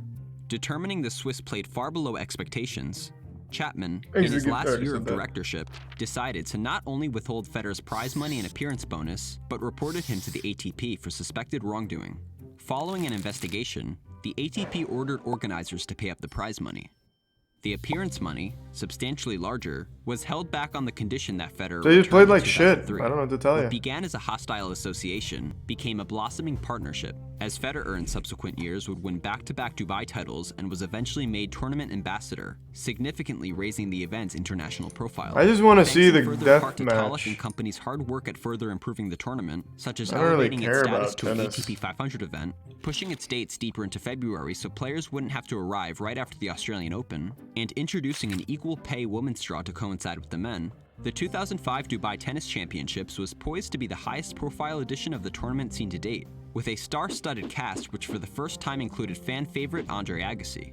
Not content with simply relying on billboards and radio adverts to draw attention to the tournament, Talak envisioned a scene sure to put Dubai tennis on the map. Just a year prior, Tiger Woods made headlines by teeing off the helipad of the newly constructed Burj Al Arab, a 5-star mega hotel just down the road from the tennis stadium that towered over 1,000 feet into the air. This gave Talak an idea. While not a massive helipad by any stretch, would it be big enough to fit a tennis court? Even if, would anyone in their right mind agree to play on it? Absolutely. And so it was after a period of planning. Oh, whoever got this side though got fucked. Construction, and a couple phone calls. Until they switch, I guess, but damn, arrived what at a the disadvantage. Burj Al Arab on February 22nd, 2005, for the hit of a lifetime. Crazy tier 1 hot soda. Roger and Andre were forced to act out this hilariously awkward exchange on their way to the court. Hey Andre, how's it going? Roger, what's happening? Yeah, everything's good, so first time for you in Dubai? First time here. Special place, this hotel is amazing. They got a court upstairs. Want to hit? Thanks for some friend. Special court, let's go do it. Yeah, let's do that, that'll be a lot of fun. It'll be a lot of good fun, let's go! Roger's acting chops aside, the world was then finally introduced to the Sky Court, a specially constructed grass tennis court standing 689 feet above the ground upon Burj Al Arab's extended helipad. Though regulation tennis courts measure 27 feet wide by 78 feet long, this one was shortened to fit the helipad's dimensions. And no, there's no camera trickery at play. There truly was no fencing or boundary to prevent the tennis balls or players themselves from falling off the edge. And judging by promotional video obtained, they weren't afraid to get too close. Regarding the stunt's logistics, Talak has said, "It took us about 1 month to convince both Agassi and Federer to do it, because one of them, I can't remember if it was Federer or Agassi, had a height phobia. Eventually, both of them agreed." though Talik wouldn't specify. We can make an estimated guess which player he was referring to based on Andre's later recount. This was an absolutely amazing experience. When you first get over how high you are and start playing, it's an absolute joy. I mean, it does seem cool. This was no issues with the height as long as definitely overhyped though. They didn't play a real game. No information has ever been publicly revealed regarding the court's construction process or artificial grass makeup. Talik later revealed that it cost a little less than $25,000 to stage the matchup. Though the stunt could have been done for a lot cheaper, the event wouldn't have came close to having the viral impact it did, if not for a request made by Roger Federer himself. I had an idea of how we could make it better. We had a helicopter, which was going to film it all around, really show what kind of platform we were playing on. God, imagine one of them did fall though. Hotel. It can really tell how high up we are, and I think that made the difference. A difference made, indeed. Promotional photos and video posted online spread like wildfire through news articles, blog posts, and email chains, becoming tennis's first truly viral moment to hit the internet. I've never Then ATP heard of it, CEO so. Mark Miles called Talik personally to congratulate him, saying, "What you guys have done is great for tennis. Congratulations. You hit half the planet." Underwhelming. I thought it was a real match. It was just a promotional piece. They should have played a literal fucking death match. A loser gets thrown off the side or some crazy shit. Fuck it. Give them like a parachute, and if they can figure out how to use it in time, they can survive.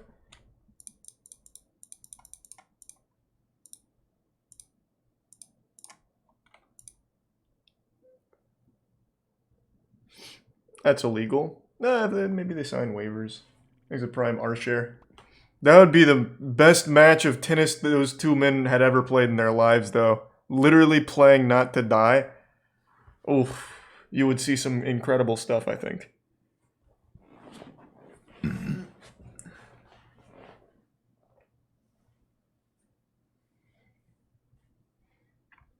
Rise and Fall of Blackwater.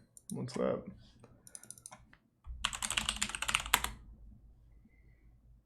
The world's most notorious private army.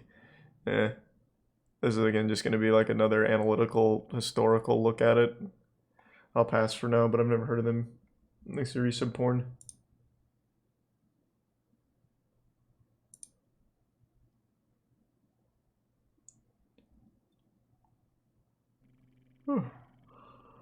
There's a prime phantom.